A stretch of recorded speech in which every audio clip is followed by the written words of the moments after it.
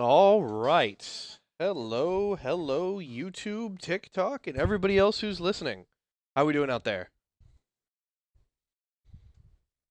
We are all business today. All business today. I even dressed for the damn occasion.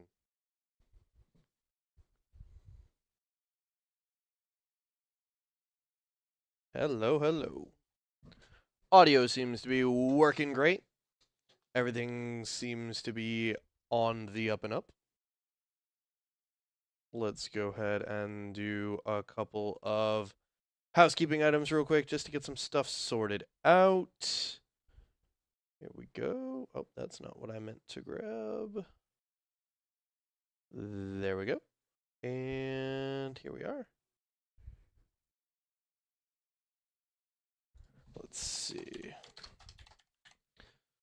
Yeah, we have a discussion stream coming up right now. And it's going to get frackety. I don't know. I don't know what to say. I don't want to demonetize my channel immediately on this one because I'm probably about to turn this one into a long form video. Oh my. All right.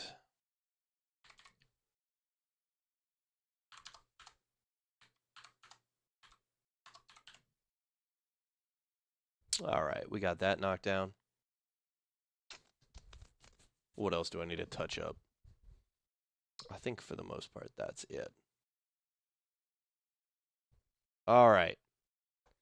I'd love to play some background audio here, but I feel like if I play any background music, it's just going to throw off the vibe, and I don't want to throw the vibe off.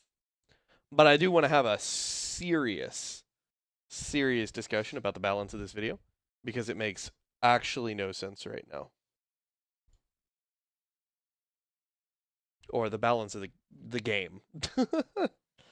Because I'm kind of at the point where when everything we've told them gets ignored and everything the community stands for is being represented by a minority with a megaphone, and they still think it's not exact representation. Like, I don't know how to help Arrowhead understand what they're doing to their game right now. And I see the signs, and everybody else does too. And it's gone too far.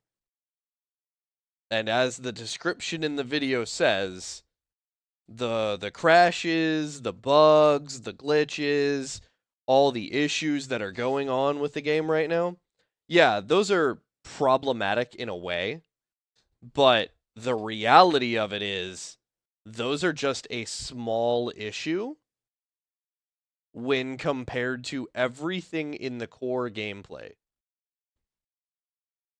And it doesn't make a lot of sense right now why that is the case.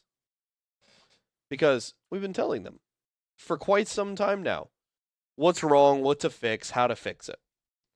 And there are some much bigger than me YouTubers out there who have said the same things that I'm going to say right now.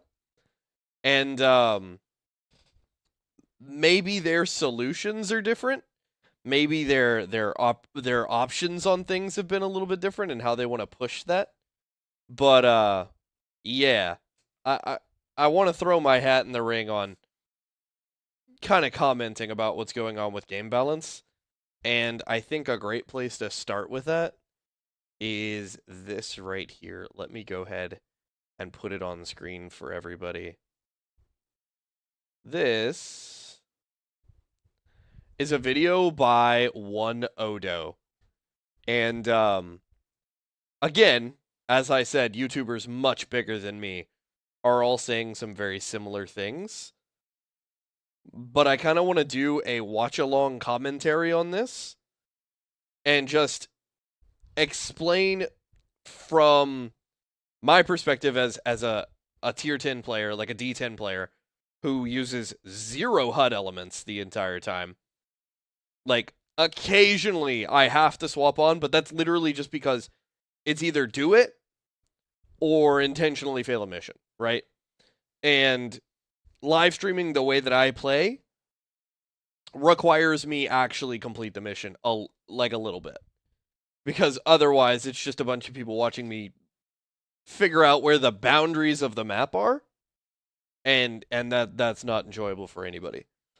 But since I have no HUD elements, I feel a completely different way about a lot of things, and some stuff just bothers me in ways that is not apparent to other people and other players. But yeah, so this Odo video here is quite the watch. It's about 30 minutes.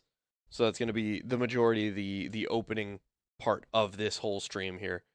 And anybody in comments who wants to jump in, chat about it, feel free to do so. I may or may not respond to those chats. But yeah. So I'm going to go ahead and re-intro real quick for this because I do plan on snipping this into a long-form video.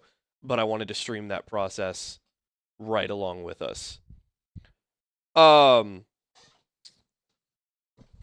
Grunt fantasy is a great way to put this. Odo has beautifully and masterfully titled what is going on with the difference between Arrowhead's understanding of what the game needs to be and what the player base want from the game. And that is this grunt fantasy where no player has any agency or power to impact the gameplay in any sort of realistic or heavy manner. They want us to feel the pain, feel the burn, only suffer, and fall apart at all times, and pray that we find some way to complete the mission. And that is very, very, very separate from what a lot of people who are playing a PvE horde light shooter are looking for in gameplay. The argument that this game needs to be oppressively difficult, the horde shooter version of any sort of Souls-like is crazy. We have a dive mechanic, but there's no iframes in it, so comparing it to a Souls-like is just goofy at the baseline. But this game is meant to be fun, arcadey, bring some really cool, very unique things that aren't seen in other games, and it does a great job of that. It's truly a one-of-a-kind game, and the complexities within it are deeper and deeper the more your understanding of how the game's mechanics go. And it's really, really sad that what players are looking for once they understand those mechanics is completely different than what the devs want to provide for us. And a lot of what's been going on because of that is the community is wonderful to each other.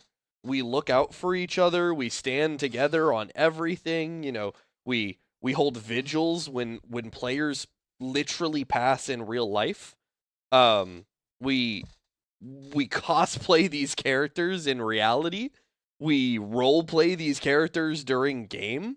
It gets into your bones how fun this game is, and the developers just don't want this to be that game. And it's very, very weird. And what happens is when any of the developers comes out and tries to speak about it or be personally involved in the discussion about it, the community gets like almost downright toxic. Like, it's actually really crazy how almost downright toxic the community gets. And that's very sad. We should not want that to be the case. So this video right here kind of cuts a lot of that together and explains certain things.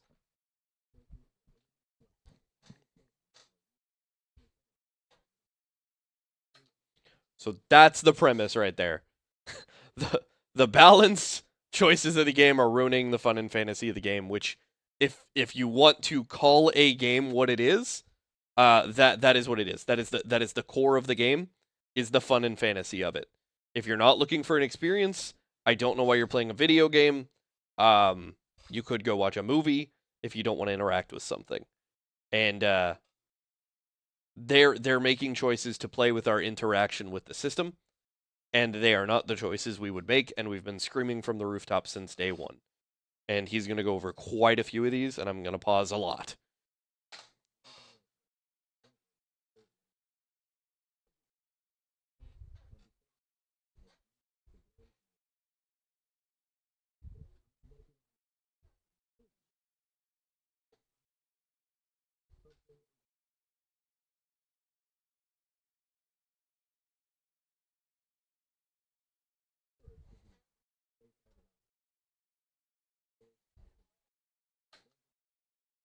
Always.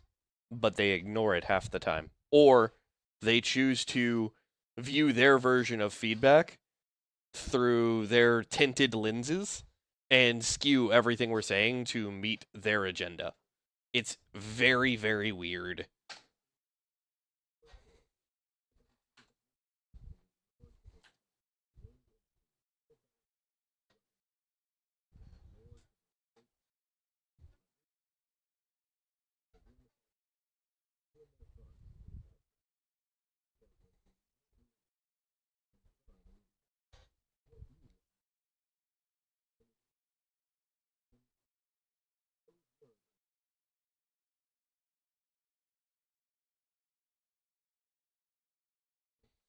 A person we haven't heard from since, by the way.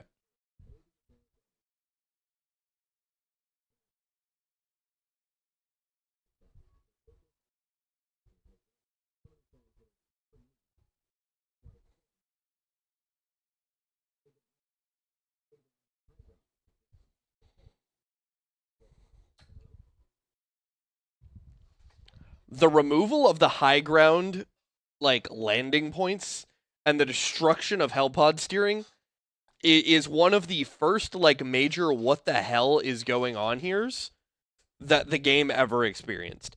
Because when we started the game, when you dropped, you could land wherever you want. It's okay, fish. Anyway, the original state of this game let you land anywhere you wanted to. And you could drop down on top of the highest peak in the center of the map on a mountain, and you could snipe enemies. And I remember vehemently, like, going to war with people who thought that this was a good change, that you could not do this. Because a lot of these people were like, well, it sucks to be all the way up here. It makes sense that we wouldn't be able to land on these things, and, there's no benefit to being on high ground anyway, and all we need to do is accept the fact that this is a good change because it keeps you from getting stuck in bad places. And my response to that argument was, it makes sense to be able to land anywhere on the map. We're coming down from the sky. If anybody's played Medal of Honor Airborne from way back when, you could land anywhere in that game, and it changed the flow of every mission. All of the missions were the exact same every playthrough, but where you landed changed everything about the feeling of that game, and that was what made it so unique. Helldivers does the exact same thing, or it did do the exact same thing, when it let you land anywhere that you wanted to be on the map. And people saying that that was not advantageous, didn't make sense, wasn't good for the health of the game, was bad for other players, were absolutely out of their minds. If you want to land on a high point and set a stratagem down on a high point, you should be able to do that. The mission objective point is not moving. It is in a fixed location on the map. It's not going anywhere else, and it's gonna only get completed when you go interact with it. So if you land at the top of a mountain and spend the entire 40 minutes of a missile silo operation sniping at enemies, which I'm impressed that you're able to do so, because you'd run out of ammo at some point, you'd think, then that's on you. That's your prerogative. You want to fail the mission? Go ahead and do that. But we should have that choice. If I want to scale a cliff because I've got the jetpack and I want to Skyrim up the cliff and get to a really, really high point, I should be allowed to do that. If I want to land on the top of the the fungus rocks, I don't know what else to call them, on some of the dune-ish planets. Before we had the caves, there were rocks that made similar land formations happen. We should be able to do that. High ground is a major thing in combat. The developers use realism all the time to defend their gameplay choices to nerf the players, but they never defend realism when the players are like, well, it just makes sense that we should be able to do this. That's realistic. No, that's a bad defense somehow? How does that make sense? And then, if you land on that high point by accident, and it's gonna suck getting down, well, it's gonna suck getting down. That's the unfortunate issue with being a Helldiver. And the number of times that you end up landing on that high point, or you ended up landing on that high point, and it sucked, as compared to the number of times where you're like, well, I'm actually kind of glad I ended up on this high point. Now I kind of have an advantage. I can look around. I can scope the area in more detail than that short period of time that you're falling to the ground.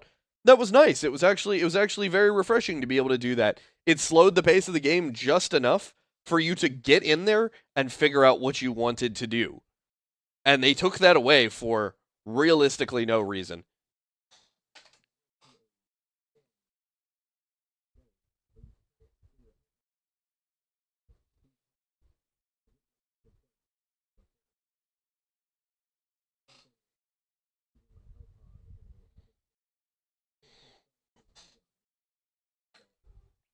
That's the other thing that it did. You now are steering locked for no reason, which feels way worse than accidentally getting stuck on a high place. I'd much rather have to burn a stim and jump off a high place than be out of control of my Hellpod that I spent a fuck ton of samples being able to increase my control abilities over. Like, that's a lot of grind. Thank you. I'd like to actually have that ability. And then the stratagem ball bouncing nonsense, it's not even just high ground places that this affects. This is everywhere in the game. That the stratagem ball will just bounce randomly and go off into Neverland. And it really fucking sucks for things like turrets, for things like EAT weapons where you call them down and you're like, I need this in this spot so I can get to it now. And you go to throw it a little bit ahead of you, and it just careens off 40 yards to the right. And that Bile Titan chasing you just spits in that direction, and you're forced to veer left. And it's like, oh, great. If that had landed where I wanted it to, I would actually be able to play this game. But instead, now I have to deal with consequences that are out of my control. And the loss of player agency on that is horrific. Horrific at this point. And for what? For what? To not let us land on top of things?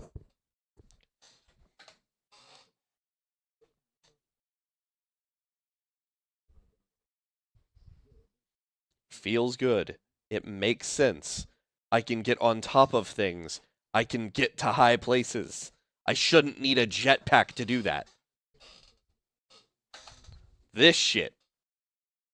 Terrain only matters to us. And that is a huge problem in the game right now. That like, you want to talk about all the glitches and bugs right now? Terrain only matters to players. It has always ever only mattered to players. I could never shoot through a wall at the automatons, but the automatons at the start of the game, and in some cases still, just shoot us through walls. Hunters can just trace you through walls, which is awful during the Predator strain. Like, that's my biggest gripe with the Predator strain at all, is that the hunters, which jump in packs, can do so through solid objects at times. And it's just, it's immersion breaking, and it's absolutely infuriating when they just jump through a wall and slow you while you're trying to just get in just a little bit of cover so that you can build yourself a breakwater.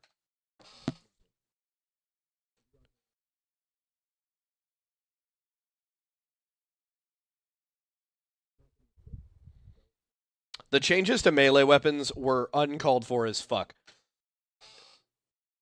It also, again, the realism argument makes no sense. Because when you are mining for a mineral, in reality, what do you use? You use a pickaxe, right? We use pickaxes. Since the dawn of metalworking, we've been using pickaxes to get under rock. You're telling me that this charger is significantly harder than solid stone? I think not. I think not. Highly not probable. So let me go back to stabbing the stone hard charger and doing something, for fuck's sake. Melee weapons are dog shit anyway, for the most part. Why nerf them further?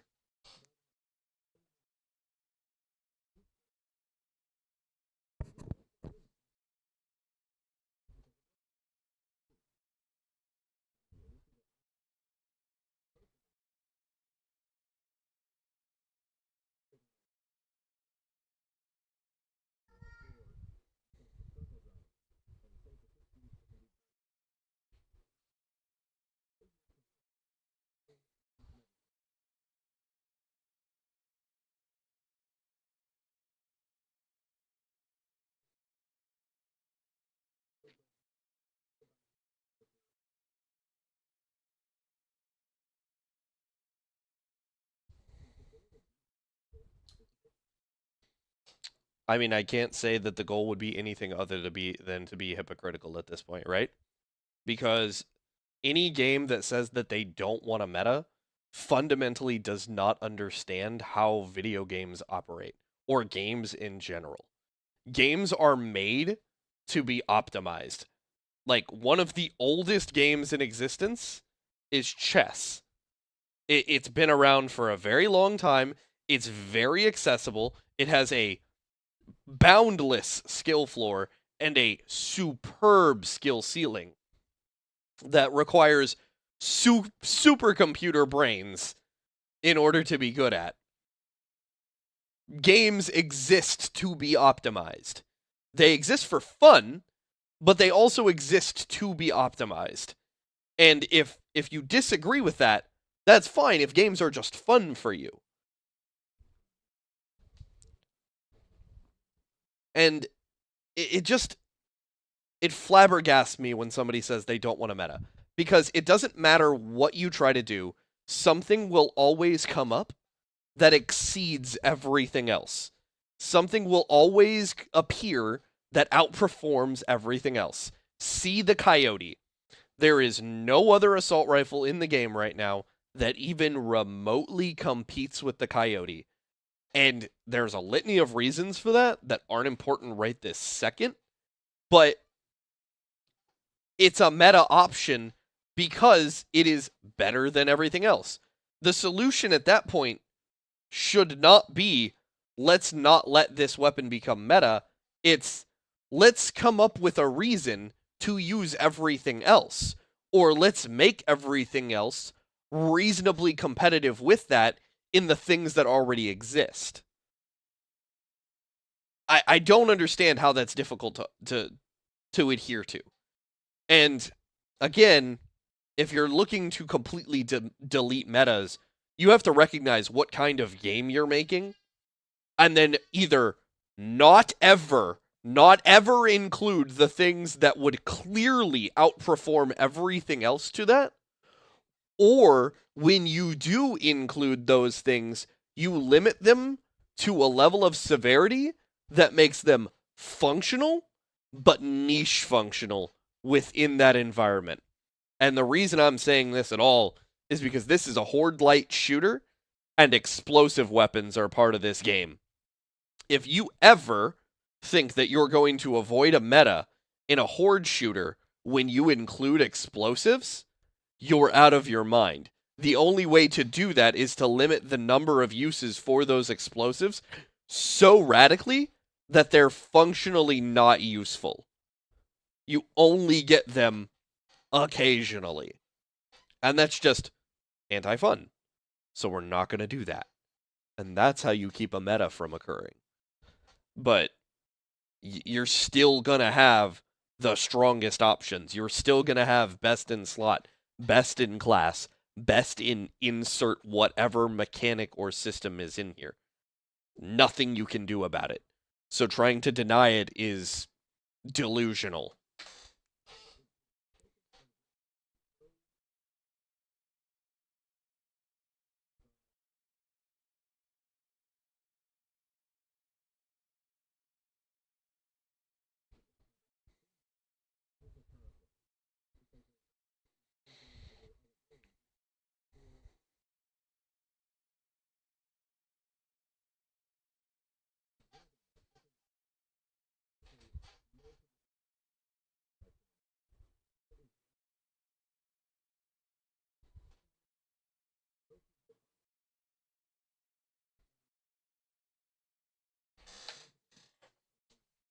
Oh, you can't hear the video? Oh, well that changes a lot. Well, there goes 4 minutes of that, but that's whatever. It's got the closed caption, I think, on it. Let me go ahead and fix that real quick then. I've got a utility app right here that I can do that real quick. Appreciate the heads up. There we go. Practically every sense, it's a buffed Battle Titan with no downsides. And this thing spawns on level 5 difficulty in droves. Every 40-ish seconds, give or take some time, it varies, you'll see a Dragon Roach. Yet, you can't kill it faster than a regular Battle Titan, and honestly, it's more difficult because the weak spot is far harder to hit. It's moving, and the angle is less forgiving. The new Rupture Strain outside the Charger have the annoyances of many enemies combined. The Rupture Warrior can pounce at you, which folks are saying is a host bug and it shouldn't be the case. Rupture Warriors do not correctly track moving clients when attacking. I'd go out on a limb and say that means that they're not as accurate as they should be for the folks that aren't the host. I'm pretty sure that's the intended behavior. They may change it because folks don't like it, and they may raise enough awareness that, hey, this kind of sucks, but I'm pretty sure they don't want those things just missing you.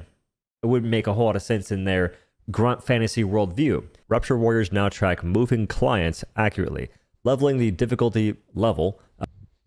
So this is another big thing that's been happening since like patch 1, patch 2. There are a ton of enemies in this game that are just counterplay to how the rest of the faction operates, and every time one of these enemies appears, it completely butchers the fun of that faction or that part of the game. And it makes no sense for them to keep doing this. When will they learn that their actions have consequences, sort of situation? Like, the Rupture Strain from the jump makes no sense for the Terminids. The Terminids are arguably the most accessible faction for light pin weapons because almost all of them had a light pin zone where you could deal damage to them.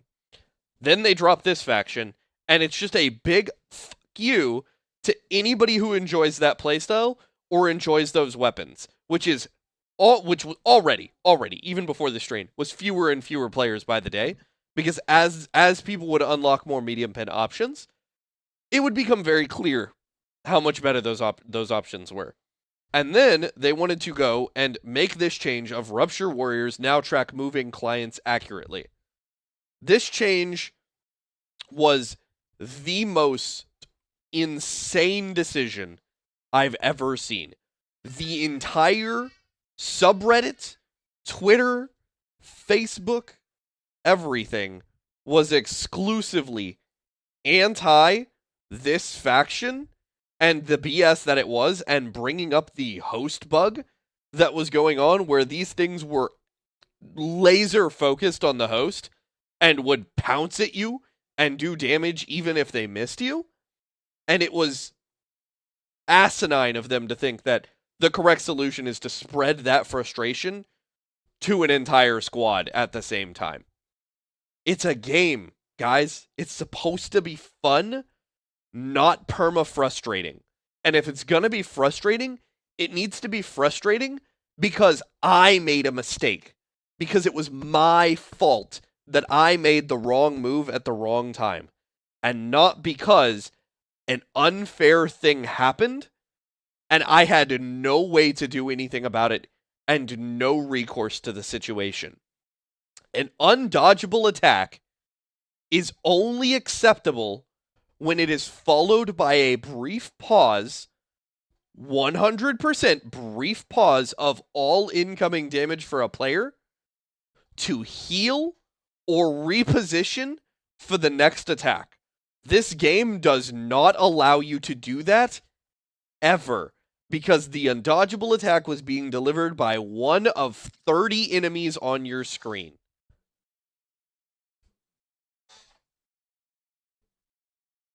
This was easily one of the most taxing enemies I've ever played against in any game. Of attacks between client and host. Now you have the entire group getting hit by things that a human can't react to. And even when you can, Look at this.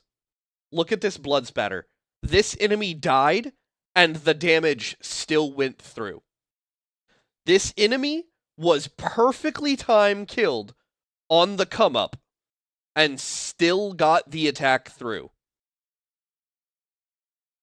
There's no justification. Indefensible to have an enemy like this come through. And it's another point of, are they testing the game? Are they playing the game? Because it does not ever feel like it when they release patches. it doesn't matter. The QA lead said something I have two major problems with.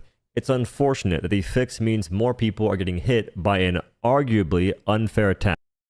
It is not arguably unfair. It is legitimately unfair. There is no question about it. It was a legitimately unfair attack. The fact that this enemy got removed from the game should tell you everything you need to know about how this update went. And it's been like this since day one. It's always an enemy that is doing something completely unfair that has to be changed. And even once it's changed, it never really comes back to the point where it needs to be with this game. We're looking into how the Rupture enemies have landed, but that's a broader issue. Don't look into it. Just look at it, brother. That's all you have to do. Look at it with your monitor turned on. They turned on their monitors. Rupture Strand are going offline for essentially the next 5 weeks so they can get reworked. The Bile Rupture Spewers. Those dudes will aimbot you through a rock, erupt, you can't even tell, and then 100 to OU you in no time flat. Because they have the same damage as a regular Bile Spewer. And in both cases, they take a lot of damage to kill, unless you're using explosive weapons. And that's the meta here. Bring explosive weapons. Where is the variety? And people talk about adapt to the new meta.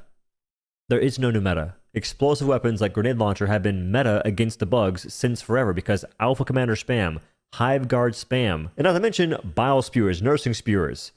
Those 4 different seeds you can get, Grenade Launcher is very good on. There's currently 3.2 thousand divers on the Hive world with cave missions, Rupture Strain, Hive Lords, Dragon Roaches, all the new content.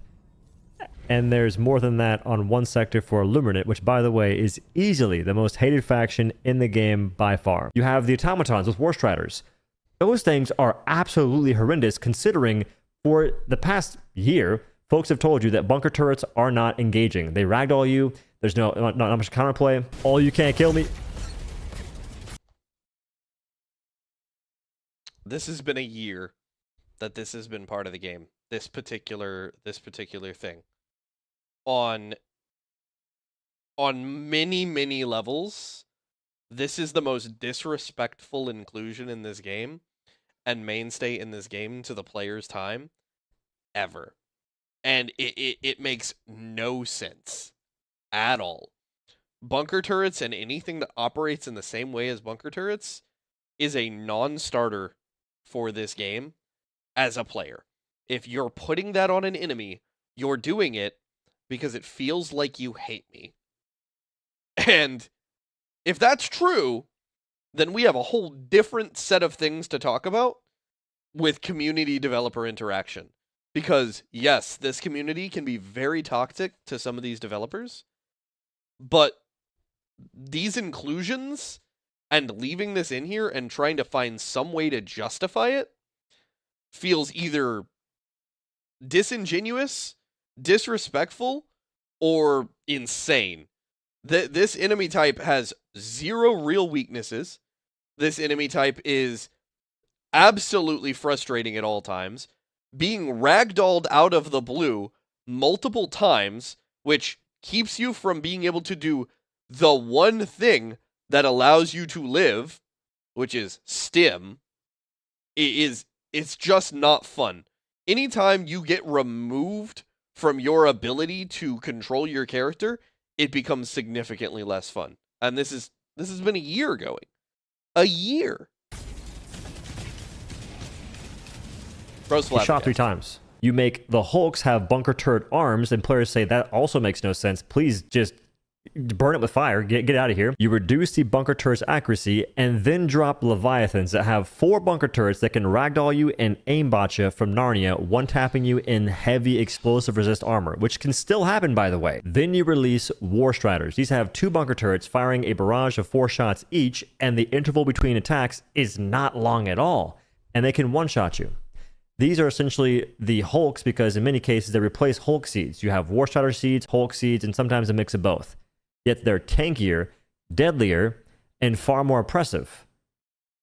Where is the semblance of balance whatsoever? And the one shot, by the way, is because you get hit in the chest, it's going to cause you to bleed. That bleed will kill you so fast because you're ragdolled, you can't stim. Since they also felt...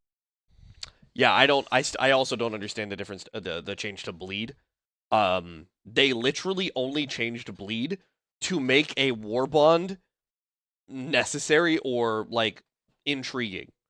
Bleed damage was 1 damage per second, basically. For the longest time, it was like 1 damage per second. And if you had the vitality booster, your damage reduction from that extra 10% damage reduction rounded up, and that 1 damage was 0 damage. So the vitality booster was like double dipping on how effective it was. And so you never had to worry about bleed. But now, bleed just can magically kill you. Like, it is an additional proc that you generally, if it gets triggered on you, you're ragdolled and you don't get to respond to it at all. It feels like a half-baked mechanic right now. And the only way to avoid it is a specific armor passive that keeps that from happening. And that's Democracy Protects or the Force of Law ones. And it really feels like they put it in there to make the Force of Law armor worth purchasing. Felt the need to make bleed damage essentially 10 times what it used to be, since players weren't really afraid of bleeding. Love that change! Cannot... Wow, we need more of that in the game. We don't die fast enough. Now, when you're bleeding, you just die, in many cases. There's no counterplay there at all. It's just extra damage and causing you to die more often. That's the goal. Hold on. Let me turn off closed captions so you guys can see this real quick. They're trying to make the game as difficult as they can in the laziest and most arbitrary way possible. That's Maybe so not on fast. Purpose, but that's what's happening. That's faster than fire. And I don't know what the you. end goal is either, because they're not fixing things that would actually make the game more challenging in a 4-man. For instance, the Alpha Commanders not spawning Alpha Warriors for, I don't know, the past year. That hasn't been fixed if you're in a 4-man or 3-man group. After the update to fix the host issues, Alpha Commanders still cannot spawn minions if the host is not near them. But now they're spamming with more Alpha Commanders in missions. So if you're solo or duo, you actually see how annoying those enemies are. If you're in a 4-man, you don't notice it. Oh, the game's so easy, guys. Because the 30 frick... I was having a discussion with a friend last night about this particular thing going on that has been known about since the start. And it is so insane because they are one of those players that is really, really good at lone wolfing it. And so they will run off and go deal with pretty much anything the game can throw at them by themselves in a 4-man group. And as long as I'm in the area, these enemies are atrocious. And it's host side shit like this that just gets very, very frustrating because it breaks the community up for no reason. They can't get good they ask for feedback, but they can't get good feedback because there are players that are joining games and experience a completely different game than the host who's running that lobby. And it makes no sense. I will see an Alpha Brood commander spawn like 4 sets of enemies before we can kill him because he keeps running away. And other people are like, yeah, Alpha Brood commanders don't even spawn enemies. And I'm like, what the fuck are you talking about? And it's been like this since the release of this enemy. The reason I don't like bugs is because bugs have all the fucking bugs. Like, the most bugged faction in the game is the bugs. And it makes it very unfun at times. Freaking Alpha Commanders aren't spawning 90 minions. And don't forget, Alpha Commanders raise their children and send them off to fight you, and then walk away. Beta Parent, Beta Commander. You've changed Chargers, Charger Behemoths, and Impalers, making their legs tankier once they're exposed, which doesn't make any sense at all. And way back when you said, we're humbled by the community's ability to find things like Charger's leg meta in our game.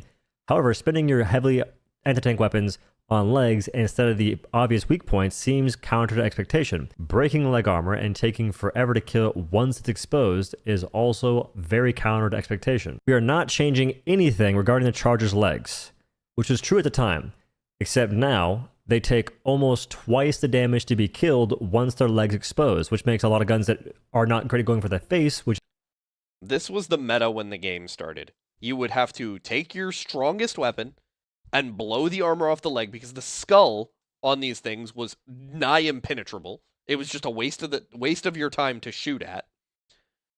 But the legs were a good viable target that you could soften the enemy up, and then switch to your breaker, switch to your liberator, switch to whatever functional weapon you had in your pocket, and finish the charger. And it was a fun meta, because it was it made the enemy have a lot more interaction to them.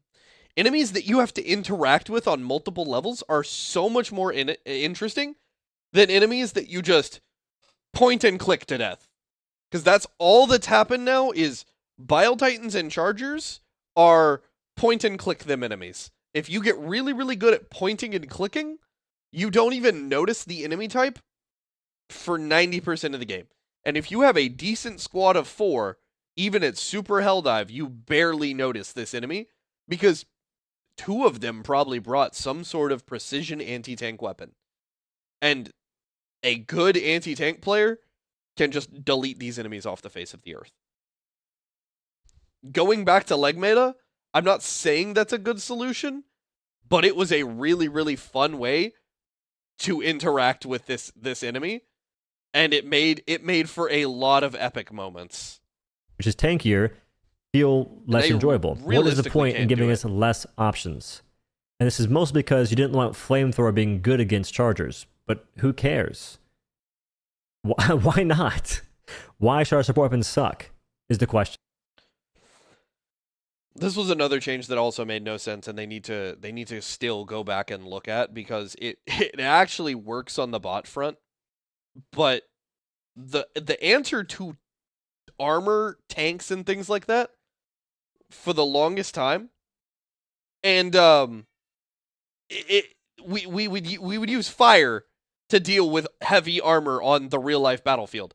If an enemy faction or army or military brought heavy armor, you just throw a Molotov cocktail at it, and it would seep through the spacing in the armor and burn the crew alive. You didn't have to destroy it. You just burnt the gooey guys inside it. It solved the problem. Why is that still not the case? They want to talk about realism, but again, they only talk about realism when it affects nerfing us or doing something that is like, oh yeah, that's too advantageous for a player to make use of. So for realism, they can't use it.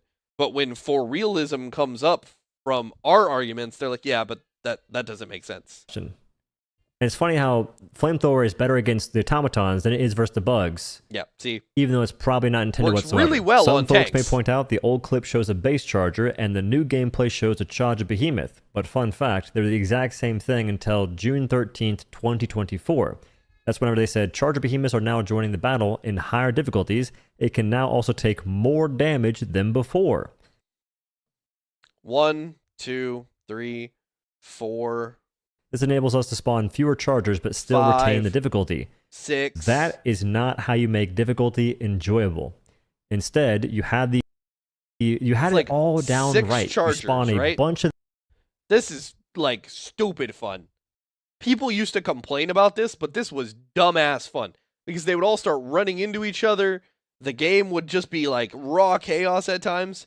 But if they gave us an answer to this, which they did with the one-shots on headshots and everything, then this becomes really, really fun. Because now the bugs are like, and this is what I've always thought the bugs were supposed to feel like, a wall of water rushing at you at all times. You can shoot at the water, but realistically, you're only going to slow down a little bit at a time. So you need to really hit the water. And that's what this used to feel like, and it was stupid fun. Stupid fun. And then they kind of just took it away. And it didn't do any good for the game. Now we just have less enemies, and people still want to challenge, but there's less enemies. To the enemies, but give us the tools to defend ourselves, and that's far more action-packed and fun versus making enemies bullet sponges, which is the same thing you've been doing. Insert meat bobs. I don't care what anyone says, that enemy is horrendous. You made Gatling, laser, and airburst orbitals Literally worse. Ever since the invasion of Super-Earth, they now originate at a strange angle from the Starship Destroyer, which is placed off the map. This gives them less value on kills in terms of the enemies, and a lot more chance of killing your teammates instead. Whereas before, they just go pretty much perpendicular with the ground. Far more effective at killing chargers and every other kind of enemy that would be a bit tankier and you want to have more direct damage too. And laser just tends to miss now, or at least it can if the angle's too severe. There's a growing number of instances where Arrowhead has an improper understanding of balance in their own game, leading to pretty scuffed decisions, such as the railgun and arc thrower. The arc thrower is slapping Baltines across the map. People made it very clear it's because of a bug with the game. The way the bug used to work, if you're in a group and you aren't the host, you'll deal more damage with the railgun and arc thrower to most. This was another if you aren't the host situation, where hosting the game was significantly less fun than not hosting the game. Because for some silly-ass reason, the clients get to have way more fun than the person actually hosting the lobby. And I honestly think this was a good point in the game. Having a railgun able to two-shot Bile Titans was never that bad. It was never that bad. Never. And you can't convince me otherwise. We could go back to this point in time, and it would not change anything about the current meta of the game. Like, we would still be running things like Recoilless, even if this could two-shot. Because all they would have to do then is slightly reduce the amount of ammo this weapon had access to. Mostly Bile Titans, taking Railgun down from being 7 shots max charge to 1 or 2 shots, which is crazy. That bug still works to this very day, just a bit less extreme. You go from taking 3 max charge shots to kill Bile Titan to instead 2. It's funny how that works, ain't it? And the Railgun got butchered for that, by the way. They said they didn't actually change the damage way back when. They did. I tested it, and it was definitely changed. But it seems as though the way they test things isn't consistent with how the game actually plays for most people. Railgun has recovered pretty heavily, but Arc Thrower still sucks, and it's gotten nerfed. It used to stun Hulks in a single shot. Now it takes 2. The range is still pretty cheeks, as well as the fire rate, which was really fun for the gun. It's not terrible. You can still use it. I've done it recently. But it could be so much more enjoyable if you simply reverted the changes that you made due to a bug you didn't properly understand. It hasn't happened in a year and a half, though, and I don't think it will. That's not the focus. I don't get it. A lot of changes I'm complaining about are things that could be tweaked with basic number changes. Super basic stuff. I'm not even harping on too many of the game-breaking glitches. I'm talking about the issues that y'all are directly responsible for. Didn't bring up the fact that the game will hard lock your PC. Does it to me pretty consistently now. It will hard lock PCs. It is tremendously unfun on Xbox, tremendously unfun on PlayStation when this happens. The random like 2 or 3 explosions on your screen will occasionally just cause the whole game to drop like 50 frames, and it's jarring as hell. I could see how certain people just can't even play this game. And like, I have a friend who just can't even play the game anymore. At launch, they were able to play this game on, like, mostly medium-high settings. And I I built the computer that they were playing on, and it was a decent enough computer. When I built that computer, it was designed for VR and very, very high process rate games, and it was doing just fine on Helldivers on release. And now it can't even run the game. It literally, legitimately cannot even run the game. And why? For what? I think this all kind of really kicked off with the Automaton AI change, because they changed the Automaton AI at one point to fix tracking and to fix their reaction speed and everything like that.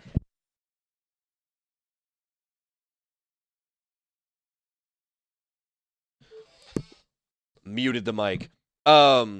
They did mention that it would come with a slight drop in performance, but that slight drop in performance seems to be just growing like a cancer throughout this game's code. And some people have no problems at all, and other people are just cooked. There's nothing they can do. I have an incredibly powerful rig. I have a very, very strong computer, and occasionally I will just lose 80 frames or lose 50 frames out of the blue, and it makes no sense. No sense at all. Now, I start the game and it freezes it. I gotta turn the PC off, ending the stream in some cases.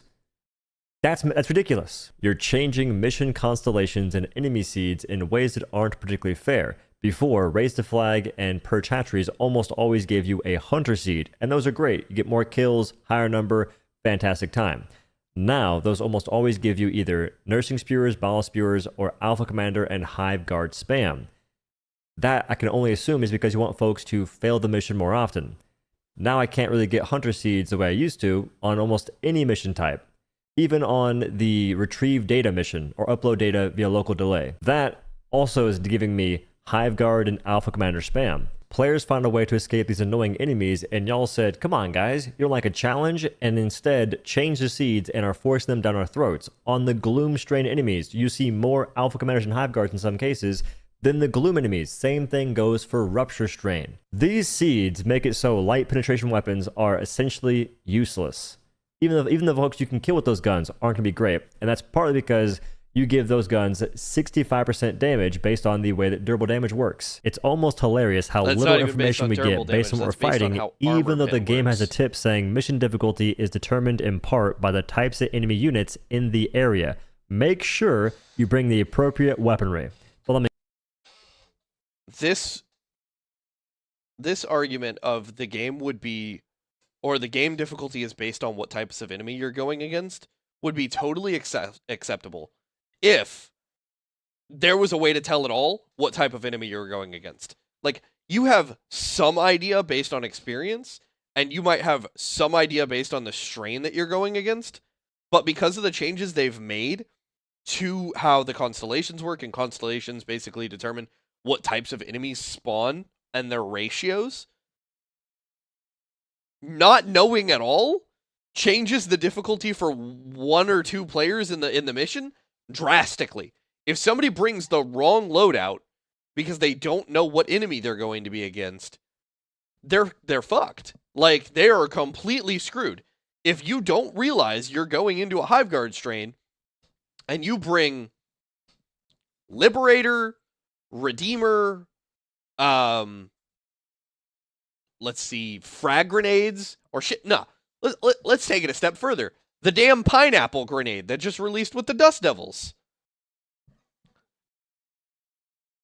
Your base weapons do nothing to those. You better bring a medium pin stratagem. You better bring the best horde clear stratagem in the game, or you're just fucked.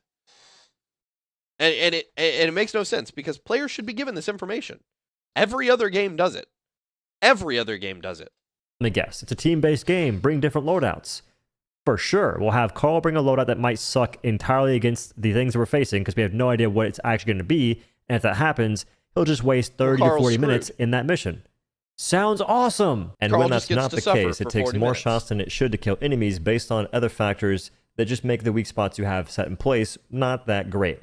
for these Scout Strider legs, they take so much damage to be destroyed, even though they're now light pin, it's not really worth doing. You made aiming worse for SMGs and sidearms after increasing sway for said weapons, and then added a effect where if you sprint for a second or two and go to shoot a sidearm, there's an egregious amount of sway that takes a whole second to actually adjust where you're properly aiming, making the weapon...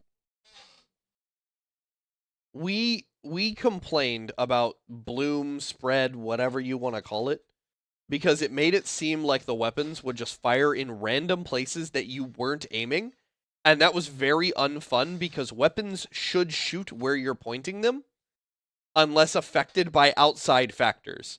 There should be no internal factor that changes where your aim point is any more than just the tiniest minutia.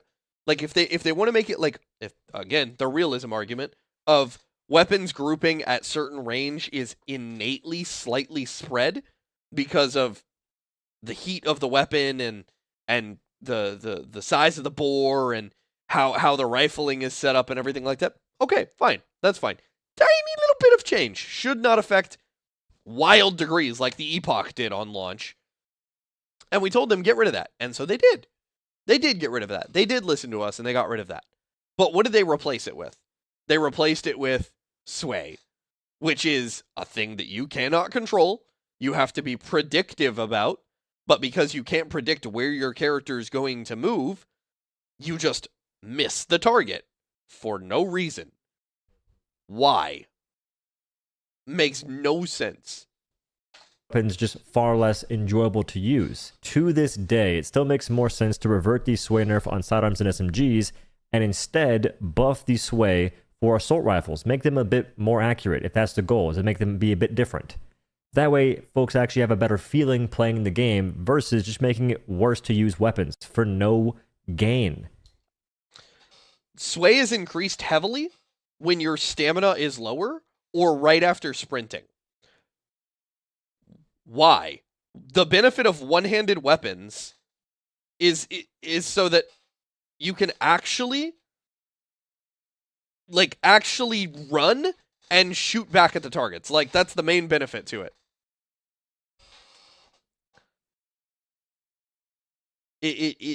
It's absolutely mind-blowing that they've done this.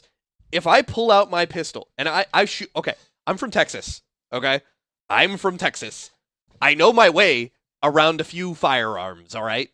It's kind of something we're known for. If I sprint deadass, and I've done this before. I've done this literally before.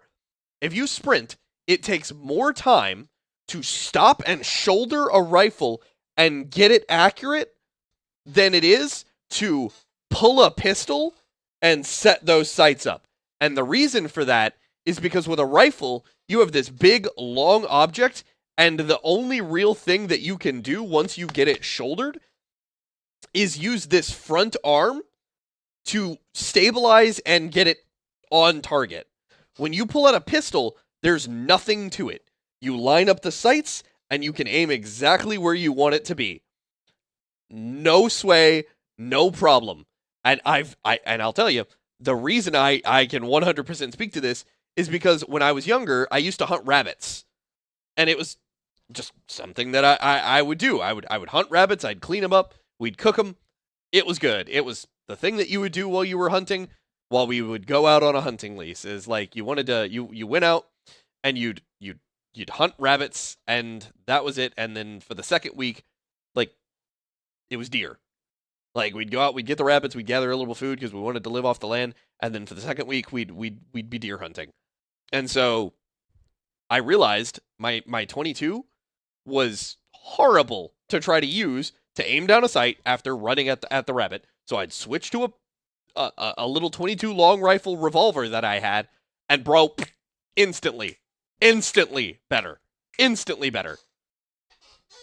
So why is that not the case in a game where realism matters, right? Aside from arbitrary difficulty, there's an unhealthy focus on making players less accurate through spread, ergonomics, sway, the whole 9 yards, to the point that Warbond's release with weapons that have such terrible ergonomics, players won't even use them. variable, for instance. Before that, you had amendment that had to get ergonomics buff by dang near double so folks would actually enjoy the gun. Why would you release weapons that have those issues in such a severe state? Then we had reprimand with 50 bloom, I think, 50 spread. We still have weapons. Then you in launch this stim state. pistol that has 30 spread and wonder why players don't use it. Then you fix the spread and add sway to said pistol, making it so folks still miss shots that they shouldn't be missing. The devs literally said, players want the stim pistol, we give it to them, and they don't use it. Because you've made it horrible to use. Not to mention, we die so fast, you can't stim people properly. The stim does less healing than a regular stim, and you can still get 2-shot through a stim and die instantly. 442,000 folks fighting bugs. I'm thinking like maybe 20,000 folks fighting bugs. Every single bug can break a limb in a single hit. Pouncers, Wilburs, Hunters, Warriors, Alpha Commanders. Once you're wearing the heaviest armor, 200 armor rating, and wearing Vitality Booster as well, that's when you start getting not 2-shot by stuff as consistently. Armor and sometimes and an Alpha Commander can only 3-shot you, if it headshots you. It's perplexing to focus on making certain guns aim worse when the AMR and DCS are still currently bugged. I use air quotes because I'm not sure if it's actually a bug or if it's just y'all's new intention for the guns. Everybody Either keeps way, saying that the they don't feel good to counter-sample and use, the and they AMR haven't for a few months bugged now. with their, that should probably get handled. Ergonomics? And if they were fixed, they No, wouldn't their be ergonomics are godlike. just They would stupid just be more enjoyable to use. If you And look that's at an the important DCS factor in in-game, this it game. has It's not a some of matter the of lowest making ergonomics things of any amazing. primary. It's more so having a good baseline, and that baseline should focus on enjoyment and being decent against enemies. I won't say viable. Viable is a dumb word that folks use in the worst way possible, so I'm not going to use that. And I think one of the issues the game suffers from is using the most scuffed baselines for many different guns. Assault rifles. Liberator is y'all's baseline. That would make sense if you're using the Sief Trooper Liberator. Theirs is medium pin. They be gunning down Stingrays. How is that fair? How come those guys get the good stuff? Instead, we get the light pin, I guess 45 round Liberator that does next to no damage for an assault rifle and has no other unique qualities. So the moment the Coyote comes out that does fire damage on the bullets, it's now overpowered. In relation to assault rifles, maybe. In relation to the other guns and the entirety of the game, it's not the best gun by a decent bit. No. And that's 100% the reason they should not touch the Coyote, and they've basically said that they're not going to touch the Coyote, because the Coyote is not an OP weapon at all. It is not even remotely close to OP. There are other weapons that absolutely outclass the fuck out of it that do the same thing that it does. Like, hierarchically, as far as the weapons that do what the Coyote does, it's at the bottom of the line. It's not even necessarily better than, like, what is it called? The Sickle. The Sickle functionally does the same thing, just a little bit slower, but the Sickle never runs out of ammo. You can set enemies on fire with the Sickle by just hitting them multiple times, or the Scythe as well, and it's functionally the same thing as an assault rifle, because it's a directed precision weapon that has like almost a magazine-fed sort of system to it, and it sets the enemy on fire. Your goal is to set the enemy on fire and let the fire do the work. The Coyote isn't even the best thing at that. Not even close, because I'm not even gonna sit here and compare it to Breaker, Incendiary, or Cookout. That's just not even fair. It's just actually useful for an AR as opposed to all the slop we've had before. Whoa there, buddy. It's a skill issue. You're bad at the game, hard to accept. I understand. What's that? The QA lead said what? The Coyote is fine, and we need to look at other ARs. I've been saying my... The Coyote is fine, and we need to look at other ARs. ARs deserve medium pen across the board. I'm sorry, not sorry. Sorry, not sorry. ARs are medium pen across the board for the foreseeable future. It's a decent size caliber, and it's the point. Like, if you want hollow point weapons, they belong in pistols. Anybody who's using hollow points in a rifle is just being goofy. A whole life, the ARs kind of suck in Helldivers too, guys. I've never not said the guns need to be fixed. And that goes for more than just assault rifles. SMGs are the exact same way. The second we had a potential candidate for a great SMG, you made it two-handed. Why couldn't it just be one-handed and be a 125 damage SMG to make ballistic shield and directional shield a bit more useful, whereas instead, I just bring a sidearm for that now. Why would I ever want to use an SMG to do something that I can just bring the Talon for? Or even the Senator. Weapons that could easily be so much better will likely never see improvements, for 2 reasons. Realism and lore, and because fun isn't the main goal. Why should a throwing knife be more powerful than a bullet? It already is, but to compensate, they made it horribly inaccurate, throwing like a Girl Scout, and not the one that's cracked off Thin Mints, which would be a freaking massive improvement. And for that reason, they can't have it be thrown faster or further than the current state. Why would the accelerator rifle be improved at all? Because it would break the lore, even though I'm pretty sure folks said that gun's supposed to light things on fire. 2 things on the Plas rifle. It does light things on fire in the Killzone game, and it did get a buff. The drag went from 1... For some reason, plasma, literal heat itself, does not set things on fire, but lasers do. What? What are you talking about, Arrowhead? 1.5 to 0.1. Drag makes bullets do less damage as they travel, and that number is a bit peculiar to put on a sniper in the first place at that value. Also. So, for those who don't understand drag, he did just explain it, but I'm going to go ahead and re-explain it for those of you who don't understand what drag is. Drag is literally range fall off. It is your bullet or projectile slowing as it goes a distance, and that drag coefficient determines how much damage is reduced basically per second up to a minimum value as the projectile travels where it's going. The fact that the Plas 39 Killzone accelerator rifle, and I know a lot of people don't even have this gun anymore, had a massive drag coefficient, and they labeled it a sniper rifle, is an egregious misunderstanding of just weapon balance in the game. Like, you were doing, I want to say, out of the 300 damage, you were doing like 110 at 80 meters or something like that, which 80 meters is not even a long distance in this game. Like, it's really not. I think it was actually even less than that. I think it was like 50. But it got to the point where you couldn't even one-shot hunters at the like minimum range for the scope. And it made no sense at all. How did that get through? It got buffed testing? So they can actually change the guns. The reload speed is still atrocious though. Why should the Epoch be able to destroy bug holes and open up crates? Wouldn't make a whole lot of sense in your universe because plasma shouldn't be able to do that. Meanwhile, my little spear gun can. The hard focus on realism and believability creates a vacuum that at a moment's notice can suck the fun out of the game for no good reason. That's part of the reason why the Slugger can't destroy crates anymore. It had the ability to at one point in time, but that didn't make any sense. The shotgun, why can't it do that? Well, breaching shotguns why not? exist, Does it really hurt anybody that you can open the crates and get super credits with the shotgun? Is that a big deal? It wasn't believable. But that puts you into a strange spot where now you have to make excuses for why you want to design things the way that they are. And eventually it'll be far too hypocritical and not make any sense. Kind of like how the Epoch is a stronger version of the Purifier, but yet you have a limited range, roughly 150 meters. Purifier can go as far as you want it to, 200 meters plus, and every shot lands, whether it's charged or uncharged. That makes no sense at all. It's just a random detriment. For what reason? Armor is going the same direction. We have armor pieces that are just taking aspects of different armor and smorgasbording it into itself, in many cases having a lesser effect. The new Dune armor passives literally feel like whoever's in charge of this department is out of ideas.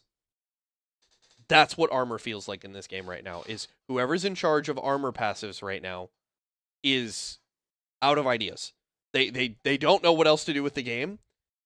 And so they say, "Oh, I need a new armor passive, but I don't know what to give the players." And so Arrowhead increases bleed damage to 10 per second instead of 1 per second. And they're like, well, you know, we did just increase bleed. Oh, well, let me make an armor that's like anti-bleed and makes you immune to bleed damage. What the fuck? Armor, for instance, Dust Devils. 40% resistance to acid, like gas, electrical, and fire damage. To a problem which is that just doesn't 10% exist. Below the Killzone armor. But the difference is this armor now also has 20% throwing distance, which is 10% less than the other armor that gives you 30%. At a certain point, the armor you make won't really match up with the perks it gives you, and that's the whole spiel, isn't it? We can't let you guys pick your perks because then you won't know what your teammates are doing. It wouldn't make sense to have a sleeveless Helldiver with extra padding. As if it matters! This isn't an MMO! Your teammates' builds, in that case, don't matter at all, and if they do, you make it before you go in the mission. That's how it goes. Nobody, realistically... The argument of you're not going to know what your team is doing by view is beyond stupid.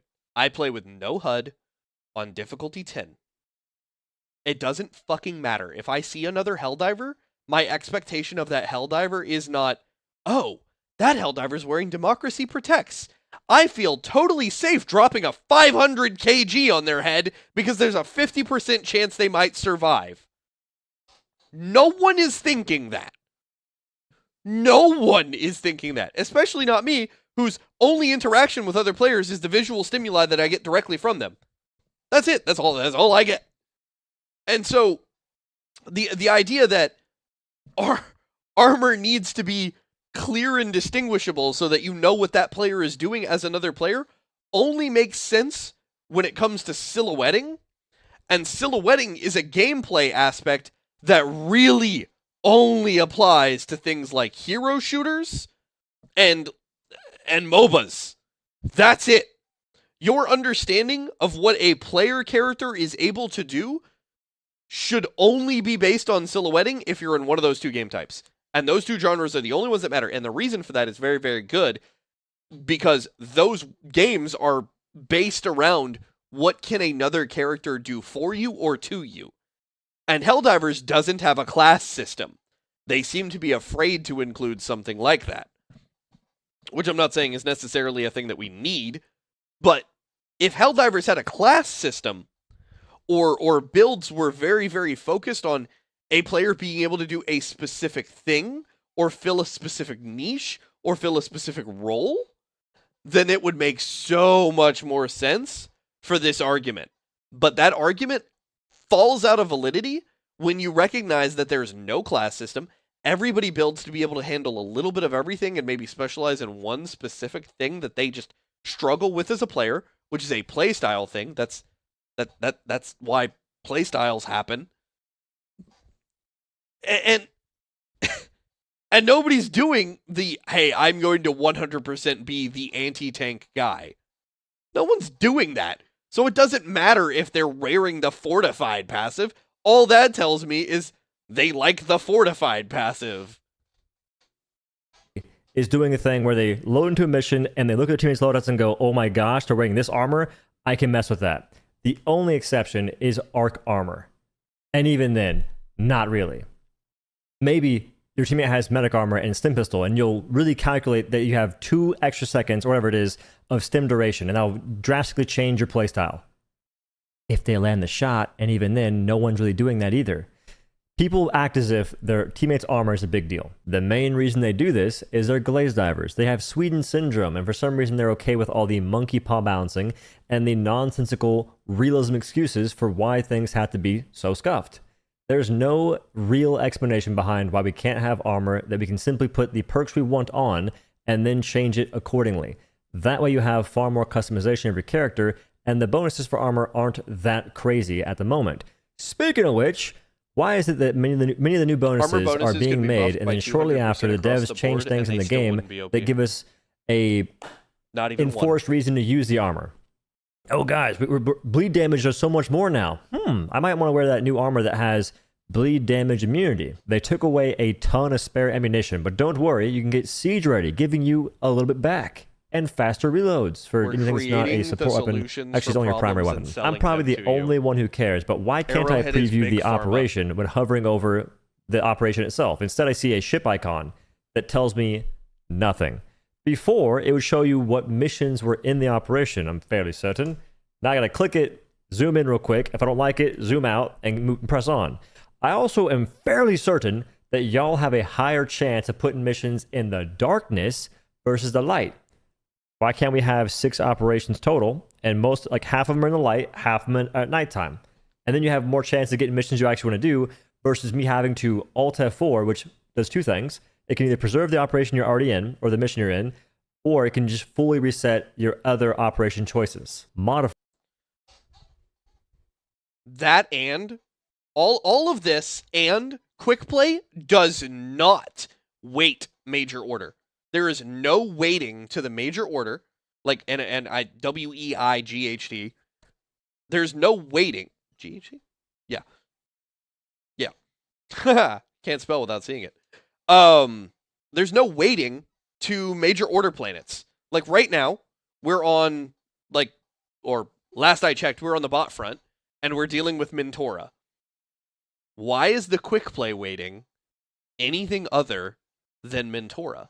If you're quick playing, if you just load up a map, like you just load up your galaxy map and you hit quick play, it should take you to fucking Mintora. It should start looking for missions related to the major order, not just whatever is currently open right now.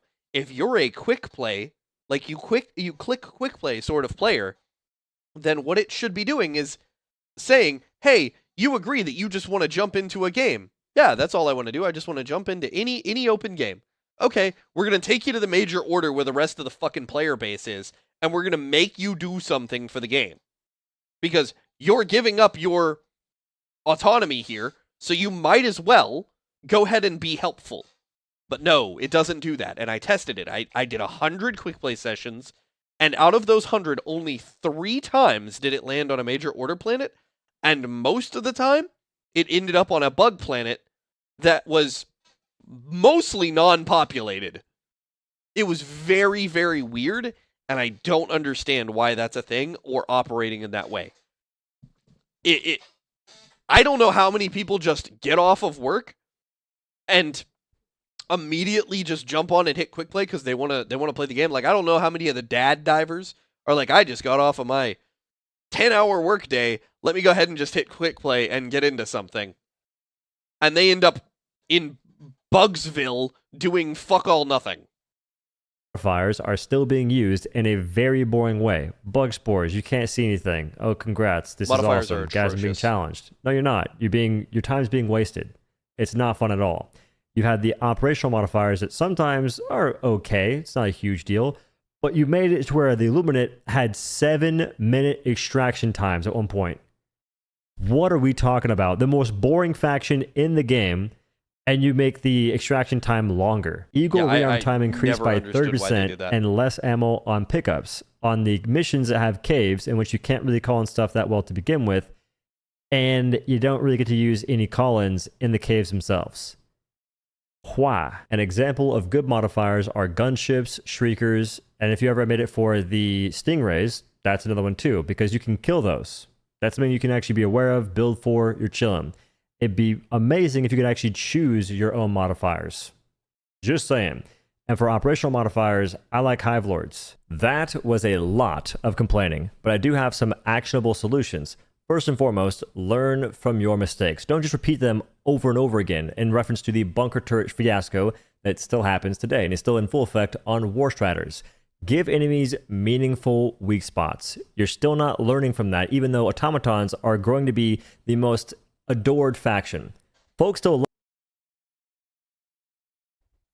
the number of people who just, and I don't know what this is doing, who are starting to just fall into the bot front because the bot front seems to be the best put together at this point is crazy.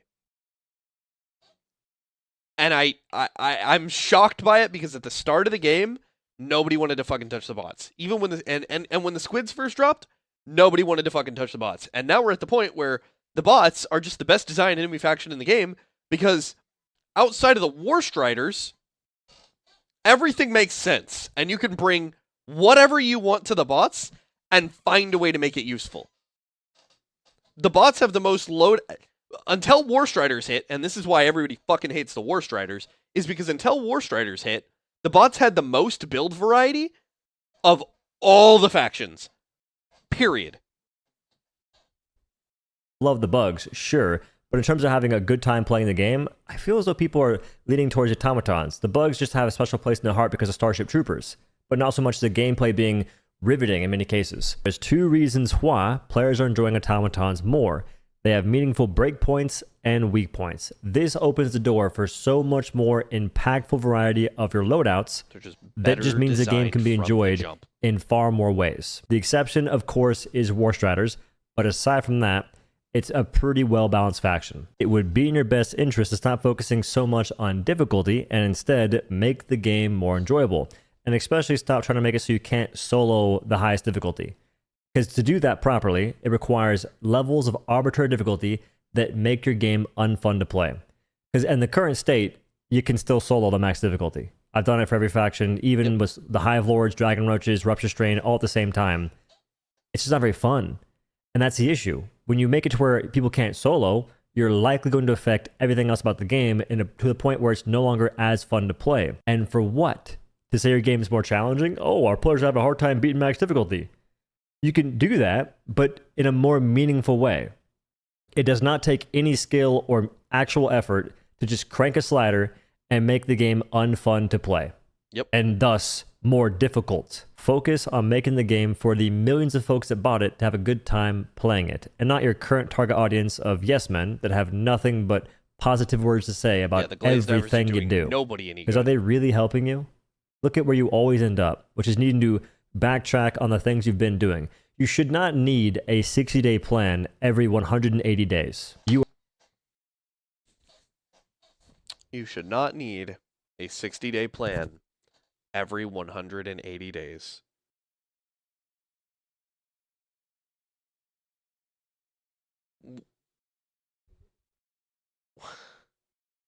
What a fucking truth bomb statement. Because every 3 months, every 3 to 4 months, it feels like this, where and it's the constant back and forth. And I don't have the meme, I don't have the image of the meme where it's we're so back, it's so over. We're so back, it's so over. We're so back, it's so over. It's just not a fun experience to be a part of as a player. You are taking advice from people that do not know what's good for the game, and it shows. Helldivers 2 is one of a kind, so iconic in many different aspects, but you guys are making it into a game that folks didn't buy. If you had your way initially, if the game turned out to be exactly as you wanted it and there was no game-breaking glitches, I do not believe you'd be as successful, because the glitches added power fantasy that you are not intentionally putting into the game itself. And it turns out that when folks can't kill things in a decent time frame, they don't have fun. So recognize that and focus on what makes the game so good. If I can better explain that if you need. I want this game to be as good as it can. In the same way, I wanted Dauntless to be as good as it could before it got shut down. That's a really interesting take. This said the employee for Phoenix Labs. It's a hard one to balance because the wow with the F moments don't necessarily make a healthy, balanced game. It's a PvE game, dog. The game ain't gonna be no one cares about balance if it's dead. Your game's doing great. How about you don't pile drive it 6 feet deep to target the weirdest people because they don't even really exist. They might sit there and put on some facade saying to themselves, or saying that they say not to themselves, but to the people on the internet because they're trying to fit in. Yeah, man, this is actually really sick. Just get better, bro. Skill issue. The game's becoming slower for no reason. Skill issue. So who is the game being made for? The audience they talk about targeting doesn't really exist. They wouldn't be able to keep the game alive if that's really who you're going after. No. Because even in Helldivers 1, there was still power fantasy. And what I think Arrowhead doesn't understand about this game and why it took off is that this game is the godsend answer to a ton of dejected players who come from a variety of other games that have been burned to ash or drove into the ground by the development teams. Like, a lot of the people that are playing this game, and especially now that Xbox is part of the game, and this just proves that this is the factual, 100%. This is not theory, this is not hypothesis, this is not a guess. Is 99% of the people that are now playing this game on Xbox are here because this is the Halo game that never released. This is the version of Halo they have been wanting forever, and it never released until Arrowhead got it together and put it on PlayStation. Why are we trying to push away from that? Why is the goal to create a game that is not what everyone wants?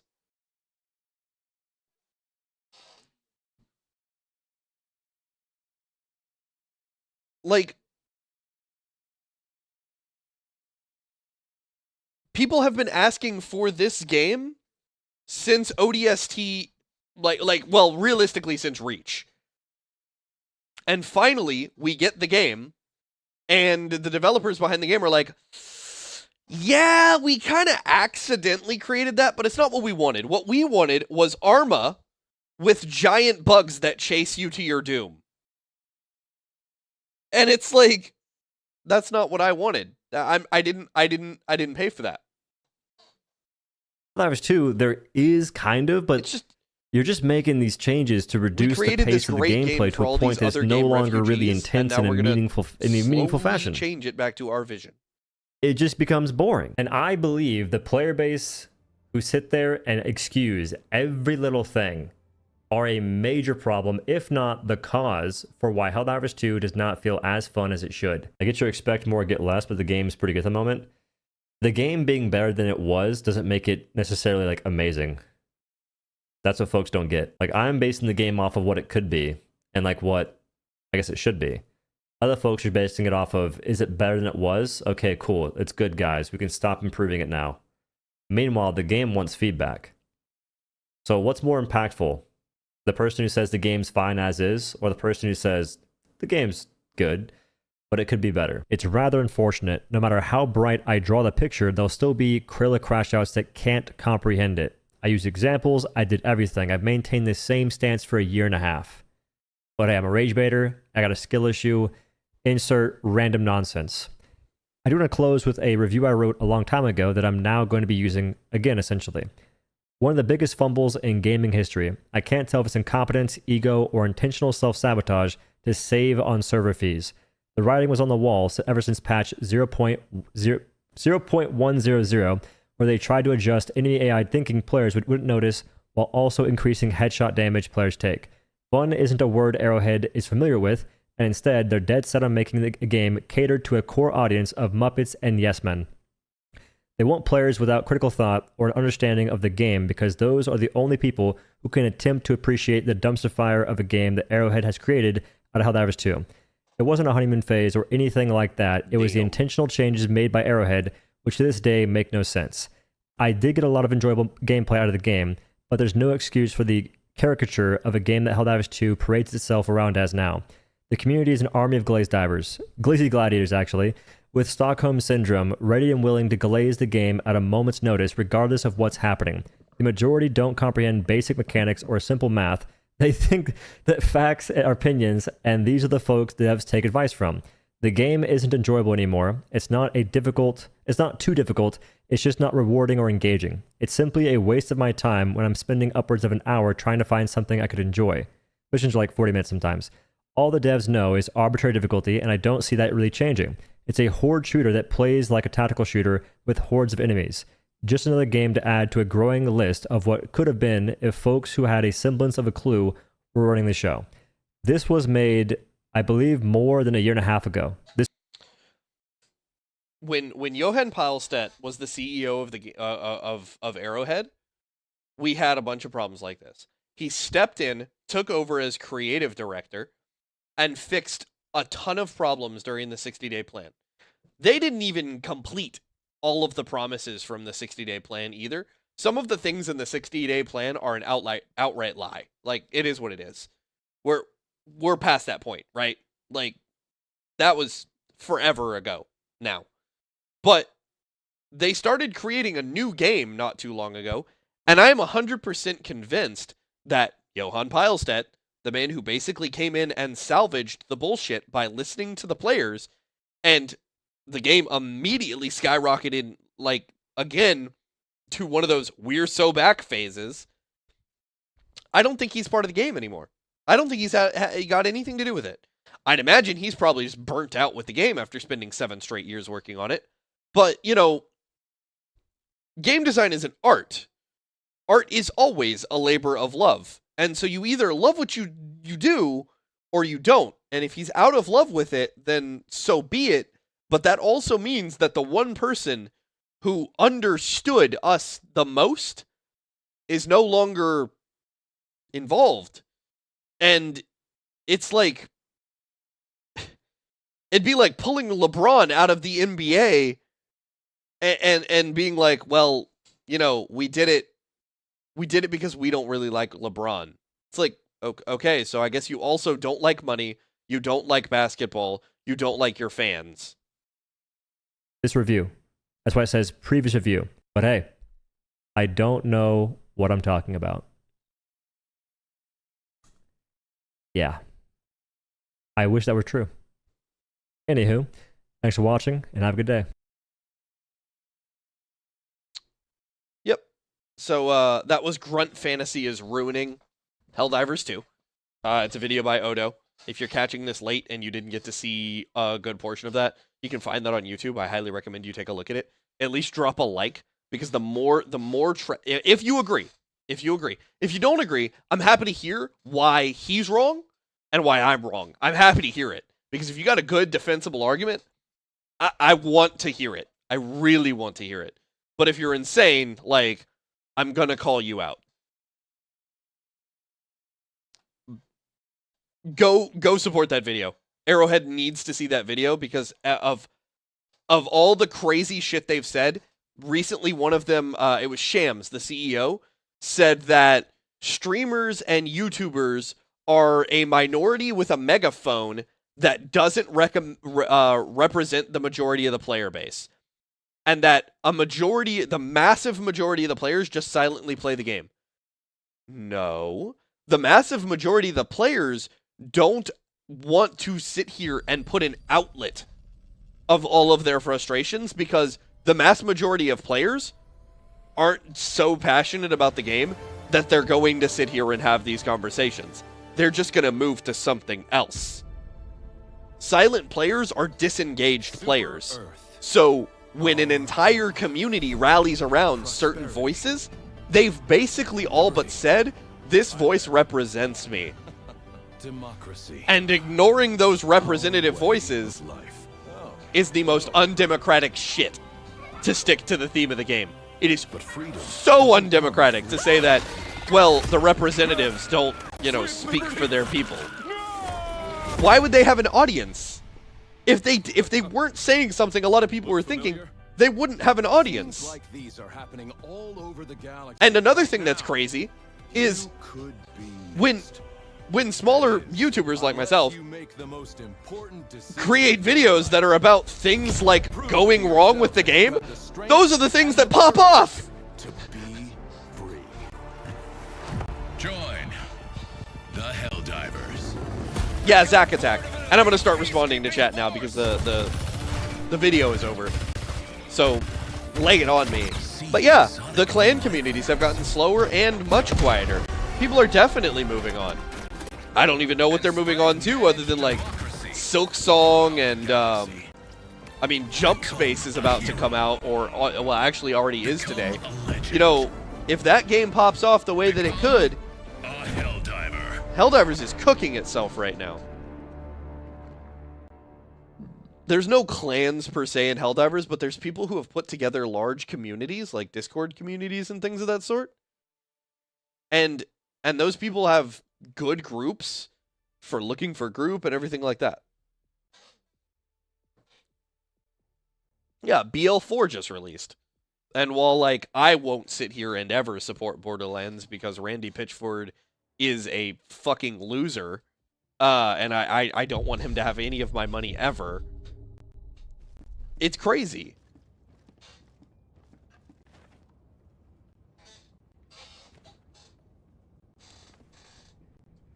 The other thing that is, like, burning a lot of players is I've seen people refer to this as scam divers.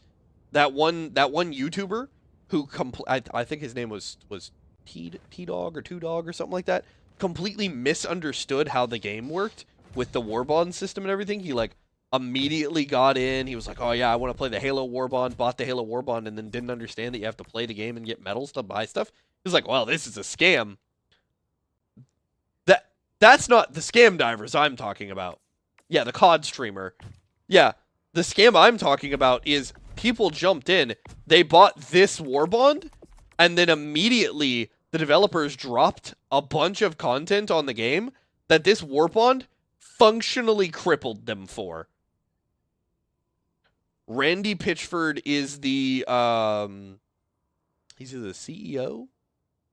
Yeah, he's either the CEO or the creative design director for Borderlands right now. And he was the same guy who said real fans will pay $80 for the game. Dog, go fuck yourself. I love Helldivers, and I want to defend it. I just don't want to defend Arrowhead anymore.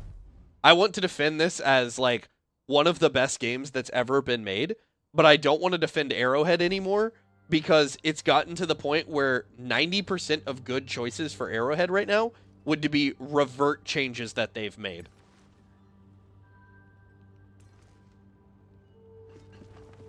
And as with the title, we're going to go through everything. We're going to go through everything right now, and I have another one in the wings to help discuss some stuff. And we are just we're going to give it all the talk about because this game is like not that difficult to fix right now.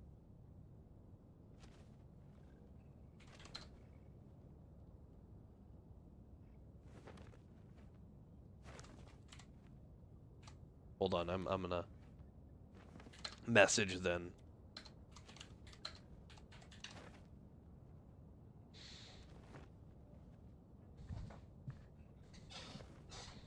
I think they're doing something else right now. They might be playing Jump Ship, but if they want to, or Jump Space, if they want to hop in, we'll do that. But yeah, so first things first, weapons in this game. Everyone has been talking about light pen right now, and there's a statistic for let me pull it up real quick. It's helldive.live.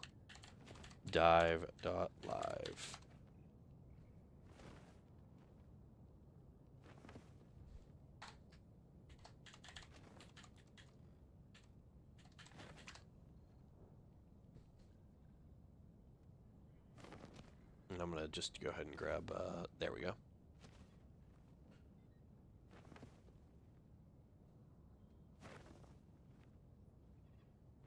Patch into the just we are looking for weapons. Okay. So, this is on all difficulties, right? And this is the weapon spread right now. I'm gonna move chat real quick because it's a little in the way. That'll be a good place for it. And then on the talk right now, go ahead and do this real quick for y'all.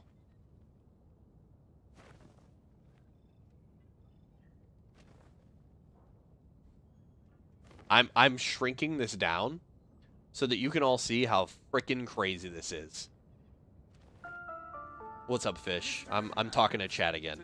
The amount of light pen weapons we have is asinine. I don't think the amount of light pen weapons we have is asinine. I think the way that light pen interacts with the game is asinine because it doesn't fucking work at all.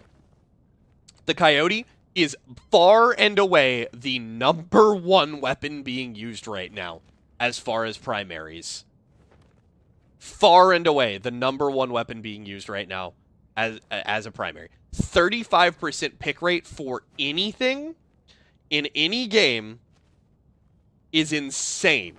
The Liberator Penetrator is #2 right here at 10.1%. And that's because it's easily accessible. You don't have to pay a dime to get this. You don't have to farm a super credit to get this weapon. You just go play the game, get your medals, and get this thing, and it performs. It performs really well. The next is the Eruptor at 7.1%. I feel like a lot of the reason that people aren't using the or are using the Eruptor right now is because it's a problem solver. It's a stratagem weapon. It's a fucking stratagem weapon that you get to drop in with. Then it's the MA5C, which is from the Halo Warbond. I 100% think that the only reason this thing is sitting in 4th place right now is got to be because it's brand new. The Halo Warbond happened. These are like hold statistics. The first light pin weapon that we get is Breaker Incendiary. And it's so funny that this weapon is less of a light pin weapon and more of a flamethrower. It's just a very, very ammo efficient flamethrower. And even now, it's like losing a ton of ammo efficiency. Then we get the Adjudicator.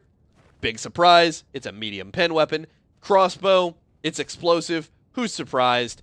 Then we finally get to the Liberator.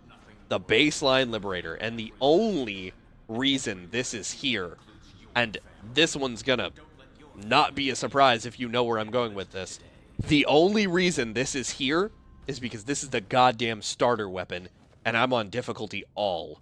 If I go to 10, it's not even on here anymore. If I go to 9, it's here, but it's at 2.1%. Like, this is very obviously, look at this. Difficulty 10, which is what I exclusively play on. 42% use for the Coyote. 42% of players into the Terminids on difficulty 10 are taking Coyote.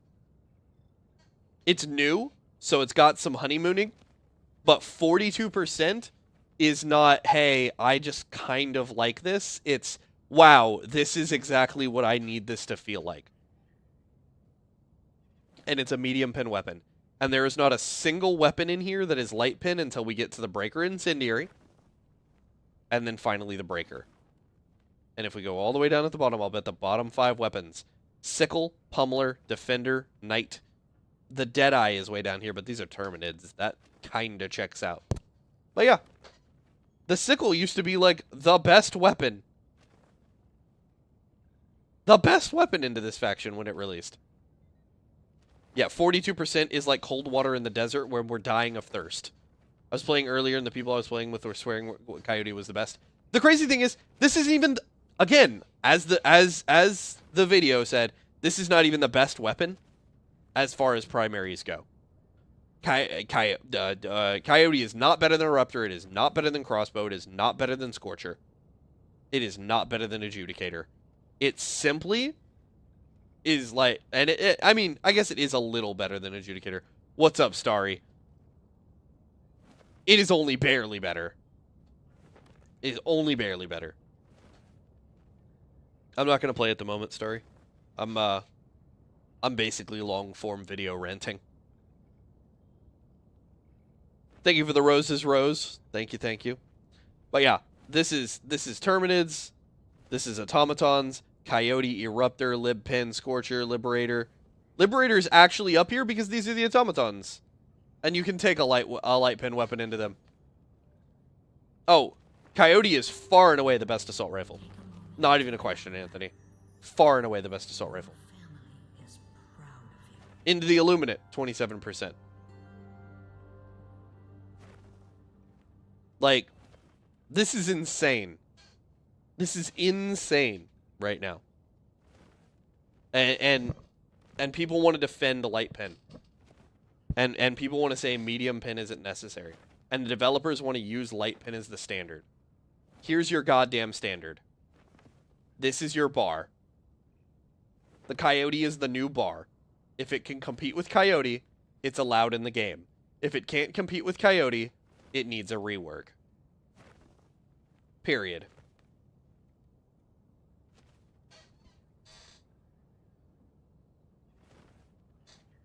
So, that being the case, we're going to go through the weapons, and we're going to talk about them real quick. Because this thing, this whole class, gets to be medium pen. There's no argument about it. This whole class needs to be medium pen. These are assault rifles. Okay? They use a decently sized cartridge, and it is all about delivering damage. Why in the hell are these things not able to deal with the mass majority of enemies in this game? It doesn't make sense to me. Like half of chaff enemies are medium armor. Why are the rest of the ARs? These aren't pistols. These aren't submachine guns. These aren't shotguns. They all need to be medium pen. Like, even the tenderizer could be medium pen and it wouldn't be insane. 105 damage is not that crazy. But then, on the flip side, they need to almost all medium pen weapons need to lose the stagger. Stagger needs to go, because that's not how bullets work. If you're piercing something, you're not pushing it, you're piercing it. You break through, you don't shove. That's not how bullets work.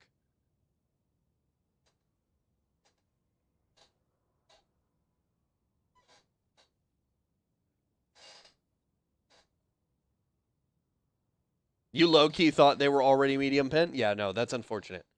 They hate making good weapons. I think they hate making decisions that skew away from the struggle.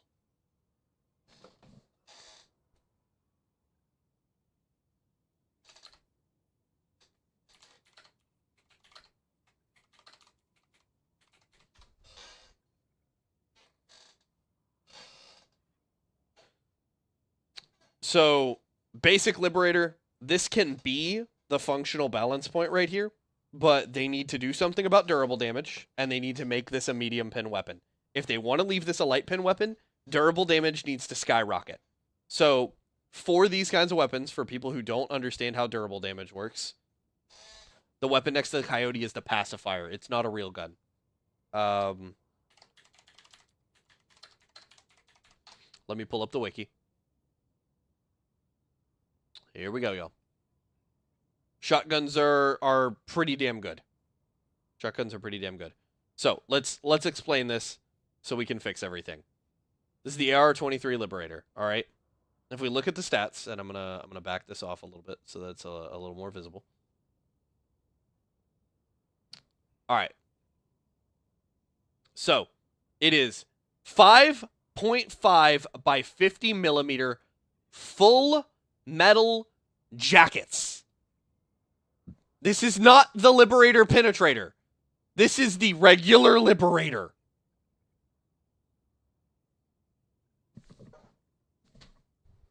That is a penetrating round. Full metal jacket is designed to pierce. The fuck are we doing? It is 900 meters a second. It is a 4.5 gram round. It is a drag factor of 30%. Like, what? And it does, and this is how durable damage works, okay? So, enemies have a specific amount of their different parts' health pool is durable damage.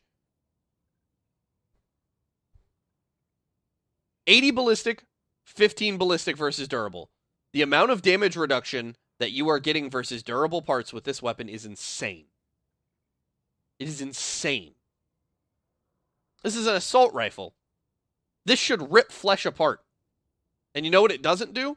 It does not one mag a charger ass. The math, I think, is 63 bullets to destroy a charger butt with the Liberator. Why? I think they need to hire some weapon specialists for accuracy. These people are from Sweden, man. They're forcibly drafted to the military for 2 years of conscriptive service.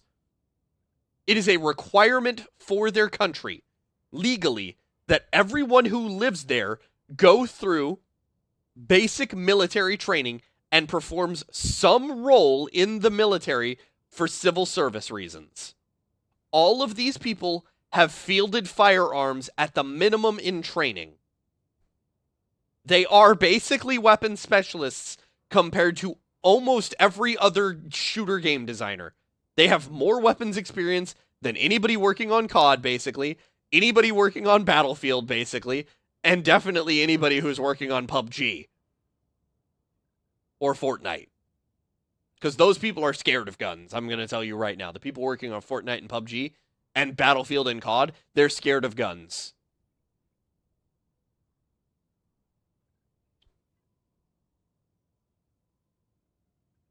This fixes it, like, almost immediately. I don't understand. PUBG is crazy, lol. Yeah. But Arrowhead should have more understanding of how weapons work than PUBG's designers do. Because if I'm not mistaken, PUBG, like, was 8 people at first or something like that. But durable damage on these weapons, if you're gonna keep light pen in the game, if you're gonna keep light penetration in the game, then the durable damage of light penetration weapons needs to be massive, and these need to not be like full metal jacket rounds. They need to be squash head, hollow point, like ripper rounds, shredder rounds, whatever you want to call them. There are bullets that have been designed where, like, a particular part of them, there's a little notch in the bullet, right? And it's behind the casing. Like, it's in the casing and everything. And it can survive the rifling part of things because it's right just behind where the tip of the bullet breaks into where the rifling starts to put the spin on it. And so what happens is when it enters a target, it will shatter outward. And it still keeps the penetrative force of like a straight point round, but can also like shred off into the target. What's the weapon I recommend for the bots? I mean, at this point, you have to take some sort of AT weapon, and then I highly recommend you bring something that's accurate. Bring a rifle. A lot of people want you to take medium pen. Pretty much everything works, but your best bet is going to be Eruptor, Crossbow, Scorcher.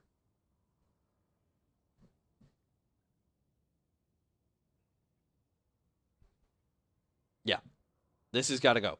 And then another thing that people don't recommend or even understand is penetration. The slight angle. Hold on, and I don't know if we can get the breakdown on this.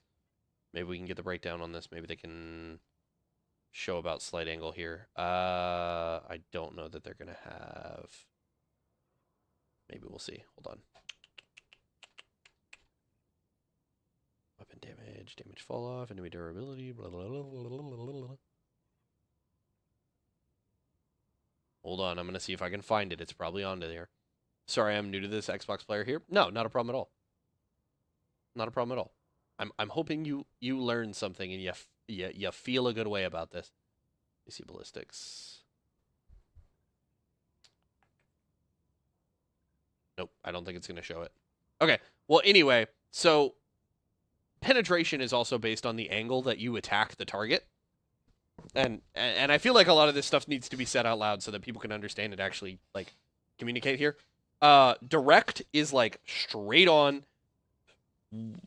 straight up 90 degrees, okay? So 90 degrees to target, that's your direct shot. Slight angle is out a little bit. It's about that 70-degree mark. So, like, what was it? 70 and then 110 or something like that. Yeah, it's like 70, 110. And then everything out past that within like a 120-degree angle, that's your large angle. And the extreme angle is everything between like 160 and that 120 point. So at an extreme angle, you're basically like this to the target. And so it makes sense that your shots are going to ricochet off of that and not get any penetration. At this, you should kind of get some penetration. At this, you should get good penetration. And at this, you should get your maximum penetration. At the very least, make these weapons direct shot medium pen. If I'm directly targeting an enemy with a rifle, I should get medium pen. If you want to play with ricochet and deflection, that's fine. We can take that. But it's very misleading to a lot of players, so they kind of removed it a bit. Made no sense to me. So yeah, we're gonna keep referring back to this. So that's how you fix the base liberator, is you just make it medium pen. All the rest of the stats on this weapon are perfectly fine for it to be medium pen. The Liberator Penetrator, if you want to do the deflection angle thing, which is how I would do it, I would do deflection angle for all of these weapons. The Liberator Penetrator should just be medium pen on direct, slight, and like, hold on, let me pull it back up, and large. And it's just really, really good at penetrating. It's just a much better design for penetrating at tougher angles. And that would be totally acceptable. The Liberator Concussive, this weapon needs to be swapped to it can stay light pen. Light pen can exist in the game. What Warbond? Which one? You mean the Liberator Penetrator? It's in the base one. It's in the original Warbond. It's in Helldivers Mobilize. The Liberator Concussive needs to stop being, yeah, both of them, needs to stop being this goofy little, like, knockback flashbang weapon, and this needs to fire explosive rounds like it says it does. Like, it says concussive rounds. No one wants to do this. This has no value in the game at all. This weapon needs to do explosive rounds. And so it can be a light pen weapon that when it hits a target, it explodes, and it can have a very, very small explosion, and this can be baby's first Scorcher. Okay? There is nothing in the game that does what this weapon does. No other weapons do what the Scorcher does, except kind of the Purifier. This can easily be that, and it would not be that bad at all.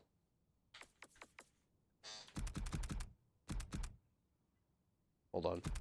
There we go. All of these stats can stay completely the same if they give it a little explosion. I either run Coyote or Double Edge. Can't remember the name. It's a special weapon. Double Edge Sickle. Coyote is just going to be a better bet. You get all the benefits of the Double Edge minus the heavy armor pin, and you don't set yourself on fire and die. This weapon we're not even going to talk about because, you know, the way to fix this weapon is to make it available again. This is the pacifier. Why, in God's name, does this only have 50 damage? What is the point of this weapon only having 50 damage? It's a stun weapon. Like, in order to make stun work, and for some reason they hate stun in this game, in order to make stun work in a game like this, it has to stun enemies faster than you can kill them. What's up, Erroneous? And since stun is wildly variable based on the number of players that you have in a match, because for some reason they made stun value affected by whether or not you're one player going solo or 4 players in a squad. And by the way, it's worse if you're in a squad. This weapon doesn't get to do its job because it takes sometimes 2, sometimes 3. Pro tip, just don't play this dog shit. I mean, the game is core good, but there's a lot of problems, and like we just keep telling them to fix it. And so I'm just going to keep telling them to fix it because it worked once, and now I'm the rat in a box. No, I'm not ignoring TikTok chat anymore. It was movie night.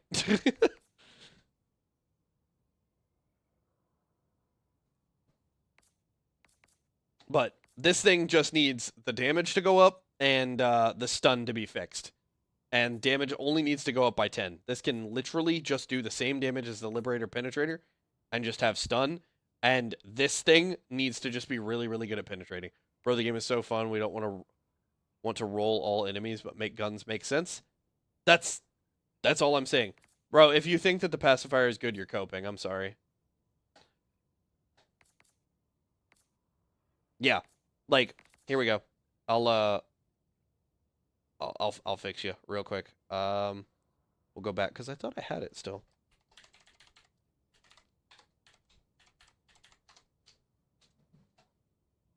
Here you go. Where is it? If you think the pacifier is good, you're coping.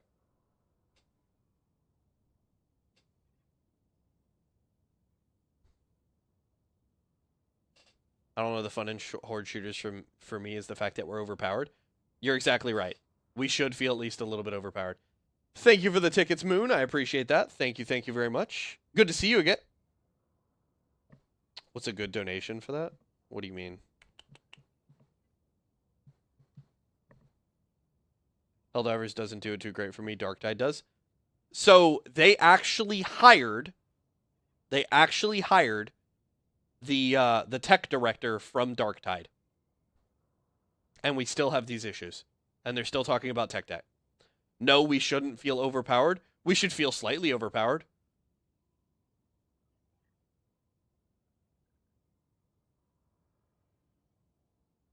We should feel slightly overpowered. Because we should be able to damn near 5v1 anything in the game. We're using guns, for God's sakes.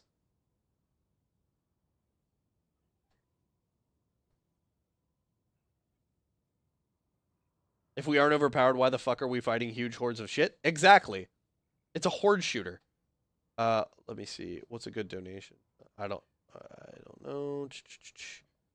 Coyote is a good baseline. I feel that all ARs should be around. Yeah, this is the baseline. This is it. This is it. 27% of difficulty 10 players are running the Coyote. I'm sorry. 42% are running this into the bugs. If this doesn't make you laugh at them, you're cooked. Like I don't know what to tell you.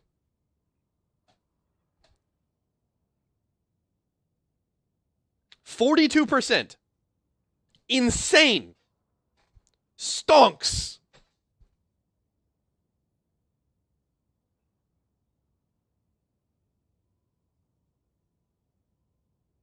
Nope. Base it on lore. We're defrosted new recruits and our rewards come from ship upgrades. Bob, you don't understand the lore. The lore of the game is that we are Helldivers. We are actually specialists. We are highly trained. The Helldivers training thing that we go through is a formality. They claim in-game that one Helldiver is the equivalent of 100 foot soldiers. We don't feel that way. That's correct. We're 4 Helldivers taking out entire war zones and hundreds of bugs in one mission. Yeah, so here's the thing, Bob. Here's the thing about the lore. Everything that happens in the game is canon. Every event that occurs in every single mission is a canon event in the Helldivers galaxy. Because we are actively fighting the war and telling the story.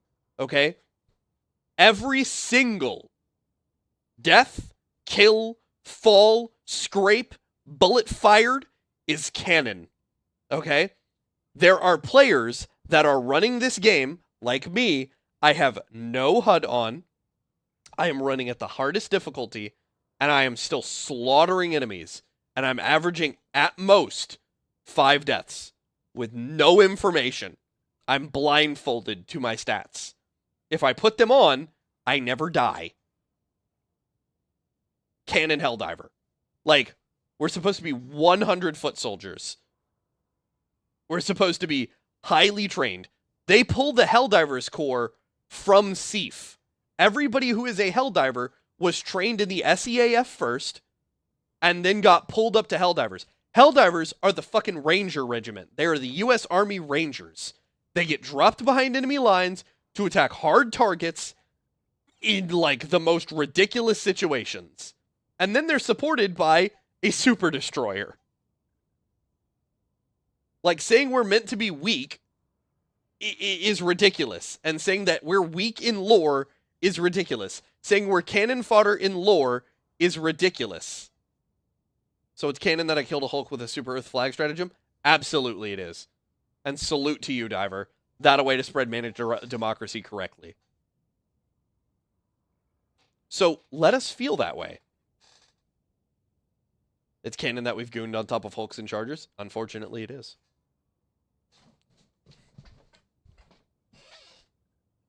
But this is unacceptable. The fact that anything should ever be at this rate is acceptable. How are they not weak? They're humans? They're superhumans, dude. Stims cannot be used by regular people. It's lore, dude. Stims cannot be used by regular people. They are not able to survive them.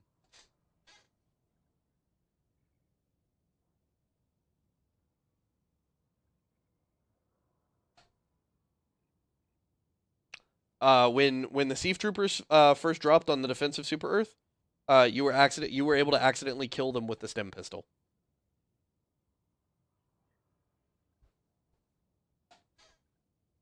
Anyway, yeah.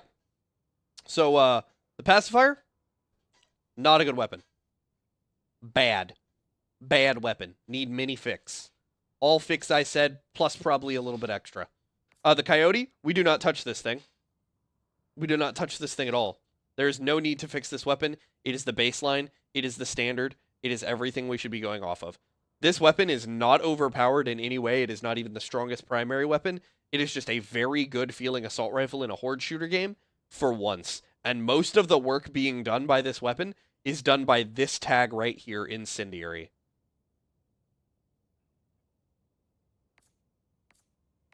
The MA5C assault rifle, bring it up to this. Like, honestly, assault rifles should be doing 100 damage a bullet. Give Coyote a drum mag, though. Let's not push it. Coyote is the base liberator. Yeah. This is what everybody is using. It should be the baseline.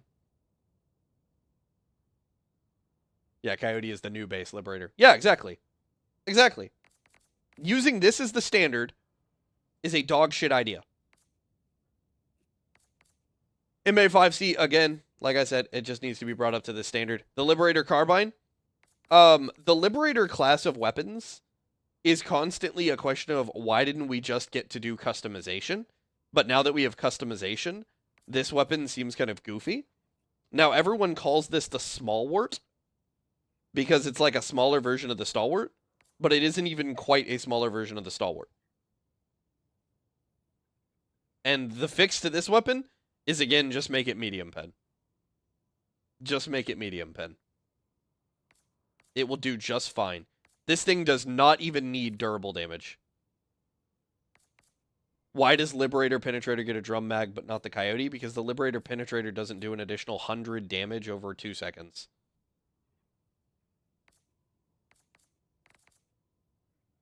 We can talk about exosuits in a little bit, but exosuits, realistically, they just need to be completely modifiable. Like, it's kind of nonsensical that they're not. It's a bad balance decision that, like, it is entirely a balance decision that ignores the concept of fun in trying to keep the game balanced and slightly difficult. The Tenderizer also just needs medium pen. I think what would happen is if the Tenderizer got medium pen, it would be the new standard. Make this medium pen, and it is all of a sudden the new standard weapon, and then the Coyote gets to have the damage that it is right now. Like I said, all these weapons just need 100 base damage, and they're good.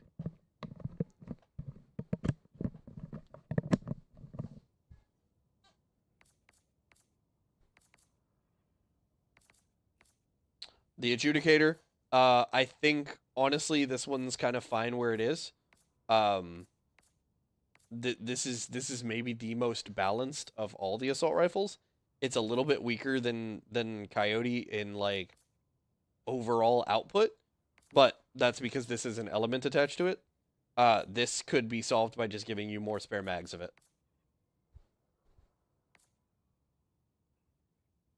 Otherwise, this weapon's in great shape, because then these weapons are just doing very similar things. This is a slower, more paced scalpel. This is a faster, just brutalist sort of option. Marksman rifles. Marksman rifles all need to be medium pen as well. It makes no sense that a bullet coming out of any of these things should ever deflect off of a hive guard. Not happening. I don't think this needs a drum mag. Okay, if we're gonna talk about customization as well to fix things, this just needs fast reloaders. This needs taped mags that are on inverted, so you don't actually have a drum mag. You have two 30-round magazines set inverted to each other, and so when you go to reload one, you pull, flip, press, up. That's it. Period. No no drum mags on weapons like these. This should not be a bullet hose weapon.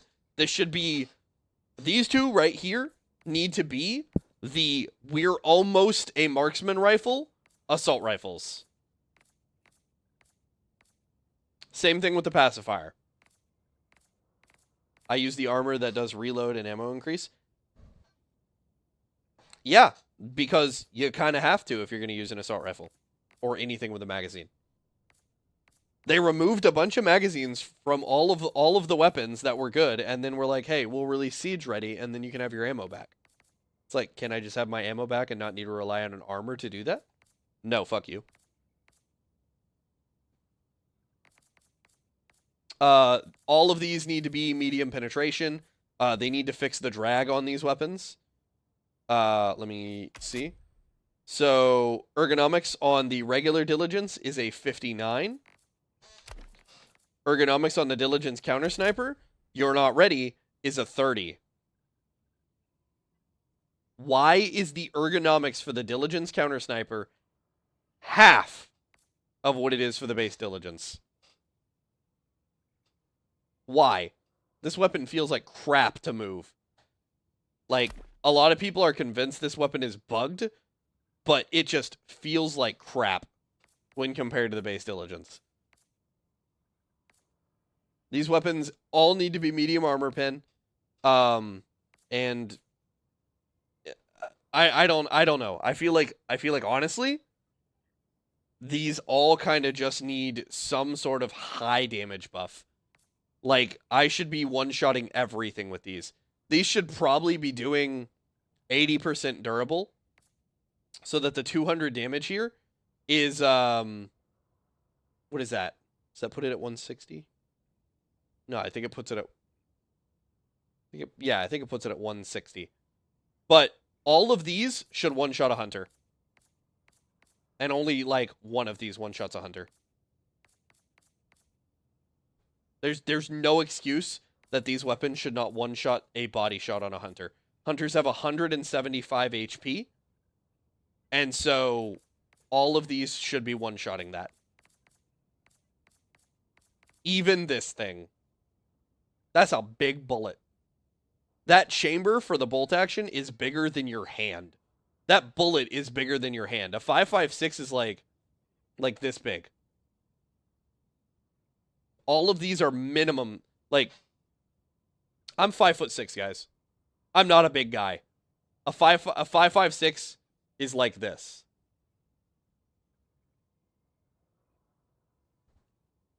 All of these bullets are bigger than my hand. Or, like, what the fuck? Demanding medium pin for all those is just kink shaming. Look, if you want light pin, this whole class exists for you. And then all of this shit exists for you. Light pin can be part of the game, but it does not need to be part of the game on weapons that does not make sense on.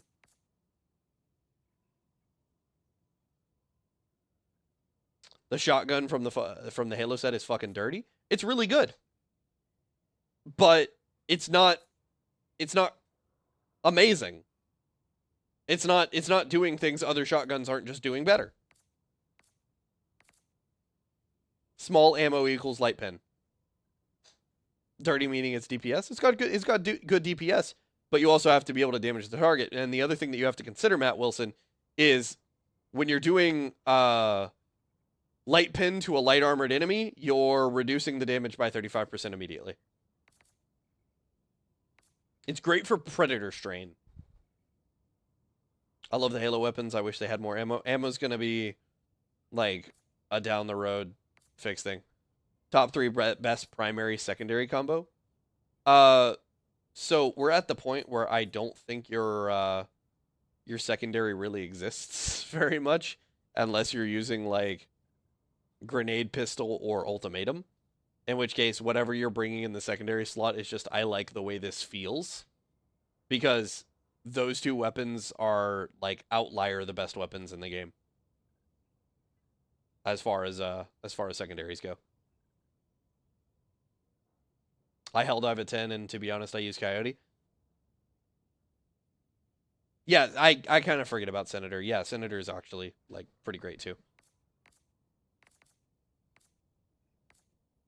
But Senator also has heavy penetration. So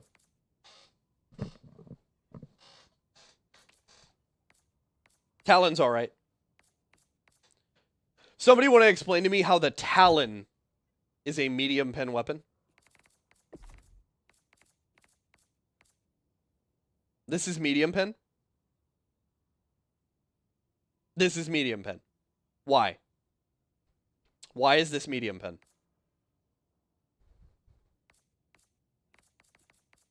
The Senator. This is heavy armor penetrating. This, by the way, this one-shots hunters, and the reasons this one-shots hunters is because it does 200 damage at heavy armor pen, and that means that it's doing its full damage. It's not matching that armor. And it's doing 100% of this damage, and this thing has a very high durability.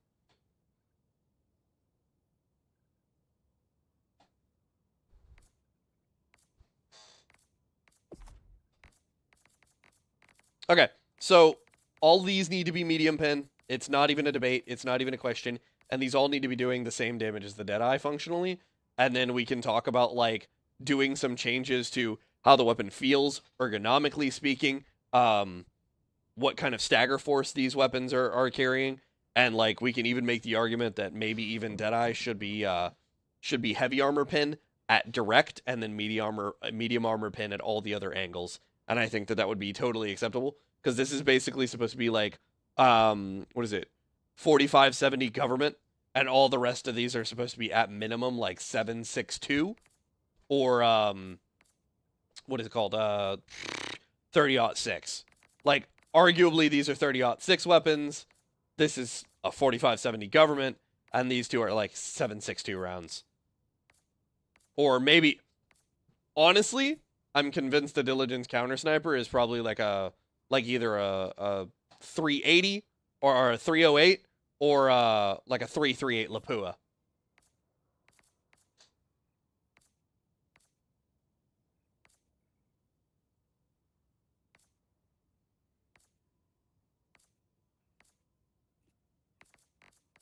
Okay, submachine guns, these can all actually stay light armor pin, except for, like, if they want the Reprimand to be a medium armor pin. I'm okay with having a medium armor pin SMG, but I think that the medium armor pin SMG should still have the same traits as all the other SMGs. It would not absolutely go insane because the fire rate is slow. This being a very, very slow fire rate submachine gun makes it almost like a compact PDR. And I'm okay with that being its weapon identity and still maintaining the one-handed. Because that would open this up to being a very, very good weapon to work with the ballistic shield or the directional shield. And that's just a cool thing. It's got a really low fire rate, and that means its DPS is, like, comparably similarly low. All of these need to be DPS monsters. If I were to pop quiz anybody and say, hey, what is the best submachine gun that is not the Reprimand? What is everyone going to sit here and say? They're going to immediately point directly at the Knight. And the reason they're going to point directly at the Knight is because it has a 1380 fire rate. These things are all DPS machines. If you can find the weak spot of an enemy, you can pump so much damage into it, it's not even funny. And the reason that that's okay on a submachine gun is because submachine guns should all have massive range fall off. The one rifle is 6.8 Freedom AK. The Creedmoor. I'm okay with this being considered a Creedmoor.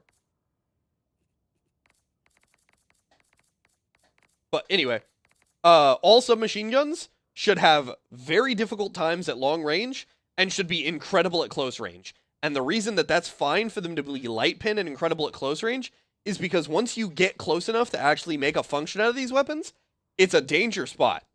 So you're in a high risk, high reward sort of situation, making this a weapon that is very easy for a player to control, get up close where it's dangerous to be, and then target the weak point and then mag dump that weak point is a totally acceptable thing for players to have. And that's what submachine guns need to feel like. Each of these weapon classes have their fantasy. These weapons need to be incredible at range, so they need the damage so that the fall off doesn't get completely borked at those ranges. and they need to be able to one-shot the basic enemies. These weapons might not be able to one-shot the basic enemies, and they might not be able to, like, guarantee deal with heavier enemies at range. But if a heavier enemy gets close enough to you, like a Devastator, or what are they called, the Berserkers? These things should just melt through Berserkers, because these should be close-range buzzsaws. That's what all submachine guns need to feel like, is a close-range buzzsaw. The Pummeler gets to be slightly different because of the stagger effect that it's doing. But again, I think that this just also needs to be a baby version of my concussive change, where concussive rounds are just doing explosions.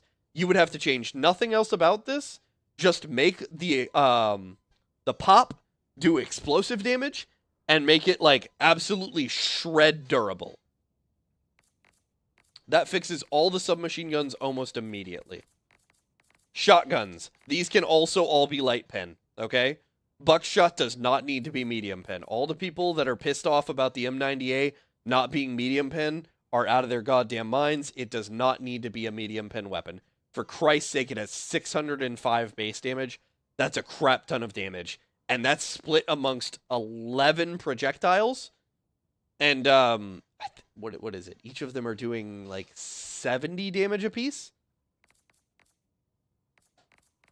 This is a totally acceptable state for shotguns to be in, where they're doing light pen.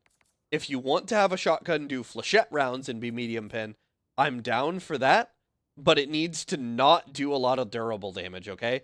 Because the goal of a shotgun is to shred flesh by hitting a wide area and ripping a ton of it apart. The reason shotguns should be really, really good into the bugs is because they're good at doing that thing. This is why I say that durable damage and armor need to change in this game. They have unified the way that damage resistance works across all of the enemy factions, and it makes no sense at all. No sense at all. Shotguns should be incredible into fleshy bits and terrible into metal bits. And that's totally fine. But they also need to make it so that fleshy bits are a thing. But yeah, like, I'm honestly kind of okay with a lot of shotguns right now. I feel like a majority of the issue with shotguns is ammo economy and how the enemies respond to getting hit. I mean, Bob, if you don't want to be here, you don't have to be here. It's okay. But these should all carry a ton of stagger force, because when you blast an enemy, it should just stagger them. If you're hitting something with a shotgun, it needs to hit like a truck. I feel like more older Earth guns should make an appearance. I feel like they will. I guarantee they're in the backlog somewhere. But yeah, I want to see us in a huge battle with massive numbers of sea soldiers and a constant front line. I'm thinking that's hopefully what we'll get for a Helldivers 3 is planet-side 2 feeling combat situations. But I don't feel like Helldivers 3 is anywhere close, so it is what it is. If Helldivers 3 doesn't do it, somebody else will, and they'll cook the shit out of Arrowhead.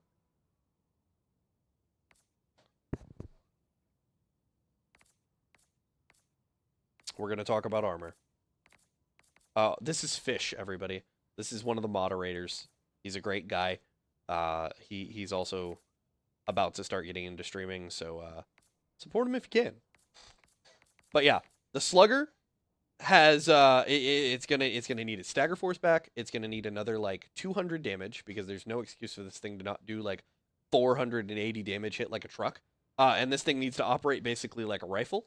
There's no excuse for that. They nerfed the crap out of this weapon, and it needs to straight up return to how it was. This thing needs a full revert to how it was when this thing initially got the I think it was either the 60 days, I think it was the 60-day buff.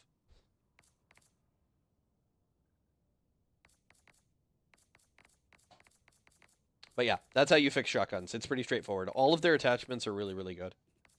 The crossbow, I'm gonna be honest, we don't need to touch this weapon. This is a perfectly fine weapon. There's nothing to fix about this weapon at all.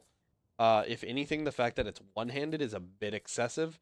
It could go back to 2 and it would still be just fine. The Eruptor,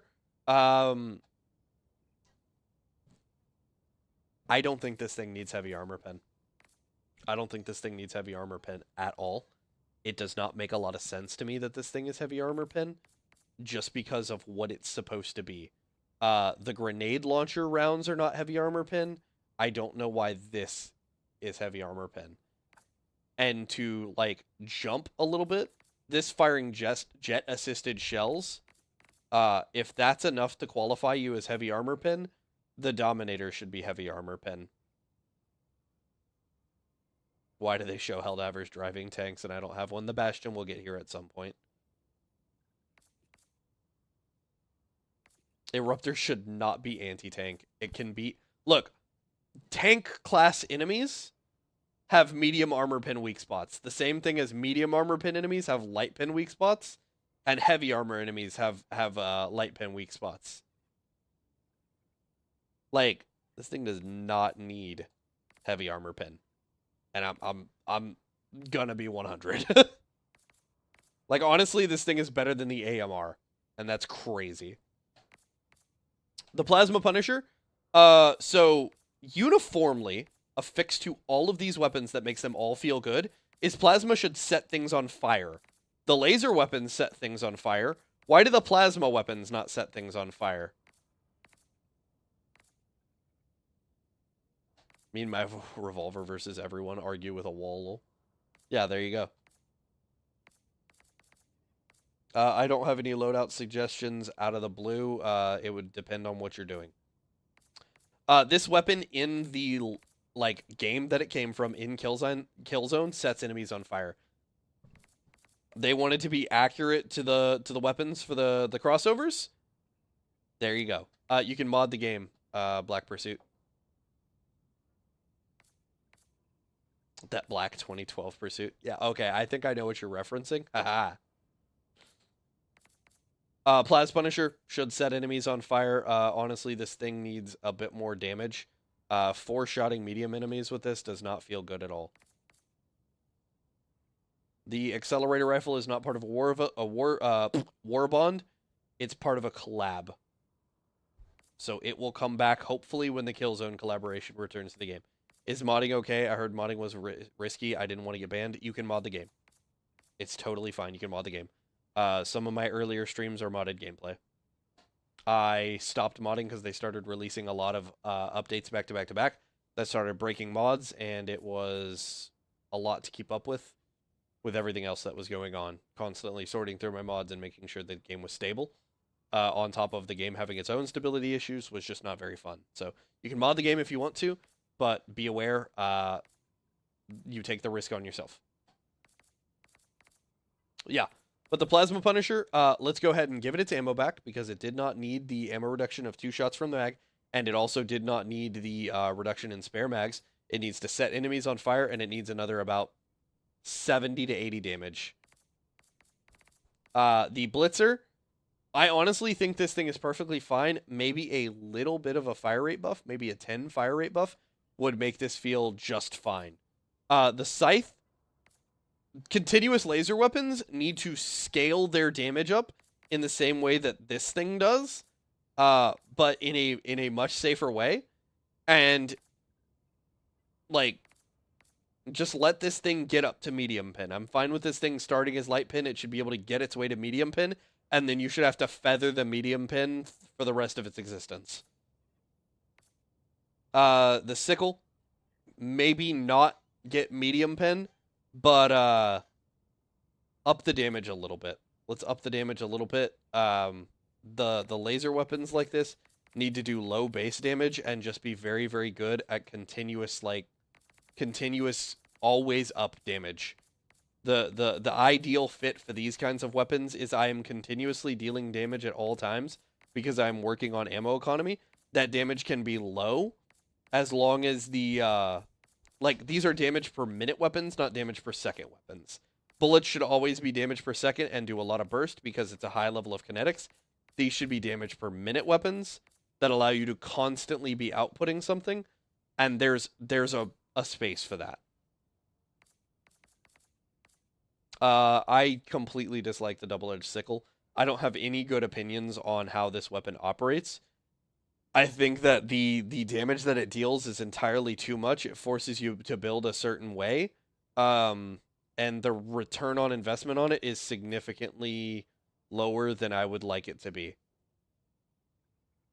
I love it in concept. I don't like it in use because it forces you to do a single specific thing, and otherwise you don't get any benefit out of it. And the negative is just way too much most of the time. Plasma Scorcher. This is another baseline weapon. Anything that isn't considered a base ballistic weapon should use the Scorcher as the baseline. Everything should be able to either compete with the Scorcher or be a little bit different. Purifier. This is another weapon I think is in a great place. I think these two weapons are top tier weapons. I don't think we need to change the Purifier in any way. If we do, I think we end up either breaking it or losing its identity. The variable. This weapon, why does this have 25 ergo? Like, the argument that caseless ammunition is heavy and for realism is really fucking old. We talked about that a while ago. This thing does not need to have 25 ergonomics. And if you're going to give it 25 ergonomics, it needs to be better. It just needs to be better.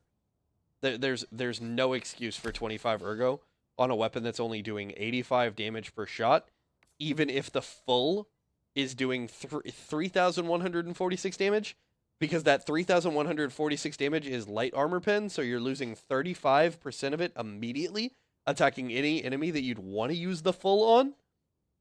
And like you're not really getting enough durable damage out of this thing. I think this thing has like 12 durable damage per shot. So the 85 isn't even real. And so the 3,146 isn't even real because you're realistically only multiplying the 49 rounds in this thing by 12. And then you're also reducing that damage by 35%. And that's the actual damage that this weapon is dealing. This thing, honestly, needs to go up to medium armor pen in order for it to be any good. Like, I hate to say it, but it really does. That's why I only leveled it to 20 and stopped touching it. The Torture. This thing is like Secret OP. This thing is like Secret OP and nobody's using it. This is better than the support weapon. This is a better flamethrower than the support weapon is. I think the Coyote's really good. I think the Coyote needs to be the baseline for ARs. And the Tenderizer or the Adjudicator right now could also be used as the baseline. One of those two. If we use those as the baseline, then the Coyote's like slightly overtuned. But we could bring those up by 10 damage apiece and they'd be perfectly fine if they were both medium pen at all times. This thing should be heavy armor pen. What do you think is top for each type of weapon? For each one, I think the Dominator is the best one here. I think the Torture is Secret OP, but I think the Dominator is a really good weapon in this class. As far as this zone goes, the strongest weapon here is either the Scorcher or the Purifier, and that's kind of a to-taste thing. I think the Scorcher is generally better because it's a little more utilitarian. The Eruptor is, like, arguably the best primary weapon in the game, next to the Scorcher. As far as shotgun goes, I mean, realistically, if we're not just taking the Cookout as a shotgun, I don't know what we're doing. It does the same thing that all of these other shotguns do, maybe with a slightly slower fire rate, has insane stagger and sets enemies on fire. The best submachine gun, without a question, is the Reprimand. And that it's an assault rifle is why. Like, this is a real assault rifle. It does 125 damage. It does more damage than all of these assault rifles do per bullet, which is fucking insane because this thing is 45 ACP. This thing's 0.45 ACP is basically what this thing is chambered in, if not 5.7. Like, even if this thing is 5.7, whatever. It's a rifle masquerading as a submachine gun. Who cares? The best of the marksman rifles is the Amendment. I know it's light armor penetrating, but it's got the best statistical spread across all of them, and carries all of the best stats that you're going to want. It's outperforming the Diligence in every way. I don't know if you can see that, but it's literally better than the Diligence in everything except for the 5 capacity. But it has more mags, so it's just kind of better. It also comes with a fancy bayonet. As far as assault rifles go, the best assault rifle is, pretty clear and obvious. It's the Coyote. And, yeah, I fuck you, fight me. So yeah, that's how you fix all the primary weapons. Secondaries is much the same story. I think customization is going to solve secondaries. I don't really use any secondary outside of the Ultimatum, the Grenade Pistol, or the Senator. I think everything else is basically just kind of low tier. The Verdict is the only one that I think gets to see the light of the sun. Where can you get the Coyote? It's in the Dust Devil's Warbond. My opinion on the Double-Edged Sickle, I don't like it. I don't personally like it. I think the cons are too great for the pros to be useful. And being build forced on a weapon like that is kind of just, doesn't feel great. But yeah, all of the melee weapons, what are we doing with this light armor pin garbage? These are all actually medium pin also. I don't know why they're tagged as light armor. They all do damage to medium armor enemies. I think they're considered light armor pin because they can damage medium pin, but they're getting a massive damage reduction from it, I think. I'm not even sure. I'm not even sure why, because these all do medium damage. These should all go back to heavy. They should all go back to being able to damage heavy enemies, and I think swing speed needs to go up. It would not be overpowered at all.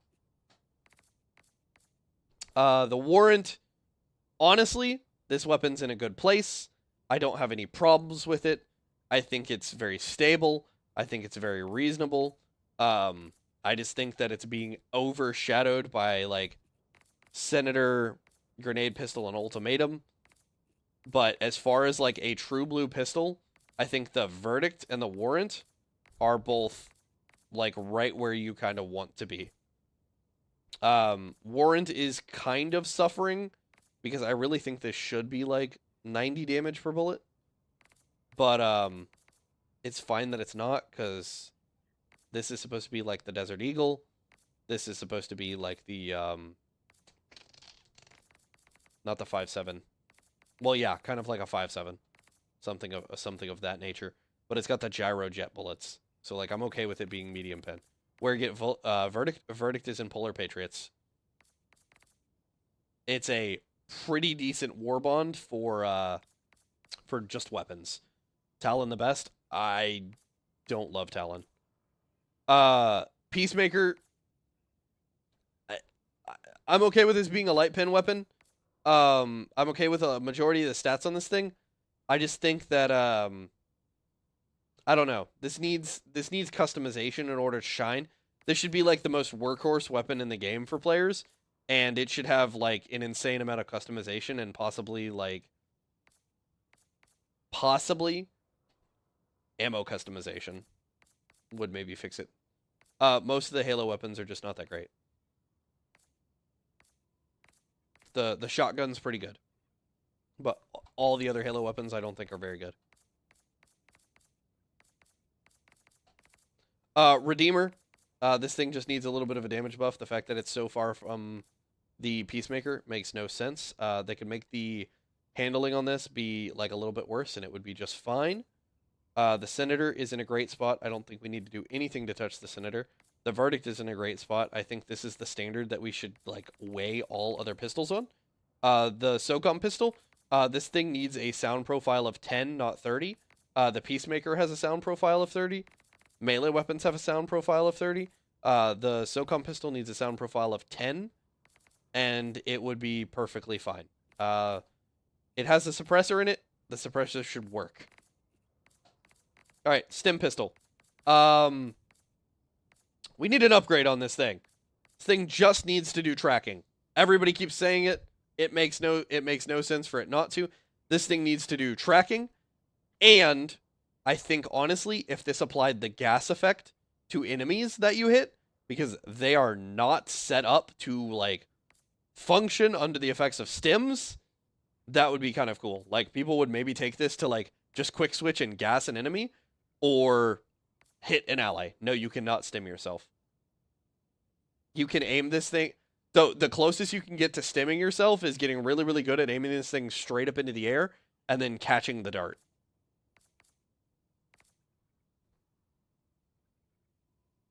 It takes like 15 seconds for it to come back down, though. The Bushwhacker. We're cool with this thing being light pin. We're cool with the damage this thing does. We're cool with the stagger this thing does. This thing feels like such a pain in the ass to reload that I never want to use it. And it's just because the reload is so long. It does not make sense that the reload on this thing is as long as it is. At all. This thing would be so much more fun if it had a better reload. The Talon. Honestly, this weapon's in an okay spot. I don't love it, but as far as, like, if you want to use a secondary as a primary, this is about as good as it's going to get for using a secondary as a primary. And, that's a pretty good place to be in right now. Sorry about the yawn. The Crisper, no touchy. Arrowhead, no touchy the Crisper. The Crisper is fine how it is. Leave it alone. We don't need anything to fix this weapon. Leave it alone. If we're going to do anything to help this weapon at all, enemies that run through the fire path on it need to be fixed, because there's a bug right now that enemies that are running through the fire path sometimes just don't catch fire. And that sucks, because it makes no sense. Grenade pistol. We don't need to touch this thing. This thing is perfectly balanced. The dagger. Honestly, I think this weapon is in a good state. I think it needs a little bit more time on the fire limit, because this is a really rock solid weapon for dealing with, like, shriekers. And for that, it's really kind of secret OP, secret really, really good. If it could just fire for like 2 seconds longer, I think it would be fine. That's the only change this thing needs. I'm gonna go ahead and say it. I didn't have any problem with this being able to deal 60 demolition force. The fact that it doesn't is fine. I'm just kind of okay with this weapon how it is at the moment. I don't think making any additional changes to the ultimatum would be good. And I think making basically any change would just kind of skew it super far. But this is like one of the top secondary weapons for a reason. And that reason is that it's crazy that this is a secondary weapon. Really hit the drop off on that thing. Drop off on the dagger or drop off on the ultimatum?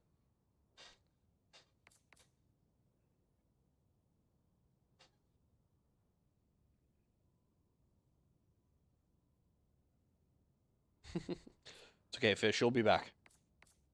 Alright. The Loyalist, this thing needs a slightly faster charge speed. Like, 25% slightly faster. Talon needs work. I don't think the Talon needs much work at all. I think the Talon's actually in a pretty good spot. I think the problem is people want the armor that goes with it to be kind of, like, better. But the armor for it does not do anything for the Talon.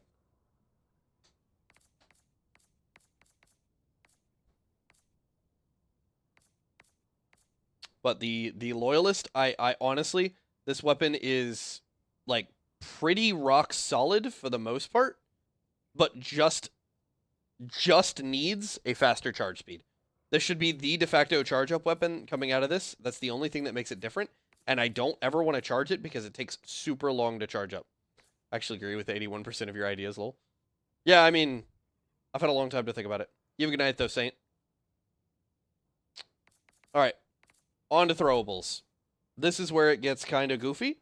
The arc is... Well, let's go back up here to the pineapple. Let's just start at the top. Appreciate the follow. This is a piece of shit. This thing's ass, bro. I don't know how you save this thing without just cranking all the numbers up. This thing is dog crap. This thing is terrible. All this thing needs to do is basically be an eruptor shot. Like, this is a fucked up weapon. I have no idea how this thing got through testing. This thing comes in the same war bond as the Coyote, and you'd never believe it if I couldn't prove it. Like, how is this thing so bad? It is crazy how bad this thing is. This thing has only 4 little projectile clusters. It needs like 9. This thing is ridiculously underpowered, and the fact that its light armor pin is insane because all other explosions in the game are medium pin, and these explosions are not. Just the shrapnel. The shrapnel is light pin, which makes no sense because the shrapnel on the eruptor is medium pin. This thing just needs to be medium penetration. It would not necessarily be a better frag, but like, nah, this thing is not even good in the caves, Millhouse. I don't know what you're coping on, but this thing is not even good in the caves. Like, no. No. This thing is not good at all. Like, it needs minimum. It needs like 6 of the little fragments to be any good. That's what we need to do. We need to double the amount of fragments in here, and this thing needs to go off for like so the other thing that would be what I would do is instead of making this thing do like the throw it and it goes, it should just be you throw it and it goes and it does the same thing that the arc grenade does, just instead of as arc, as shrapnel. It just kind of bounces and explodes multiple little things out of the sides of it. You had a buddy using it, it looked like it performed well. Something else was doing the damage. This thing is terrible. I've literally thrown this into a group of So the reason this thing is terrible is because all of this damage is being dealt by the pellets, and this is being spread across like 20 pellets. And so this is like a soften up weapon for soft targets. It makes no sense. It makes no sense. So, like, if this thing bounced around and fired off the pellets, and the pellets actually did, like, medium pen, and didn't do no damage to the targets that they're hitting, we'd be good. We'd be good. But you should be able to throw this thing into a horde of hunters, and it should kill that entire hunter patrol. Like, the fact that it doesn't is garbage, because you can kind of do that with a frag.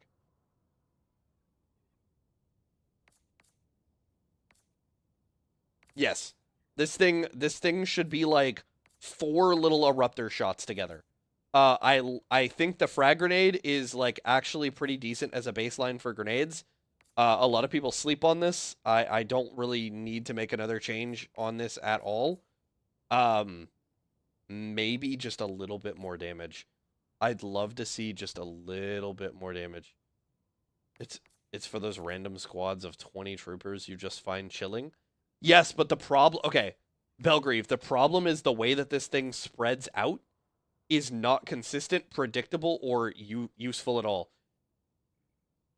Inevitably, when this explodes the initial pop, one of the explosion bursts happens so high above the enemies that you just lose all that damage.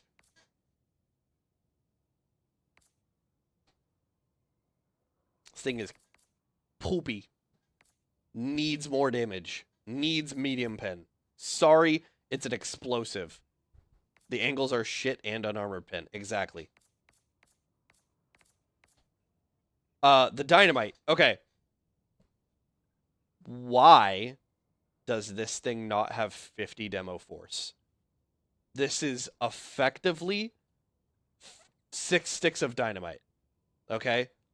6 sticks of dynamite. This is less than a quarter of a stick of dynamite explosive force in reality. This is 6 sticks of dynamite. Most of the mass of this thing, like, how do I put this? Okay, for those of you who've never held a real-life frag grenade, I have held a real-life frag grenade. It's the size of my fist. Again, I'm a 5'6" guy. I'm not very big. This thing is slightly larger than a baseball. Okay? slightly larger than a baseball, a little bit softer than, or a little bit smaller than a softball. You can kill a bile with it. I'm not complaining on dynamite. Like, you can kill a bile with anything, dude. That's not a good litmus test.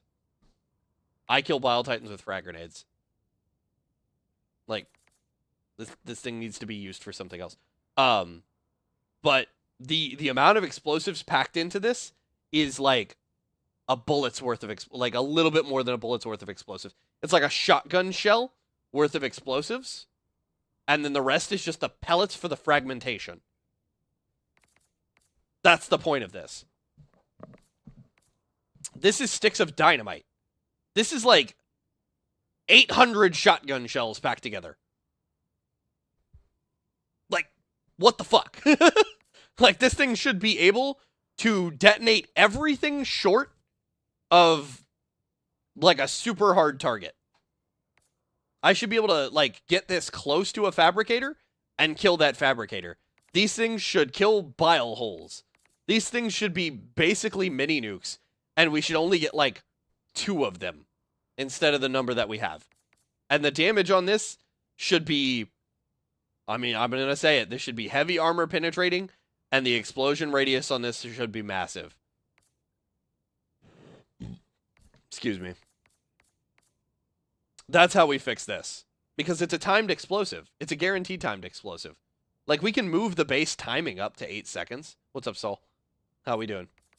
But, like, these should be... This is compared to this. This is compared to this. This is compared to this. No, dynamite should not have any fragmentation at all. It should have no fragmentation. It should be all concussive force. But that force should be heavy armor penetrating.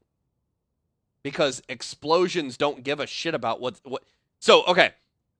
They keep using Butma realism, so here's Butma realism. The way that explosives work is the armor that is attached to you. So, if you've ever seen somebody use a... not a flak jacket. It's kind of like a flak jacket. The armor that IED technicians wear is designed in the way that it is because it spreads the explosive force across the entire thing. So that big piece that they're wearing, there's a ton of layers. It's a piece of dense material, and then everything else behind it is like foam, and it's meant to be like non-compressible. And so the idea is that what it's doing is it's taking all that force and it's spreading it across multiple layers of like soft material, because what the compression wave does when it explodes, EOD, I'm sorry. Well, I said the IED disposal. But yeah, they're EOD. What it does is it keeps the gooey guy in the middle from being turned into mush by taking the force and spreading it through everything else. So if a charger who has heavy armor around him is directly connected to that armor, that heavy armor isn't going to spread that force. It's going to compress against it, and it's going to squeeze the gooey bits underneath. And so it's going to turn him into a nice little marshmallow. And that's why this should be heavy armor penetrating. Is because, like, those enemies aren't designed to deal with explosives. Their bodies aren't designed to deal with explosive. Yeah, Arrowhead's only claims for realism when it makes the players weaker. Exactly. And that's why I'm wearing the suit and tie, because I'm all business and I'm calling them out on their bullshit.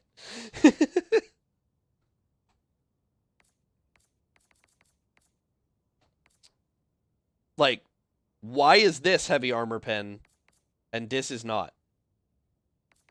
Someone explain. Claiming this is an incendiary blast is also ridiculous. That's like saying this is a, what is it? FAEB. It's not FAEB or anything like that.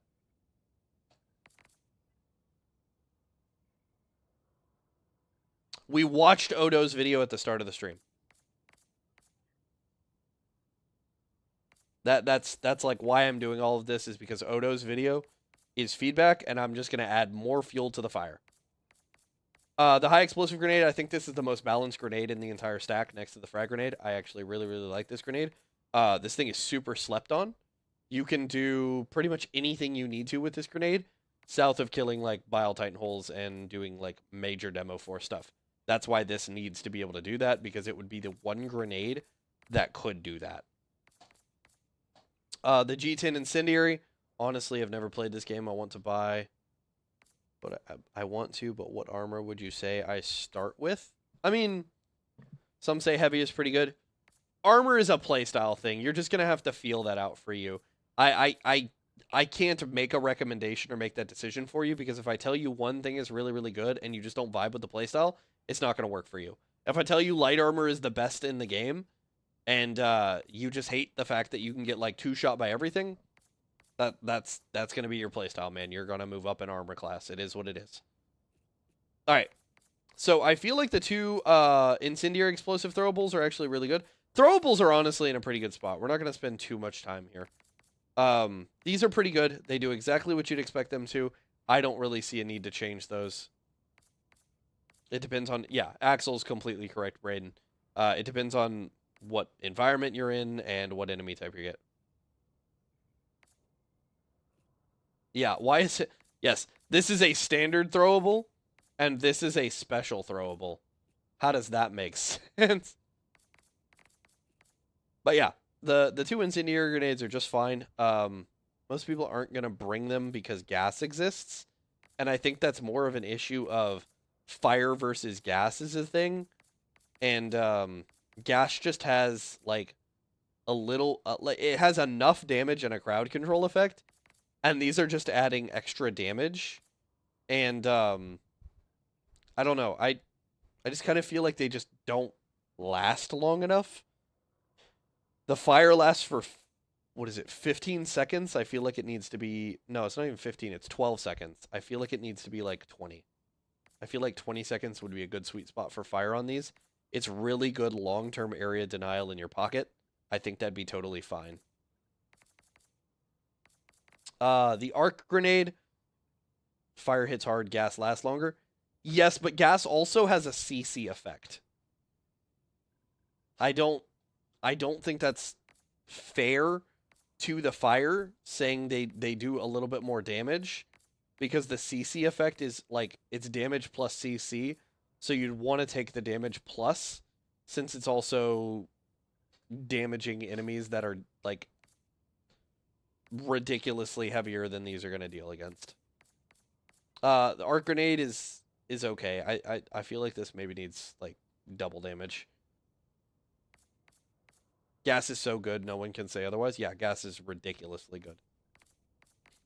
This needs to be reverted to day one. The fix to stun grenade is it needs to be reverted to day one. This thing used to... I am getting rid of... Look, from the perspective of what am I losing to run this item? I am running out of a throwable that allows me to close spawners. I'm running out of a throwable that does damage, and I'm running out of a large amount of throwables, right? Like, this does not have any sort of lingering effect. A lot of these things have a lingering effect. Lingering effect, lingering effect, lingering effect, lingering effect, lingering effect, lingering effect. Oh shit, I jumped out of where I wanted to. Lingering effect. Yeah. Thank you for the Rosecade. Why? An instantaneous to do no damage and not stun everything in the game is stupid as hell. I understand why this cannot stun a tank. But I also don't understand why this cannot stun a tank. Like, you're flashing the visual sensors. If it works on a Hulk, it should work on a tank. And if it works on a Hulk or a Charger, it should work on a Bile Titan. This is a sensory deprivation effect.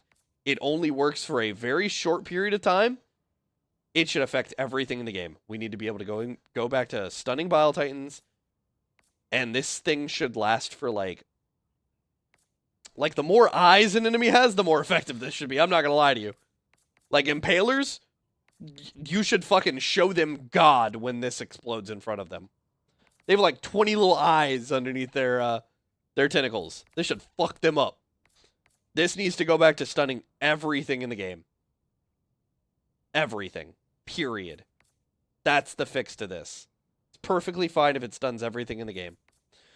The gas grenade, this is the strongest throwable in the game, not even a question. And that is taking thermite into account. This is the strongest throwable in the game, not even a question. This is a mini stratagem in your pocket. Enemies should have a disoriented effect. I mean, it kind of weebling around. So, what's really weird, okay. Stun blinds enemies. Or gas blinds enemies. Stuns doesn't. It's just a stun. This is not a flashbang, it's a stun grenade. I don't even understand what that's supposed to mean.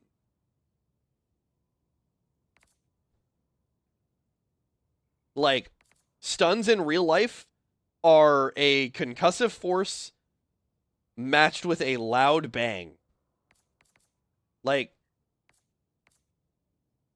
it's a flashbang. Like, what are we doing? I need dual pistols, please. That's probably never going to happen, unfortunately. You can dream, but it's probably never going to happen. The closest you're going to get to dual pistols is a mech with 2 of the same guns. Just take the autocannon mech. It fulfills that fantasy. But yeah, gas grenade, most overpowered thing in the entire, or most overpowered grenade in the entire stack. Like, realistically, this almost lasts too long. This thing is insanely good. Making gas able to close spawners is what really kind of sent this thing to the moon. I kind of feel like that needs to go, but I also don't really want to see us nerf anything. But it makes no sense to me that this thing can close spawners. I don't understand. If this thing can close spawners, this thing should be able to close spawners.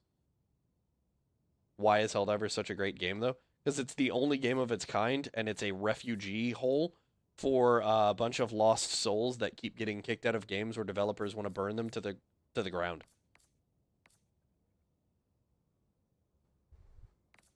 Be so fun if they added it. It would be inaccurate light pen with no ammo. Oh, for dual pistols? I mean, if you want an accurate light pen with no ammo, just take this. And just don't aim.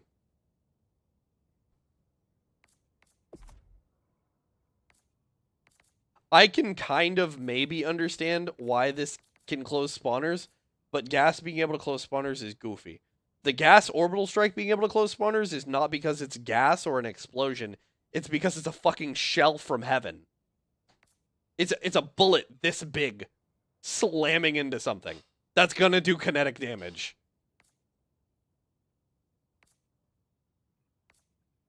Well, Cade, I hope that remains the case, because the reason I'm making this video is because it feels like they don't care. Like, the reason this stream is being made into a video is because I feel like they don't care. And if you hope that remains the case, then we need to hit them with the feedback. Is gas flammable, or does it corrode something in the spawners? I don't know. That doesn't make sense to me. Like, it's supposed to be corrosive, but that's acid's place, and acid doesn't seem to really exist, right? I don't understand. Seekers? Okay. These things are fine. Okay? Anybody who says these things are bad, they're not bad, you just don't get enough of them. If I could start with 6 of these and get 8 with the engineering kit, they'd be fine. These things are actually not that bad. They just really, really need to give you more of them.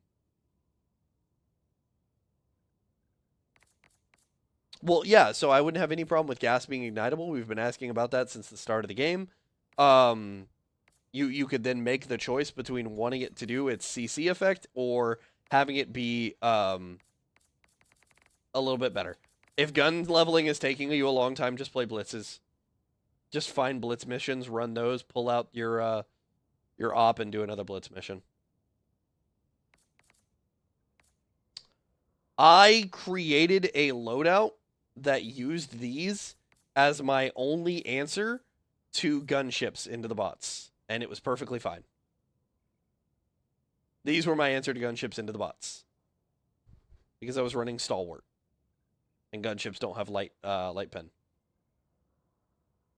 Acid is only for bugs to slow you down and be annoying to the player. Yeah, you're right. That's why the sterilizer sucks balls. It doesn't do damage. Anyway, the Seekers are just fine. We just need to be able to carry 2 more of them at base. That's the fix to the Seeker. Smoke. Okay. Smoke grenades is a smoke overhaul in general. The fix for smoke grenades is the fix for smoke that I'm going to propose. And the fix for smoke is that smoke contains microplastics or micrometals within it, like cloud seeding metals, and those actually reflect lasers through them.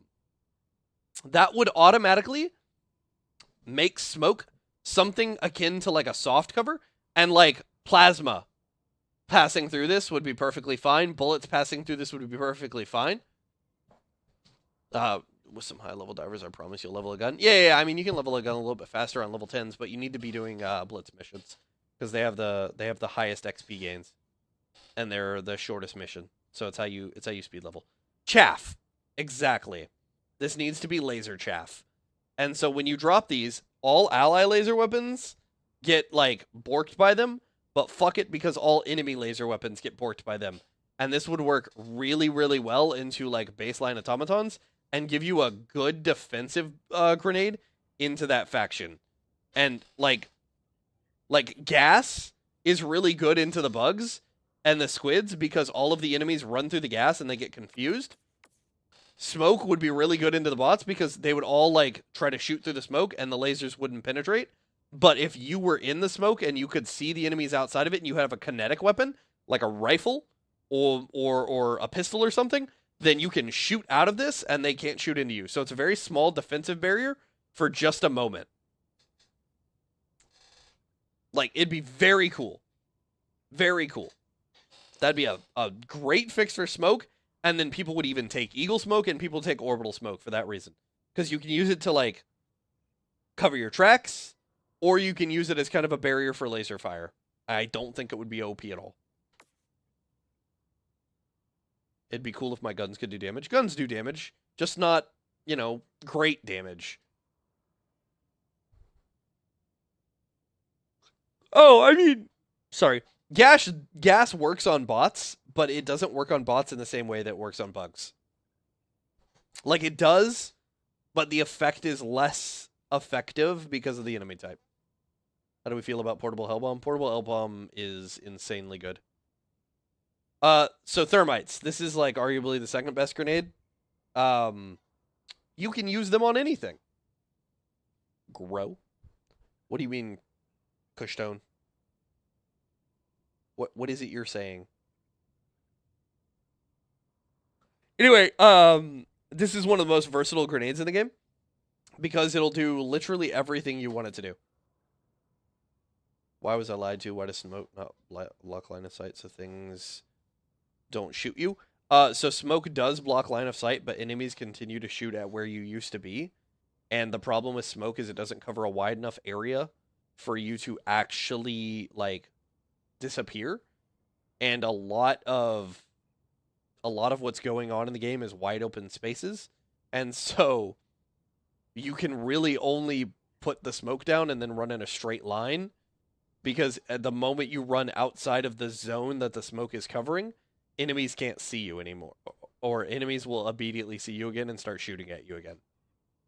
Devs actually need to playtest on difficulty 7 through 10 and not diff 4. Yeah, they play on 10 and it's funny to watch. They did it on stream one time and they'll never do it again because they got fucking cooked for it. Put that shit on everything? Put what shit on everything? My 380mm barrage works great on bots too. Yeah, well, it works great on everything. What do I think of the Dust Devil's armor? We'll talk about armor. We'll talk about armor for sure. Desert Stormer's alright. I don't have a huge amount of problem with it, but it is what it is. Have you done a low-tech dive yet on bot front? What do you mean by low-tech dive? I've run the cadet loadout. Hell, I really love the cadet loadout. One of my favorite loadouts in game is all the stuff that you get at level 1. It does your taxes, raises your kids, picks up. Oh, thermite. Yeah, thermite is incredible. This is one of the best weapons in the game. This needs no changes at all. The only thing that I would do to change this in any meaningful way would be to get rid of the stupid bounce effect that it has every now and then, where when you throw it at something, it doesn't stick to it. It makes no fucking sense. It's awful. I hate it. If you want to never have it do that, you need to hold it just long enough that once you release it, it immediately ignites, because once it's ignited, if it touches an enemy, it sticks to it. I wish you could customize damage and clip size when leveling guns. You kinda can. Guns just kind of need a bit of an overhaul that I've already gone over. And if they get those changes, you'll feel a lot better about them, and you won't ask for a lot of things. I hope you go outside and find some crunchy leaves to step on. I work a lot. I have a like very much 40-hour-a-week job. And sometimes it's, well, pretty commonly it's 50 hours a week. So I go outside like very often. The urchin, this actually is like not as bad as some people pretend like it is. I would very much like this to just work a bit better at what it's supposed to do. It's supposed to be like an AoE stun burst. I think I need that radius to be doubled, and this would be a really cool item. But as it stands at the moment, it's just not super great. I also would like this to not just go off on its own. I'd like this to be kind of like a, like you can stick it to an enemy and then it would start going off. But I'd like this to be kind of like a claymore, where it doesn't start firing off until an enemy triggers it. I saw that with the low-tech build, you become Mel Gibson in The Patriot, Constitution, Hatchet, and Throwing Knives. But I want to wait for the knives segment in a little. Oh, yeah. We're going to talk about knives. I want the APC. Yeah, I mean, APC is going to depend on if they FRV the fuck out of the APC. I'd love a recon walker myself. Bolt action rifle, pistol, melee, secondary. Very basic. Grenade or knife. Oh, yeah. No, I have that build. Oh, Captain, I have that build. I have it on stream a lot of running that into bots and doing just kind of okay. Claymire, trip style mine, grenades in general would be cool. Yeah, like, we don't have a bouncing Betty yet, and it's weird. Okay, so the throwing knife. My fix to the throwing knife is this needs to be a programmable weapon, okay? This needs to have some stuff built into the handle, all right? And this needs to be a programmable weapon in the same way that the halt is a programmable weapon. So when you do ammo swaps, you can select your grenade as a thing, right? So you have your quick throw. For those of us who use gamepads and controllers, you have quick throw, but you can also select your grenades. When you go to select the throwing knife, you need to be able to choose what type of throwing knife that you're using. And this buff would actually like just be a complete rework for this weapon in general. It needs to have 3 types, okay? It needs to have gas, it needs to have explosive, and it needs to have stun. Okay? And so with gas, it does exactly what you'd expect. It hits something, we'll make it one tap everything. That's hilarious. Customizable Patriot is definitely on the table. We need to get Mech Bay. Mech Bay needs to happen. So the throwing knife having a gas option means whatever you hit is immediately put under the effects of gas, and this thing is just poisoning it for 15 seconds. This is a fuck off button for anything you hit, but it's only one target. Okay? The second, being an explosive, is a delayed explosive charge that you put into an enemy, and then it just kind of pops and is really good at shredding armor. This would be like a really cool option to just throw into like a charger leg and have it pop off. And then the stun option, it's a single target stun, taking the place of whatever the stun grenade does, because the stun grenade should be able to stun everything. This should be able to only stun like smaller targets by just kind of tasing them lightly. Like, it would be very cool. It just holds the enemy still. The gas version of it, they still kind of wander around and attack like goofily and everything and slows them down. But Mostly it just kind of poisons and confuses them. That would make the throwing knife instantly usable. You wouldn't have to change any of the damage of it. You wouldn't have to change anything else. It just needs to have those 3 effects built into the throwing knife, and you need to be able to cycle through them. It still would be low tech enough to make this cool, but otherwise this thing is like dog shit. Also, it needs to be much quieter. This thing is not silent. This has a sound profile of 20, which means it's one of the quietest things in the game, but it is not silent. If you throw this next to an enemy, they will hear it and attack you. And it's so weird. All right, the pyrotech. We do not change the pyrotech grenade. We do not change the pyrotech grenade at all. This is kind of secret OP. This is like the second or third strongest grenade, and it is really, really good because it is a hybrid between this thing and this thing. And that's like that says a lot. And arguably it's kind of a hybrid of the arc because of the way that it kind of like just moves around and then explodes and leaves a fire trail.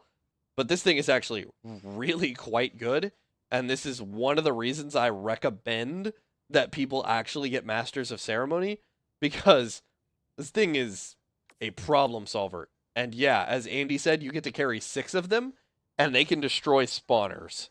Like, I don't know who the fuck balanced this thing, but it's insane. Insanely good. I wouldn't change anything about this. There's no change that needs to be made. This thing is perfect as is. Yeah. Really good. Armor sets. Okay. So armor, fixing armor is a long-term issue. Okay. Armor in general needs to start with the armor rating system. Selectively bred from the other grenades. Yeah. Yeah, exactly.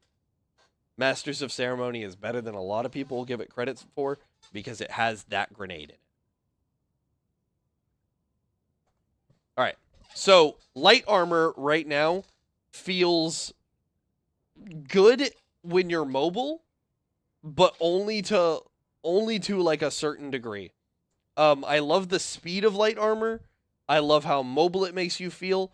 I just don't think that it feels like you're wearing armor at all. And that's like kind of okay, I guess.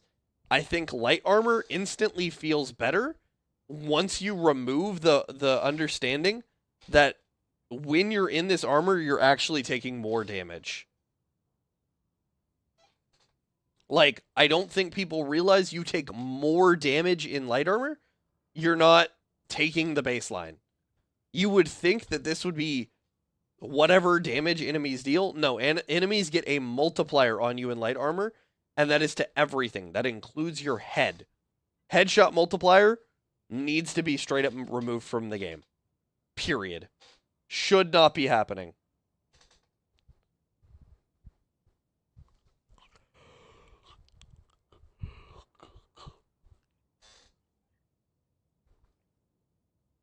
Helmets need headlamps. I mean, I don't know that I agree with that, because then that kind of takes away the need for the flashlight system in the game. And I think the flashlight system is actually really cool.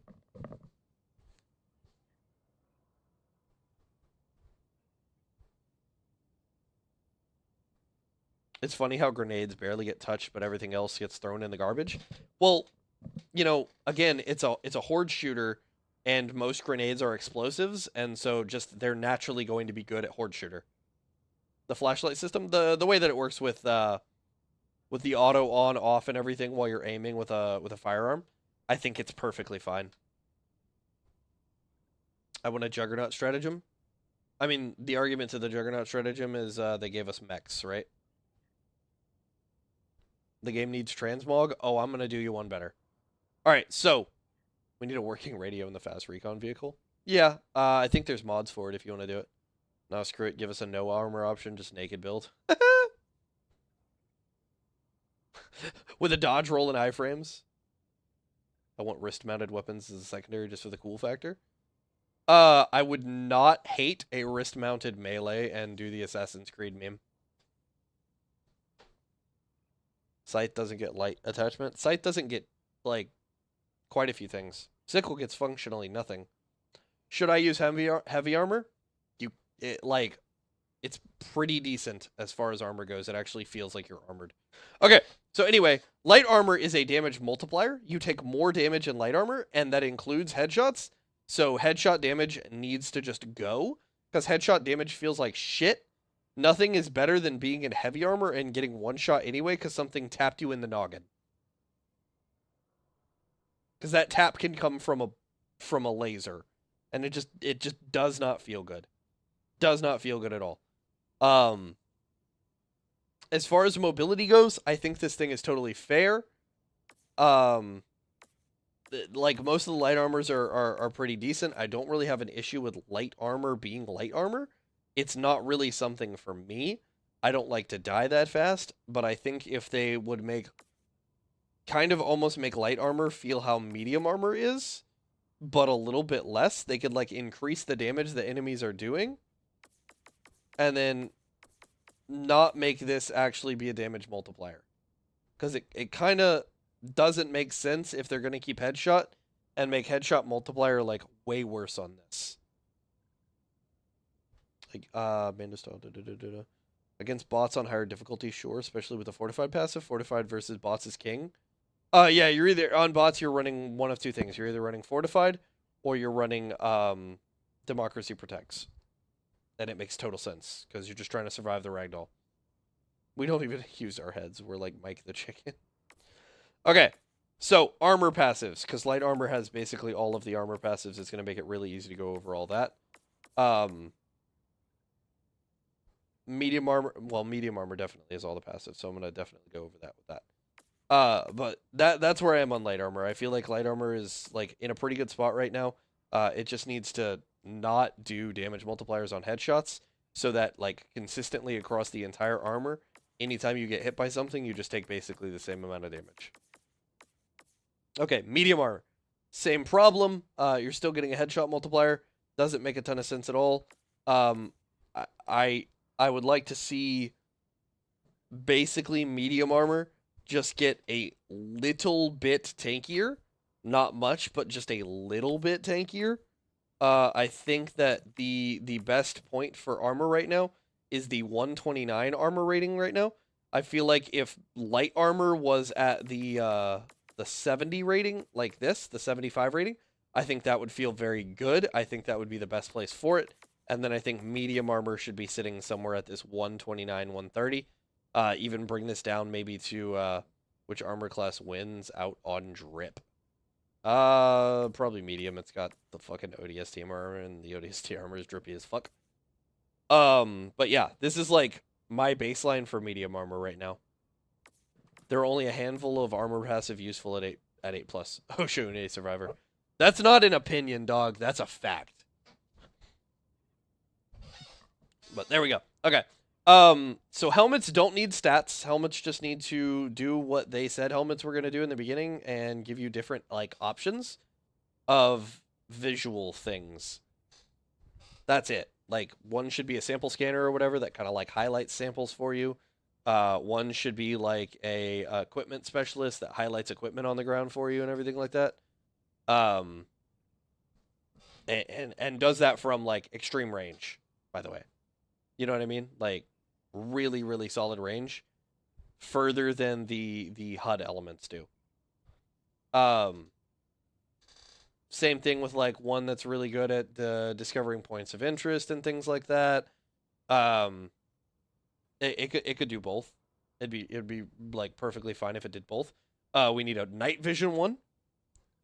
Because night vision is just cool, and any game that is a shooter that doesn't have night vision is automatically just lesser for not having had night vision. So give us one that's night vision, but also do the haha and make it night vision all the time. Where it's like the low light vision instead of just pure light vision, where everything's like sepia toned and all the brightness is just turned up a little bit. And when it's super bright outside, it's just like stupid bright. You taking any Helldivers at the moment? I'm not really diving at the moment. I wish to see like the Predators do. Need an engineer passive to heal mechs or vehicles with a torch. That would be a really good stratagem. Need armor transmog, let me wear ODST armor with my favorite passive. I'm gonna do you one better. Halo visor? Yeah! Like, that's fine too. Like, also, like a helmet that's good for marksman. And when you're aimed down sight, it would, like, mark weak points for you. That would be really good for teaching new players how to play. It's like, oh yeah, this has Cortana in it. And they could call it, like, it has the Cortex in it. And what the Cortex does is Cortex highlights weak spots for you. AI, but not really.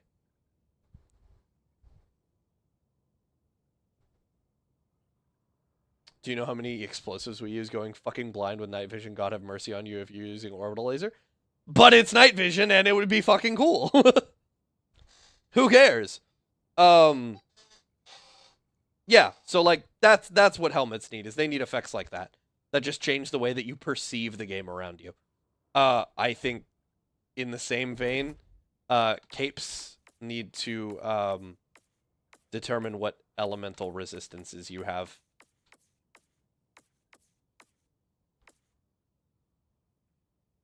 What branch do I usually go up against? I dive the MO. Whatever the MO is where I am. Capes giving you elemental resistances makes much more sense than armor just giving you elemental resistances. And I think that would be a cool thing for capes. But, like, it should be a thing that we apply to our capes. Small stackable team buffs? I don't know about that. I don't want to get too much into space magic. I wish helmets could give armor bonus too. I don't need them to give armor bonus. You just need headshot damage to not be a multiplier. You'd be perfectly fine.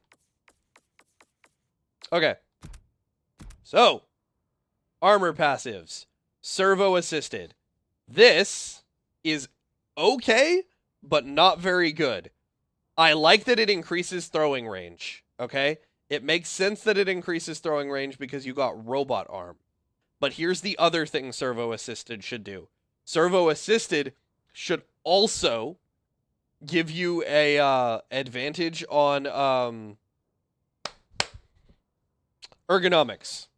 Okay? You have a robot arm, you should either get ergonomics or you should get melee damage because I'm punching you with a robot arm. Okay?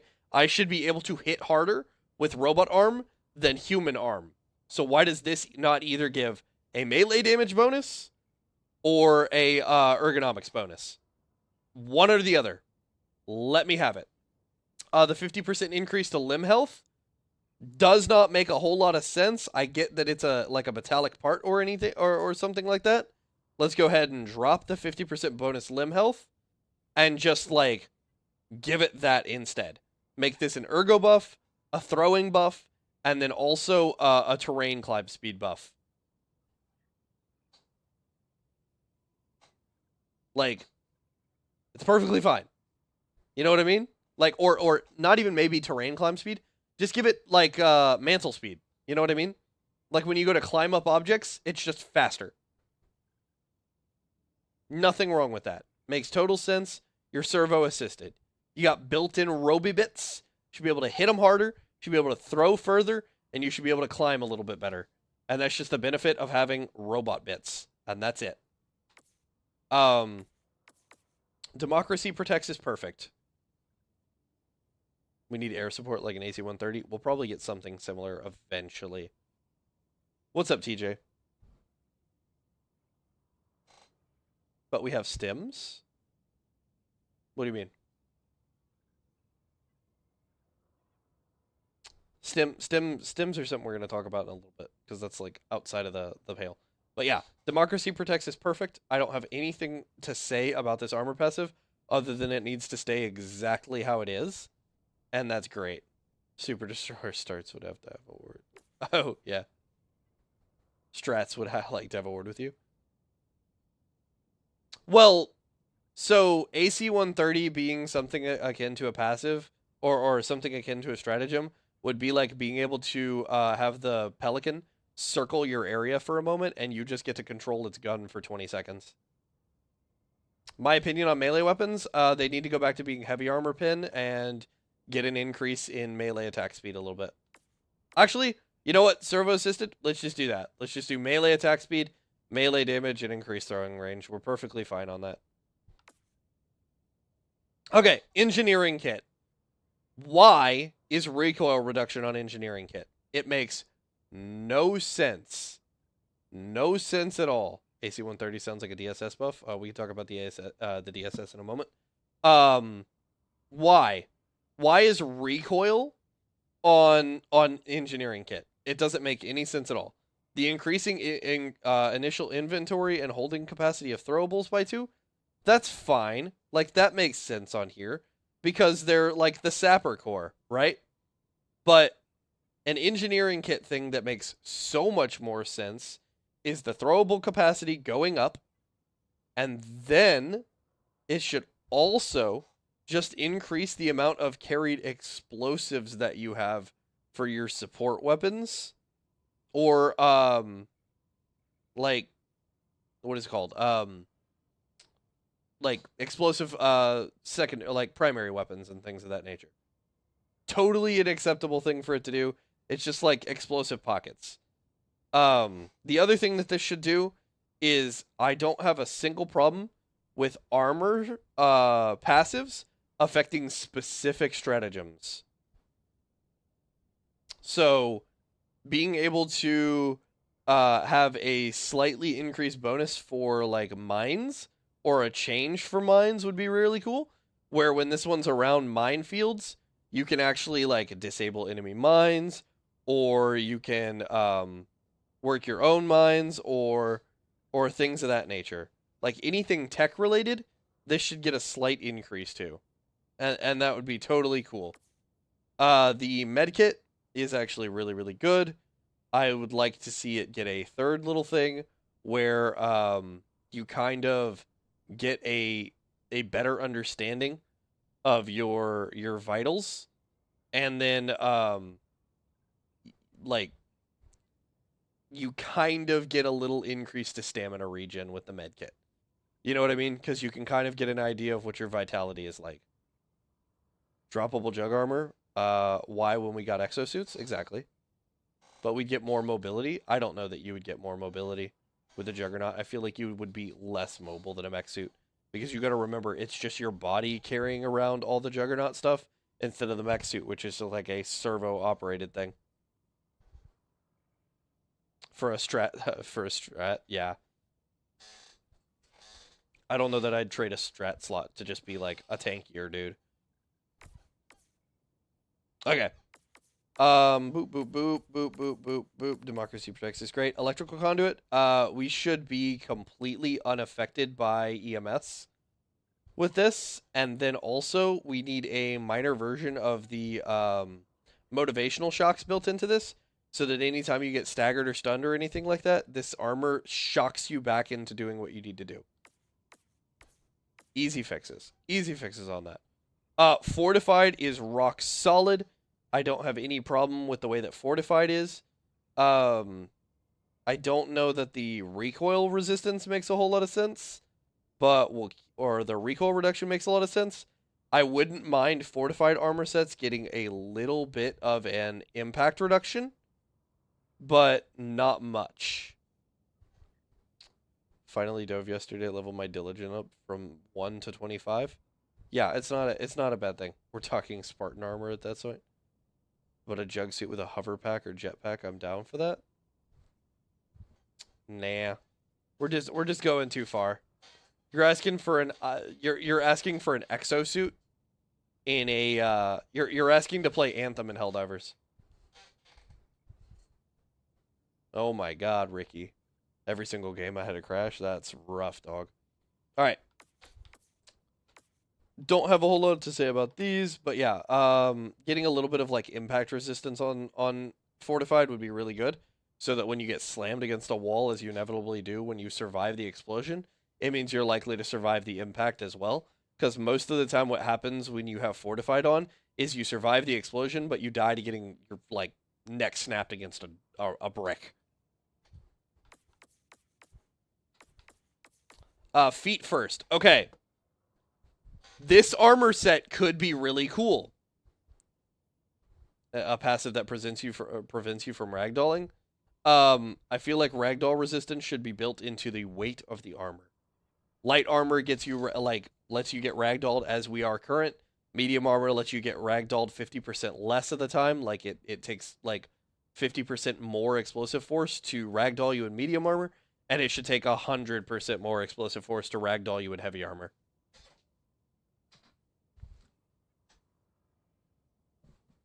I don't think flinching should be affected by those, but I think ragdoll should. So feet first. Where it makes 50% less noise when moving. Okay. That's an okay idea for a passive, but it needs to be closer to 75% for it to matter at all, because enemies will just mostly notice you by sight, and the only things that notice you by hearing are spawners, really. There's not a lot of enemies that notice you by hearing. Most of the things that notice you by hearing are like detector towers, stalker spawners, mortar turrets, things like that. Those are the things that hear you. Most enemies don't really hear you so much. Their hearing range is very, very small, so it doesn't really affect that much. The immunity to leg injuries, that's perfectly fine. It's very like on point and everything like that. Increases point of interest identification range by 30%. Okay. Pop quiz, everybody. What is the base POI identification range?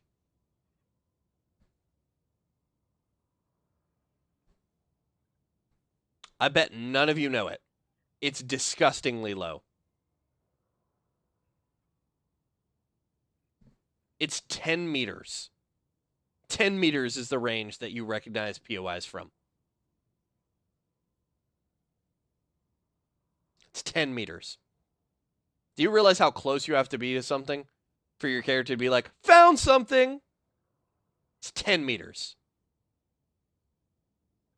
All the 30% increase does is increase it by 3 meters to 13.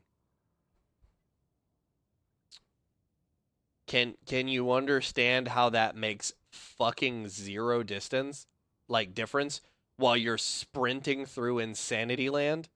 You already know what POIs look like if you play the game for a decent period of time. An extra 3 meters is doing a fuck all for you. This needs an extra 0. Make it 300%. 300% increase to identification range is actually something pretty useful, because then you're like running through a city and all of a sudden your guy goes, found something, and you're like, wait a minute, what did I find? And so it takes you a second. You're like, there's a POI nearby, but I can't see it through this wall. Then even then, it's even more useless since you see POIs on your compass from like 50 meters.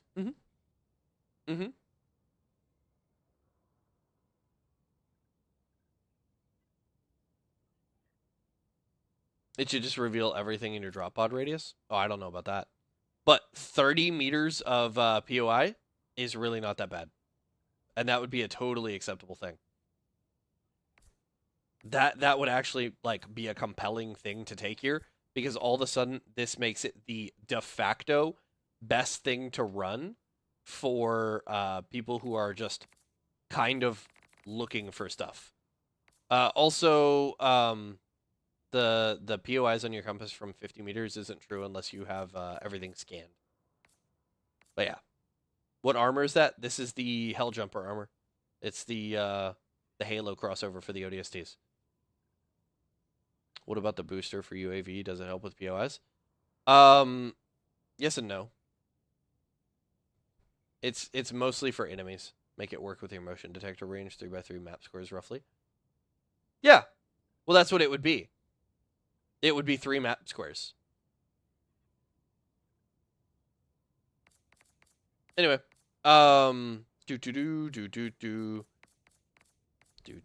okay, extra padding. Now, extra padding is a pretty good one So we don't want to change extra padding too much because this thing, like, sits in the top tier of the stats. But extra padding means, you know, you've got more padding. So why am I taking full impact to damage? Give me reduced impact damage. Give me a higher armor rating. Give me reduced impact damage. And we're golden. It doesn't need any more than that. This is the baseline armor. It should just feel good all the time. And that would make it feel really good all the time.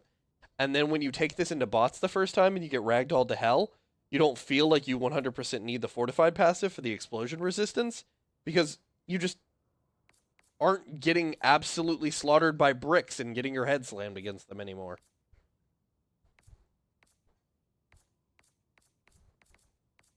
Cool. Too easy. Field Chemist. 80% resistance to gas damage and effects.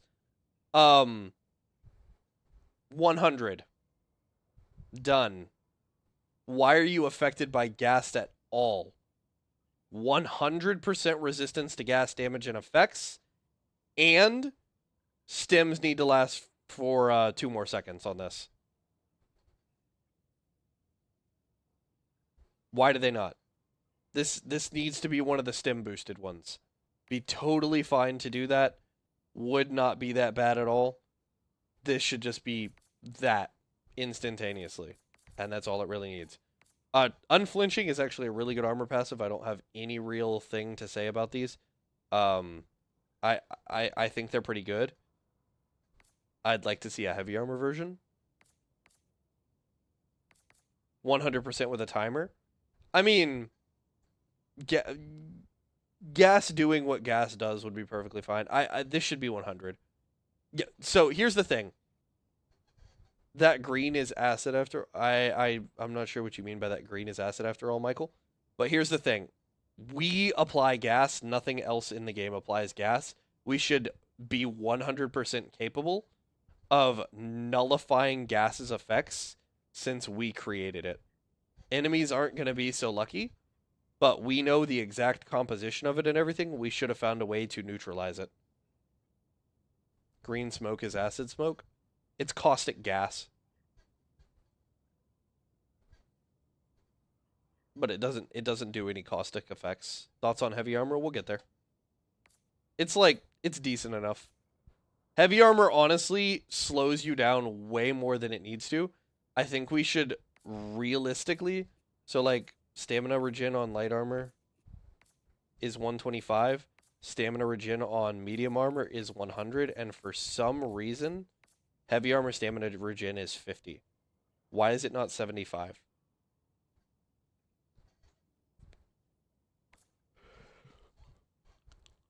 Yeah, also gas and acid are 2 different damage types.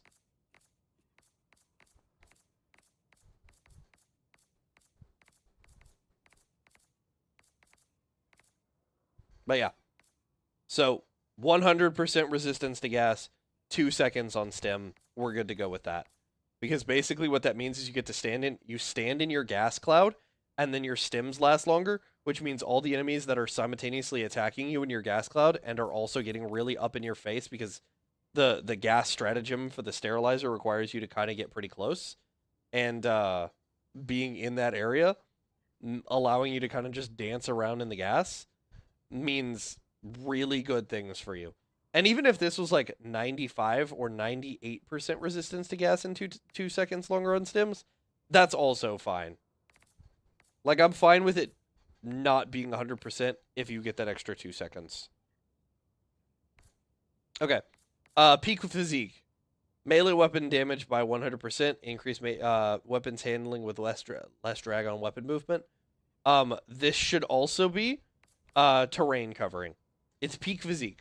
You should get additional terrain maneuvers with this, but it should be like 35% faster on difficult terrain. That's an easy fix for peak physique. I think it's otherwise very good.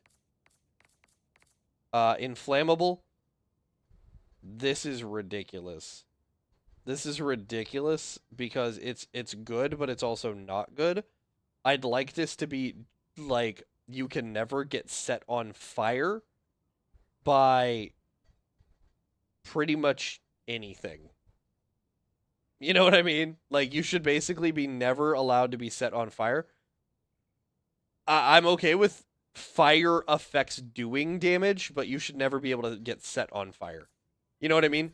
Like, a 75% damage resist is perfectly fine because then the dragon roaches are doing 75% less damage to you with their fire breath, but you should also never get set on fire. And then we're good.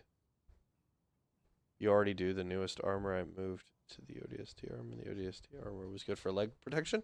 It's good for leg protection. I don't have any issues with that. I just think that the POI notification thing should be much bigger, and the stealth movement needs to be like 75% instead of 50%.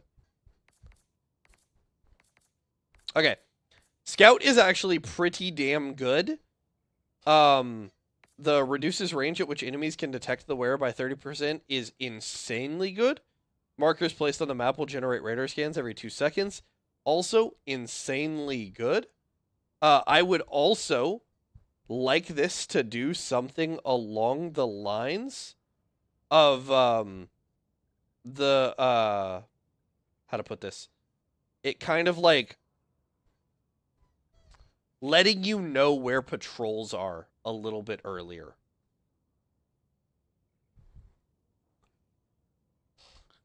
Like, you should get your own nearby enemy detection increase on this. I don't think that's too much to ask for. Alright, integrated explosives. So, to explain how I want to change these, you need to know what these do. When integrative explosives goes off, you are an anti-tank mine from the stratagem. That's what you become. You become an anti-tank mine from the stratagem.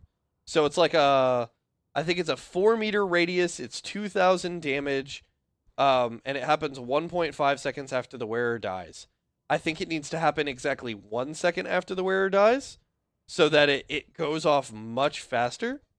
Does that stack with the ship upgrade with the scout armor? Yes. Yes, they stack. Anyway, it should happen 1 second, so it happens much faster. Which, if you're dying, you should try to be in the middle of the enemies in general. I'd like the radius to go up a little bit. The holding capacity on throwables by 2 is fine. It doesn't make a ton of sense to me, but whatever. And then also this one needs to have the stim increase as well. And the reason this one needs to have the stim increase, but it doesn't need to be 2 seconds, it needs to be 1 second. Yeah, it's an AT mine, but smaller demo force and stagger. Yes.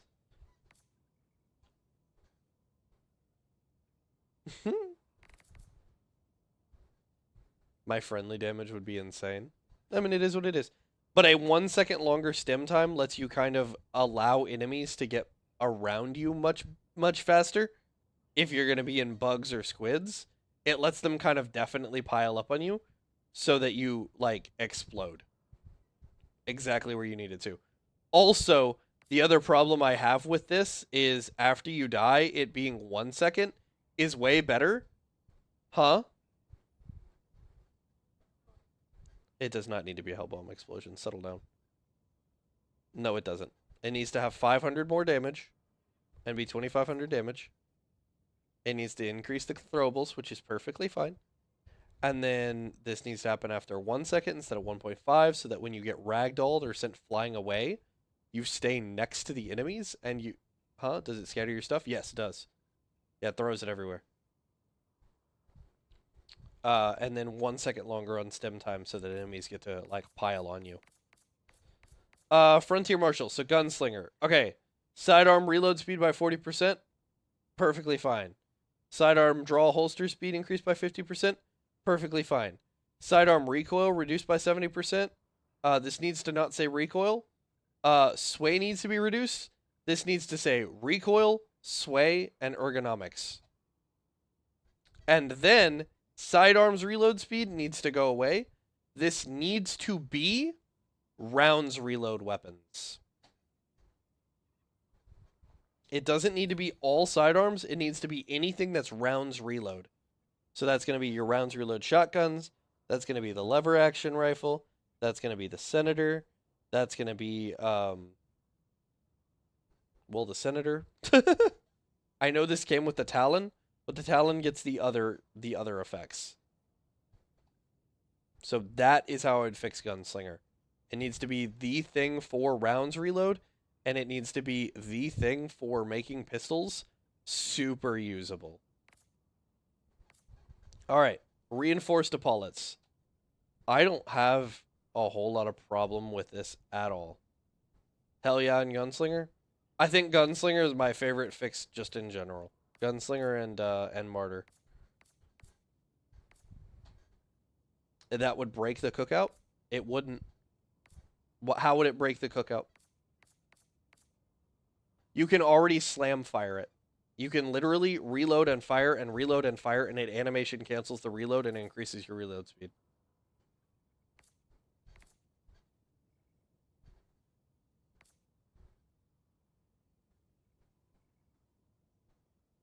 Yep. Give me just a second, chat. I'll be right back. I need to go tend to something.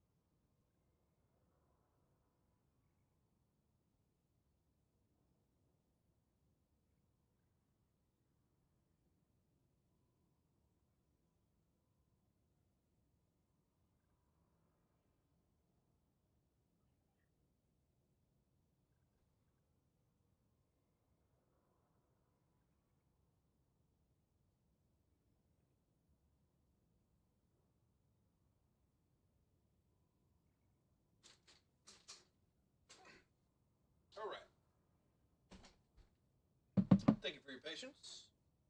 I am the back. I am the back and I am the here. Hopefully everybody's still doing great.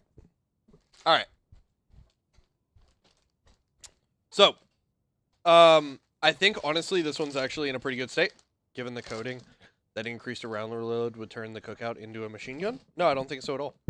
It would not functionally change it in any meaningful way, because it's only a 30%.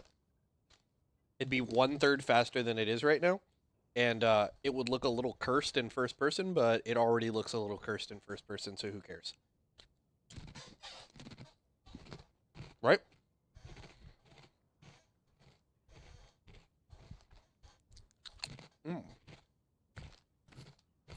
I can have snack. But yeah, I think the honorary guard one is generally pretty good. I would like to see the 50% chance to avoid grievous limb injury. Just be in general, and make that for like any sort of break. So make it 50% less likely to bleed, 50% less likely to like break anything. Yeah, I think that would be a slight change that would be good in a good way. And wouldn't be overpowered. Sorry, y'all. I needed a snack. I was getting very hungry. I would like armor to actually be armor. Well, we've already talked about that, right? I think medium armor needs to be baseline, like the Enforcer. I think light armor needs to be baseline, like the Infiltrator, like 70. Headshot damage multiplier needs to be removed, and we'd be in a pretty good state. I'd like heavy armor to functionally all be around the 200 point, if they're going to keep the stamina reduction as bad as it is. Alright. Adreno defibrillator does not feel good at all because it immediately revives you. And the problem with that is it feels like sometimes what this armor does is it's doing the math wrong and it kills you before you die and then revives you. And that's not fun because I play enough of this game without my HUD to know what's going to generally kill me and to know what dying feels like without seeing a health bar. And that's why I feel like I am particularly an expert in knowing how dying feels as opposed to knowing what it looks like when your health bar gets low. I can instinctively feel that out. I know when I'm going to die pretty much 100% of the time based on the damage that I'm taking. Like, there's a couple of times where I'll be like, oh, I guess I didn't have full HP. And that's just from, like, not seeing the red gore around my screen. And sometimes I'll die from, like, something that I was like, oh, yeah, no, that does, like, 90% damage. I didn't realize I wasn't at full HP there. So, this is a really fucked up armor because I think you die more often with this armor than you should ever be dying. The stim effect duration is cool, but I don't think that belongs here either. I think we should be getting something more along the lines of either motivational shocks or, you know, like stun resistance or something of that nature. I think that makes way more sense. Yeah, I'm here for the auto stim, right? Like auto stim would be kind of cool, but what I would rather it do is instead of happening immediately, it will just Horizon. Anyway, it would just wait like 1.5 seconds, and it should be like after 1.5 seconds provides a short-lived resuscitation on death. I think that is so much more interesting because it picks you up off the ground, and generally if you die from an explosion or an impact, the way that it revives you is really rough because you're wasting a lot of that time flying through the air, and that feels like shit because you get revived after like an ally 500 kg explodes next to you. You die to the explosion, and it instantly revives you while you're getting ragdolled. And so you lose the time that your passive is actually in function during that ragdoll. And that sucks balls because you don't even get to enjoy it. If it waited like 1.5 seconds after, it would be way, way more interesting because you're repositioned and everything like that, and then you kind of just get to go back and fight. Also, it's kind of like standing up after getting knocked down. It just feels so much more interesting.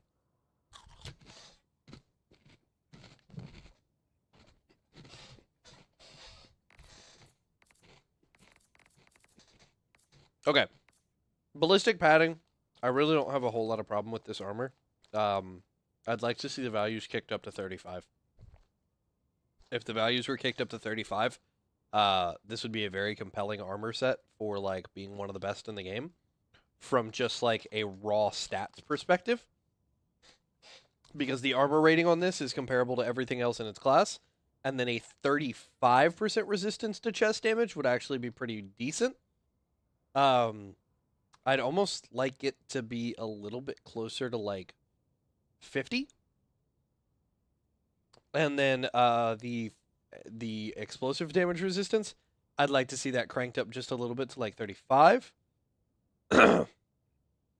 But yeah, no real major complaints with that. I'm kind of okay with it. Dark Chile, I don't know how Minotaur is. I haven't taken a look yet. I'm sorry. I'm yapping.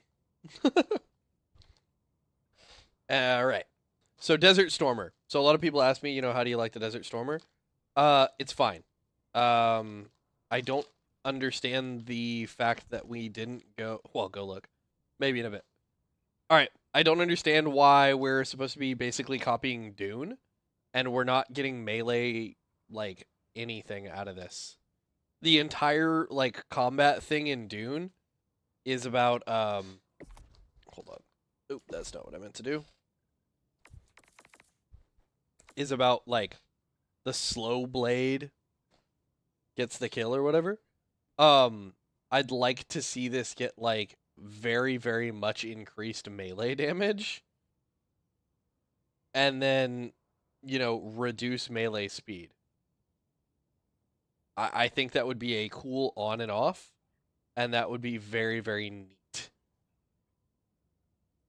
Like, one big positive for a negative.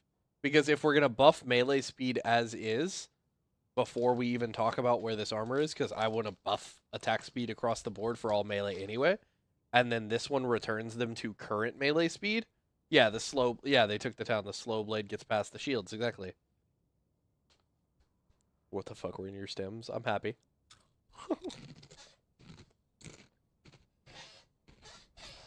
Cool.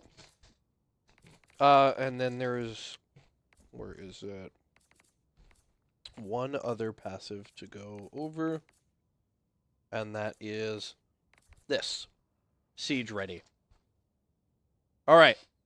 Siege Ready is really, really freaking good. I think this might actually be ridiculous. But I think we need to just hear me out on this one. This should be the one where you're getting the reduction in recoil while crouched and prone. And the reason I say that is because it's like the lockdown set. And it would make everybody like feel like really overpowered in this. But this is like the weapons specialist one. And so getting the better recoil reduction with this, not to the same level as Fortified or Engineering Kit, where it's 30%, but maybe something like 15%. And I think it would be totally acceptable.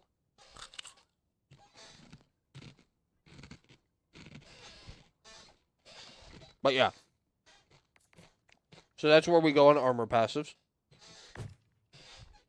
Capes would allow you to apply just a variety of elemental resistances. And that should be based on the war bonds that they come with and, this, that, and the other. Not necessarily armor value, but like a 10% resistance to a different element for each one of them. And then like a couple of them maybe multiple elements if they're just right for that. Alright. You could also do things like detection radius and things of that, like the all black ones and like the Helldiver ones could reduce detection radius And that would be also very, very neat.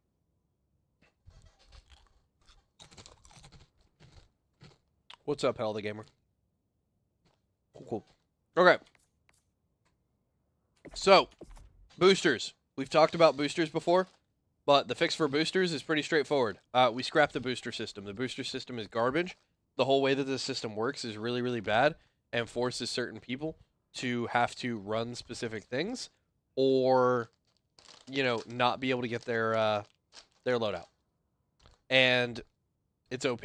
Yeah, it is OP. It is OP. But it's also garbage. So here's the thing. The entire game, straight up, everything in the game, as far as damage goes from the enemies, weapons and everything like that, almost all of this is balanced around vitality enhancement. The extra 10% damage reduction that you get from vitality enhancement is ridiculous. This needs to just go. It needs to be removed from the game, and it needs to be rolled into everything in the game armor set wise. And that is exactly why the first thing that I said about armor is all the values need to feel like they go up.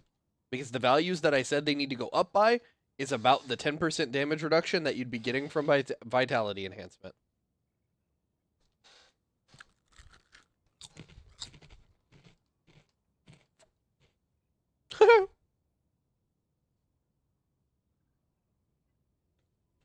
Well, I'm happy to have you, Hell Gamer. Alright, so that goes.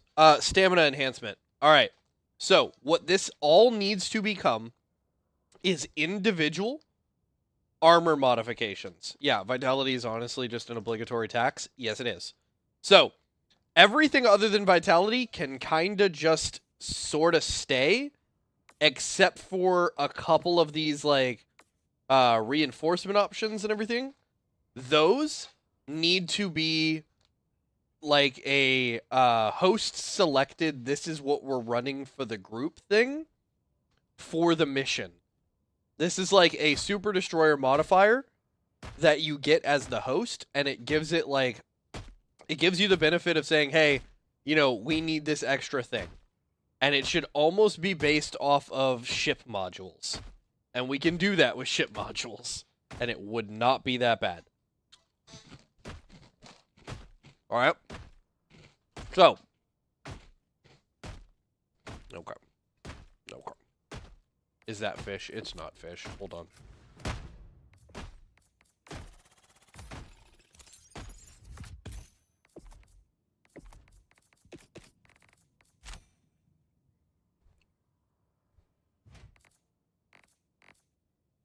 There we go.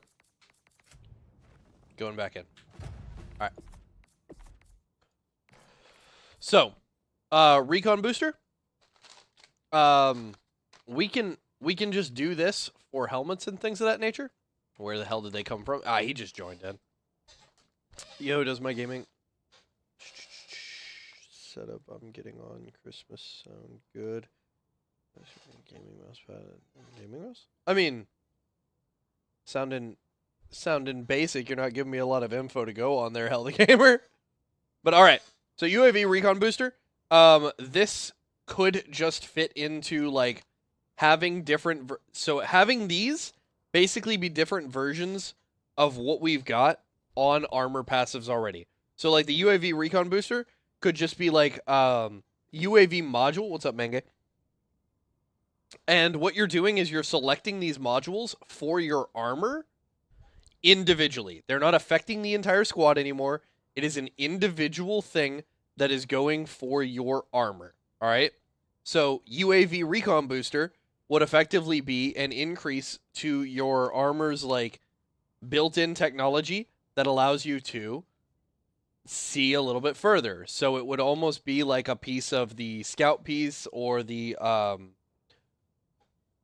what you call it? The unflinching passive or the hell jumper passive, where yeah, it's the scout passive basically, where it's like it's locating things a little bit further around you. So it's just improving the range on your baseline, as well as like how close you're able to view POIs and everything like that. but it needs to be. Well, yes and no. Yes and no, because I just explained, Nico, that the Halo armor collab did not add shit, because all it did was increase the range that you detect things by 3 meters, which is functionally no distance at all. It's like an extra step or two of distance to the target.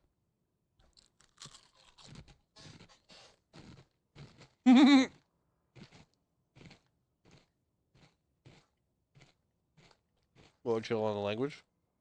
I don't even use the armor. Yeah, it's pretty sad. Yeah, the Halo helmets could have used the Halo visors. So that would have been cool. I'd have been very happy with that.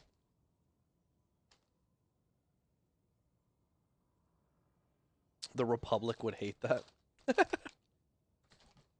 My democracy officer has other things to worry about with me, I can guarantee that. I saw this drawing of a Bile Titan as a female. No, I'm kidding. Anyway. So, like, reinforcement budget, flexible reinforcement budget, extraction pilot, and, the Hellpods things. Anything that's, like, Hellpod related. All of these could be a thing that the host puts up where they're like, this mission, we could use this buff. And then, like, if you want to unlock the buff for you, you burn a little you burn some samples.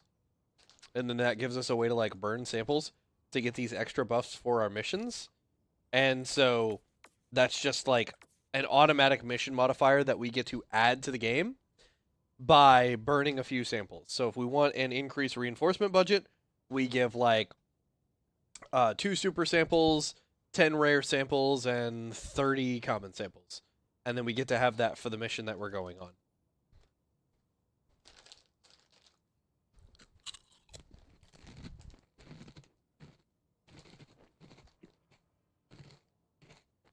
How much storage has Helldivers 2 used up so far? Including UPD? I think 145.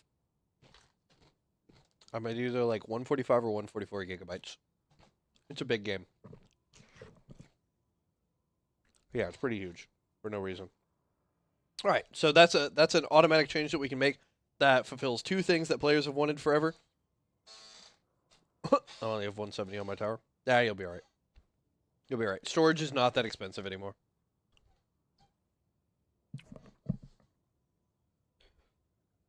Storage and decent storage is not that expensive anymore. Just don't go with Samsung. Get like Kingston or Crucial. Samsung has a fuck ton of problems. Trust me, I know. All right. Well, there goes my Samsung sponsorship in the future. Just buy a better memory card. Dot. Well, all right. So that solves the problem of it gives us something to spin samples on, which players have been asking for a long time. And that's really good because it's on a mission-by-mission basis, which means we're constantly doing it as we're going. And then you can choose to opt out if you don't want to. You just don't get the benefit of it from the squad. So either you don't opt in and somebody else has to pay more, which is fine because it's like the veteran tax. Or you do get the benefit because everybody agreed to post up the samples. So, yeah, there you go. Hellpod space optimization. This also needs to go. This is just a really shitty thing that makes no sense to me. Why would we ever be sent in lacking the gear that we need? Like, I don't care how goofy Super Earth is. You're never going to send soldiers in with, like, half of the equipment that they need to complete the mission. This is insane. This is stupid. I would pay 100 super samples. I would pay 250 rare samples. And I would pay 500 common samples for this to be a tier 6 ship module for patriotic administration. This is just really dumb. And it needs to kind of go. Like, everybody who says this is 100% correct. It makes 0 sense that this is part of the game. Because what'll happen is someone will grab this, and then the mission will go completely fucked, and then that person will leave the mission in rage, and then if you ever die again, you're fucked. because you're down a person that you weren't expecting to be down, and that person took one of your highly essential boosters with you, and now every time you die, you're going to death spiral harder, because instead of dropping down with 4 stims, you're going to drop down with 2 stims. And if they left you in a shit show, that shit show just became the next 15 minutes of awful for you. It's a very bad feeling. And it doesn't need to exist. I think Chaos Diver is best. No. Alright. Motivational shocks. Right now, no one should ever run this. Start a game. Maybe in a bit. No one should run this right now because this buffs your enemies. If people don't know that this buffs your enemies, this buffs your enemies. What this does is it actually applies the effect that it gives to you to every entity on the map, and that includes all of the bugs and bots and squids. Every time you stun them or slow them from anything, they recover. You do not want that. This makes your gas weaker. This makes your stun weaker. This is just not very good. Bro, after Christmas, if I get a setup, watch my vids I make. Yeah, I mean, we can trade subs if you want. You just let me know. But yeah. I have no problem with this being like part of an armor passive that you select, which is what I'm like recommending. So like the UAV recon booster, stamina enhancement, but it needs to have plus minus, right? So like the UAV recon booster would increase your effective radar range, but it would also like increase the sound that you make. Help on space optimization would go. So like motivational shocks, you recover faster from being slowed, but like you don't necessarily get up faster or something like that. Like I haven't 100% thought of exact guaranteed negatives for everything, but I feel like all of these armor things should be plus minus. You know what I mean? So like this one. Okay, so perfect. You recover faster after being slowed, but you have 10% weaker limbs. You know what I mean? What's up, Menge? Sample scanner, 15% chance to receive twice the samples on a sample pickup. They could double this and make it 30, and then give it like a 10% chance to destroy one of the samples. I just got a badge? Yep, you did. You did just get a badge. Hee. Daily. For 75 dice. Cover from slow, jittery aim from the shocks. Yeah, that could be a thing too. Like increased sway. That would be perfectly fine. It needs to be stuff like that where you're like, hey, I'm gonna take this positive, but there's a negative that comes with it. And so you're getting the benefits, but you're also like making a trade-off for it. Because it's the best way to balance a lot of things like this. Dead sprint. I'm gonna be honest, there's no salvaging dead sprint right now. If you're gonna drain health instead of stamina, I don't know how to help you. Like, I don't know how to help you if you think this is in any way decent or recoverable. You have Stockholm Syndrome, and you like the pain. Dead sprint users are dead to me. Dude, they're dead to everybody. Is collecting samples worth it? Yes, do that. Alright. All the resupply pods, again, you know, those are things that would fit into a unified system better than the booster system. Sorry, I'm like in and out. There's a lot of in-game mechanics that need... Yeah, there is a lot of in-game mechanics that need to be adjusted.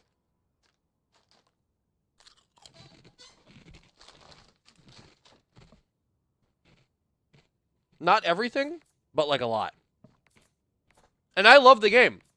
Don't get me wrong. It's just, like, the booster system's horrifically broken. And so it should probably be swapped out with something that's a little more isolated per person. Yeah, there you go. Yeah, you can make dead sprint something along the lines of like the lower your HP is, the faster you sprint, but the less stamina you get or something. That would be perfectly fine. Like, stamina scales with health, but movement speed is based on stamina. So you might be running at this, like, constant, like, well, you know, the closer they get to killing me, the faster I get away from them. And it'd be like adrenaline rush or something.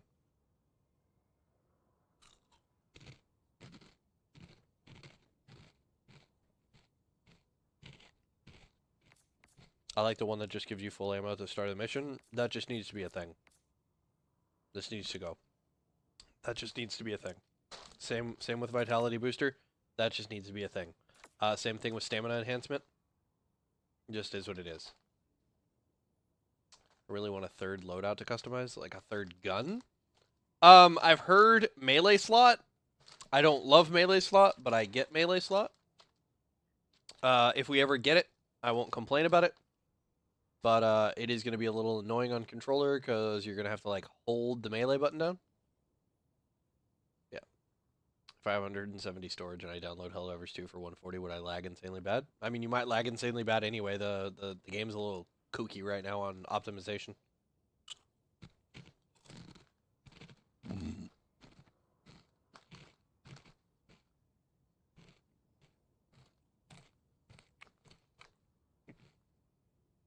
Is it on PC? Yeah. Yeah, it's on PC. It's on Steam.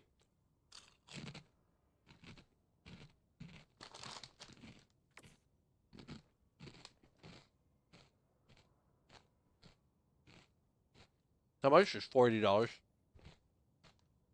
It's a really good game. Only seems to happen on bot missions, never on bugger squid missions. I think bot missions feel horribly optimized because it's always trying to keep the lasers rendered at all times, and it's treating all of those lasers as projectiles. And so bots just immediately like cause memory leaks, and it's fucking stupid. What's up, Lady Helldiver?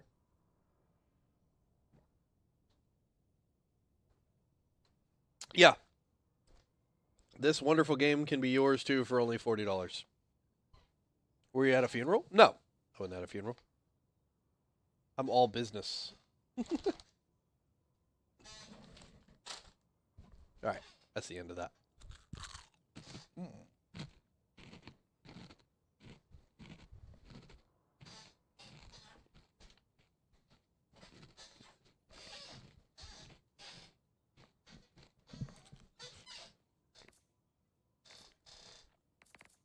Yeah, can a Helldiver just dress up every now and then? I don't want to wear the full ceremony, get up all the time, right? Alright, muscle enhancement. This one's pretty straightforward. I mean, I'm in Texas business attire, so you want to talk about relax at the bottom, right?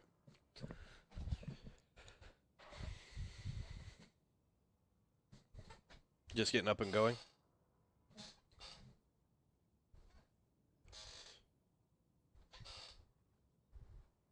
Helldiver Casual Friday. Alright. So again, muscle enhancement, allowing you to traverse difficult terrain. All this would have to do is basically you can traverse difficult terrain faster.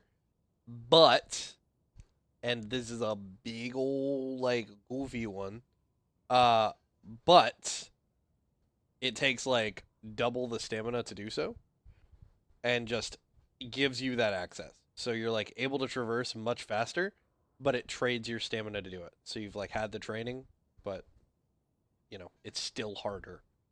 That's technically still faster over that terrain. It just requires you to give up more stamina for it. He's back. All right. Experimental infusion. Honestly, this just kind of needs to be rolled into a like either a ship module or a different system altogether. I had the idea of having a wasn't too bad on Oshune with all the water. Yeah, it actually wasn't. Jetpack is better than muscle enhancement. I mean, fair enough, but it is what it is. Cold and hot. All right.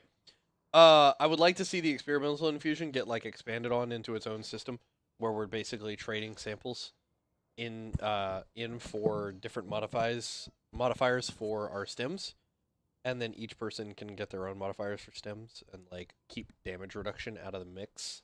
Make it like movement speed. I don't know. Probably just needs to go, to be completely honest, because you get like retardedly tanky. Retardedly tanky with experimental infusion. To the point where sometimes you have this and you just don't die. Like, it's kind of goofy. But yeah. This is another one I would probably just turn into a ship module for everybody's stims. Yeah. Anyway, as far as anything else with the game, so like the DSS is pretty straightforward. The DSS has some options on it. And that's how I use it.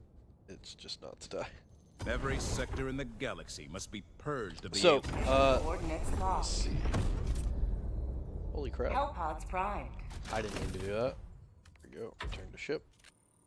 Reaching orbital.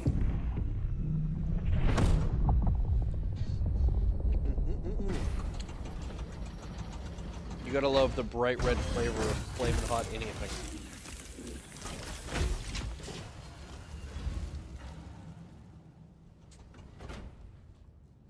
Oh yeah, no, Dark, you're absolutely right. But like, even if they fix the bugs, they still have a ton of work cut out for them. The game does seem to run worse every single day. All right, let's go back to where we're gonna go.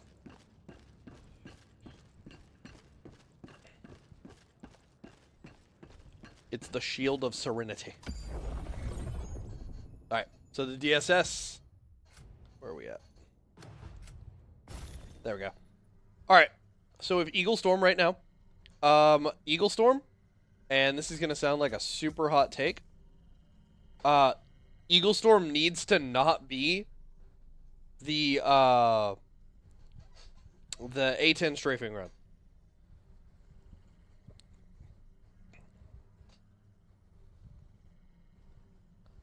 Yeah, so like we waste things all the time. Yo, bro, can I have your friend code? Yeah. You can have it. Hold on. Actually, I'll just post this up. Sick, I've got an app for that.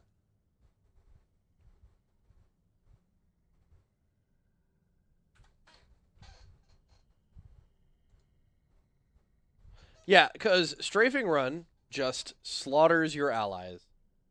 So it's not a very good feeling to have. What is it? It's 0543-2015.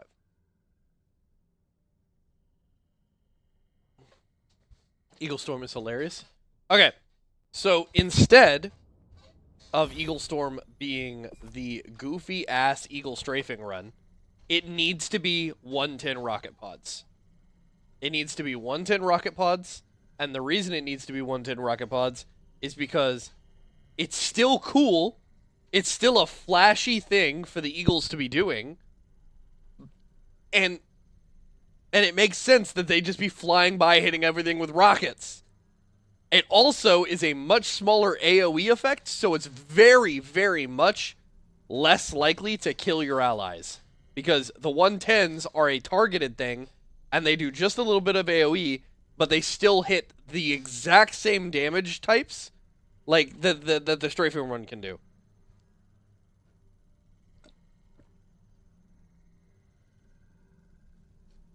Yeah. Like, strafing run is insane for Eagle Storm, and it's just not very fun when it gets you killed like 4 or 5 times in a mission. Just not very fun. Needs to be adjusted. Not that crazy. Slows enemy progress on defense campaigns. I kind of like that, but I kind of don't as well. The other thing I think Eagle Storm should do is we should get access to Eagle Strafing Run as a free stratagem while that is in effect. And I think that is a much better thing to do.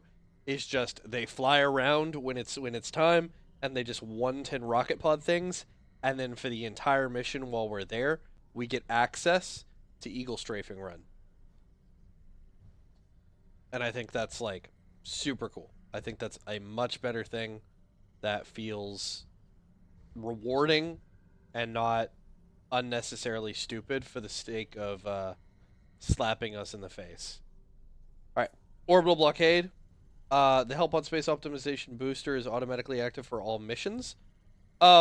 So what we should be getting for this is back when the Halo War Bond released, and we were on the defense of everything.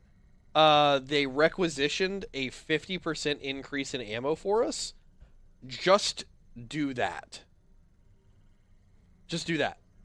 I mean, it is literally that easy. Just while we're under tactical or orbital blockade, just give us 50% more ammo while we're on the ground. It's not that crazy. It's not that crazy at all.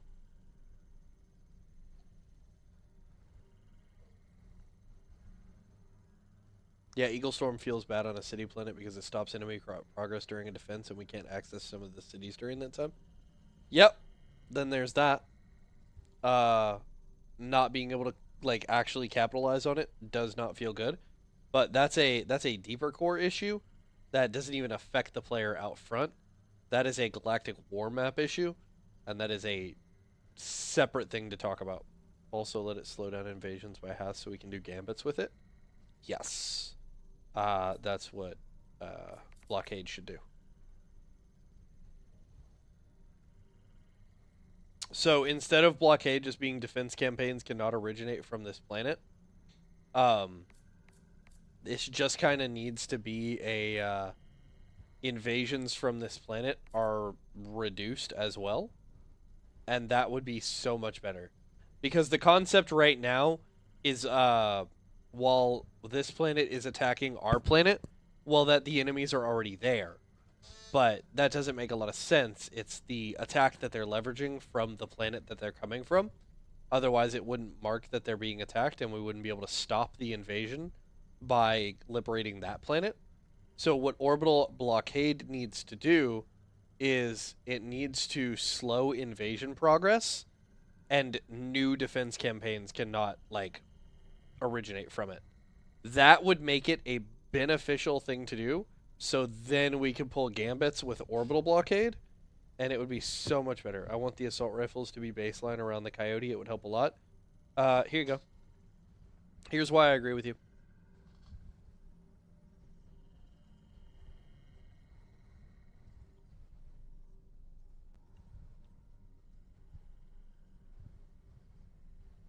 Yeah.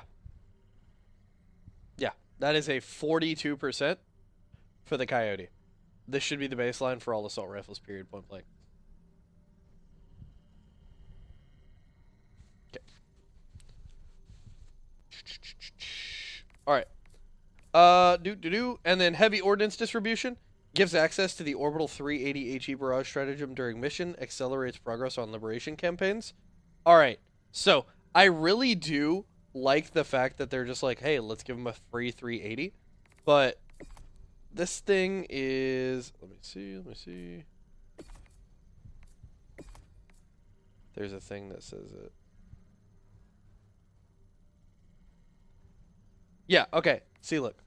DSS Logistics Armada supplies all super destroyers orbiting the planet with surplus 380mm shells. Ordnance support is also provided to SEAF operations, accelerating liberation effects. But when we were building the DSS, and I can't remember where it is. I'm supposed to be able to see it. Maybe it'll be on the wiki. Check the wiki real quick so y'all can see that. Where is it?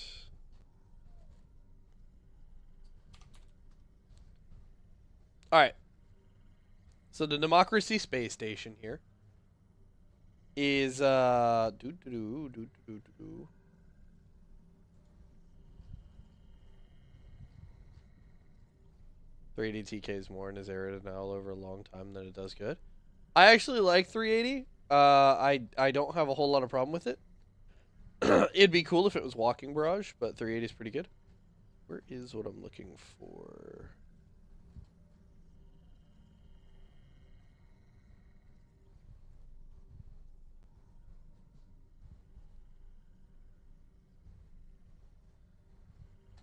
Ah, here we go.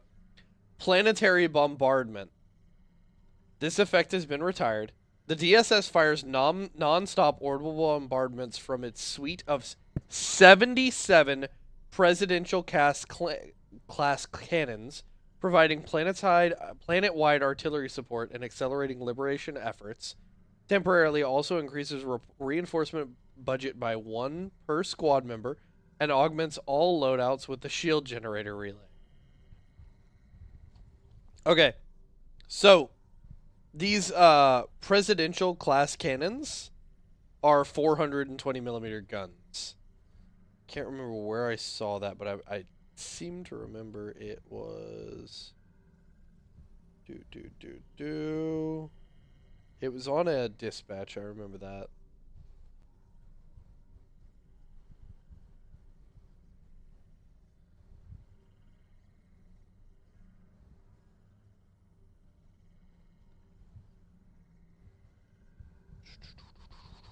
Anyway, I guess I don't see it in a moment. So HOD is just goated compared to the other two at helping, which is why it's almost double the cooldown. Oh yeah. For sure. But anyway, I want this to give us, instead of the orbital 380, I'd love it to give us a cooldown to the 380 barrage or just barrages in general. And then also give us access to a free stratagem that's on like a 8-minute cooldown for the endless bombardment. And then basically what you can do is we can just ring the doorbell for the DSS to just drop hell directly on us. And it should just be a massive area. And it should be one of those things like players don't hate dying when it's their choice, right? Nobody hates dying to their portable hell bomb, right? Everybody's like, I'm going to go out like a badass. And they run in with their portable hell bomb and they go kill everything. That feels really, really good. What feels not really, really good is the DSS just killing you on its own because it can. But what would feel really, really good is realizing this is overwhelming, we're kind of screwed, and then calling in a, 1-minute bombardment on the area that's like quadruple the size of a 380 that is just really big fucking explosions from the DSS. And that would be a super cool change and would be so much more interesting. And then maybe even instead of the 380 barrage, make it do like extra 3 salvos or something for the 380. Because that way it would be a much faster firing 380. Because it's just like packs 3 extra salvos into a 380 barrage, but doesn't extend the time. There we go. And then we're going to Chopessa for some reason. We don't need this to go to Chopessa. Wow. Wow. Okay. Alright. Well, be cool if you called it in all 4 ships, not just yours, started lighting up the area. Well, I loved the endless stratagem beacon thing. That was pretty fun. I think everybody really enjoyed it when it was take that zip code and eliminate it, the stratagem.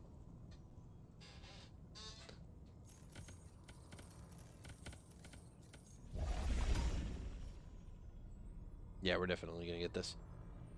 Not a problem. We're going to have to go defend Hellmeyer probably today, though.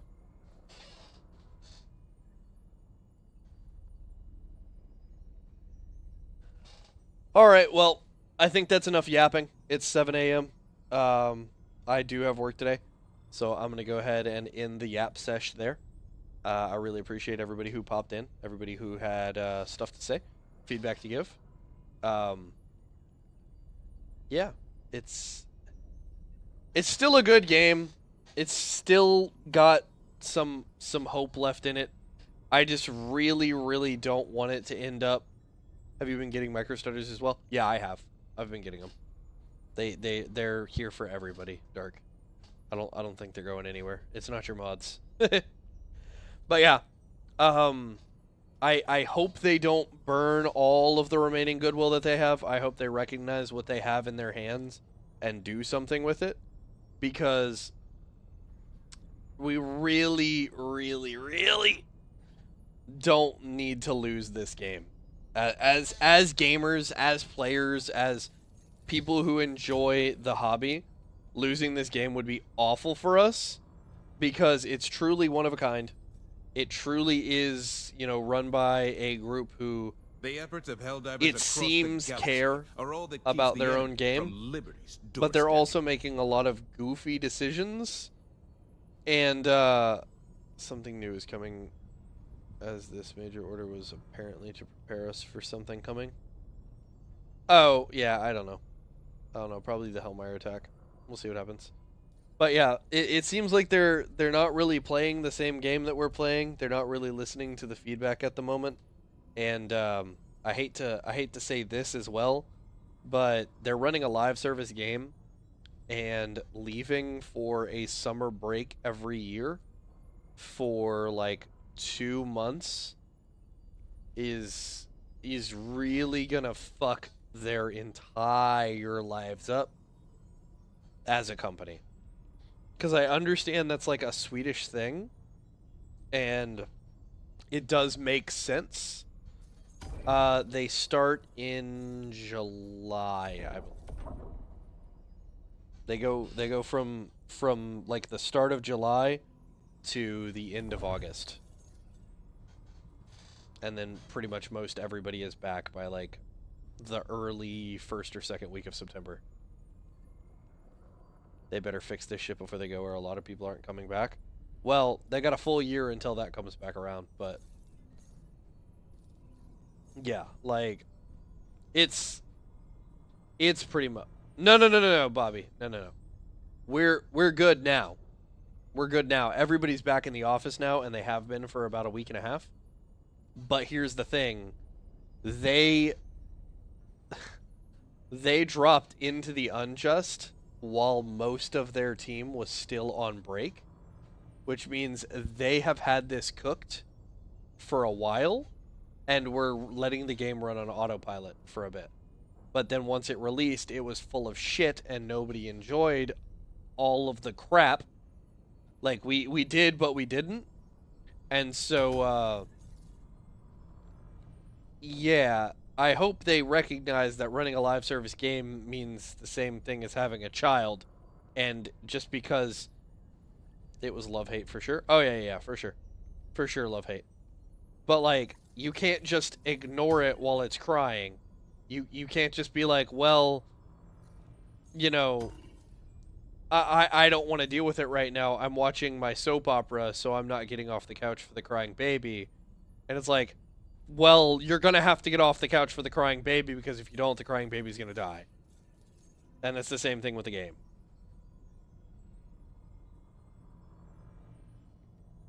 The only good that came out of it so far was that the modders finally had time to update this stuff. Oh, yeah. No, like, the mod community for this game has gone crazy. And I'm actually at the point where it's like, let me disconnect from the major order. Let me choose to not cooperate with the major order, and then play mods that are game changing. You know what I mean? Where like you get cheat engine and everything like that, and just let us do that, or at the very least give us a public like test environment, and let that be like an opt-in thing that you got to sign up for, and then on that version of the server you can download mods. And those mods should still work until that PTE gets updated. And you can go like have the cheat engine and everything like that, so you have access. Damn, Demiurge is going. We're collecting.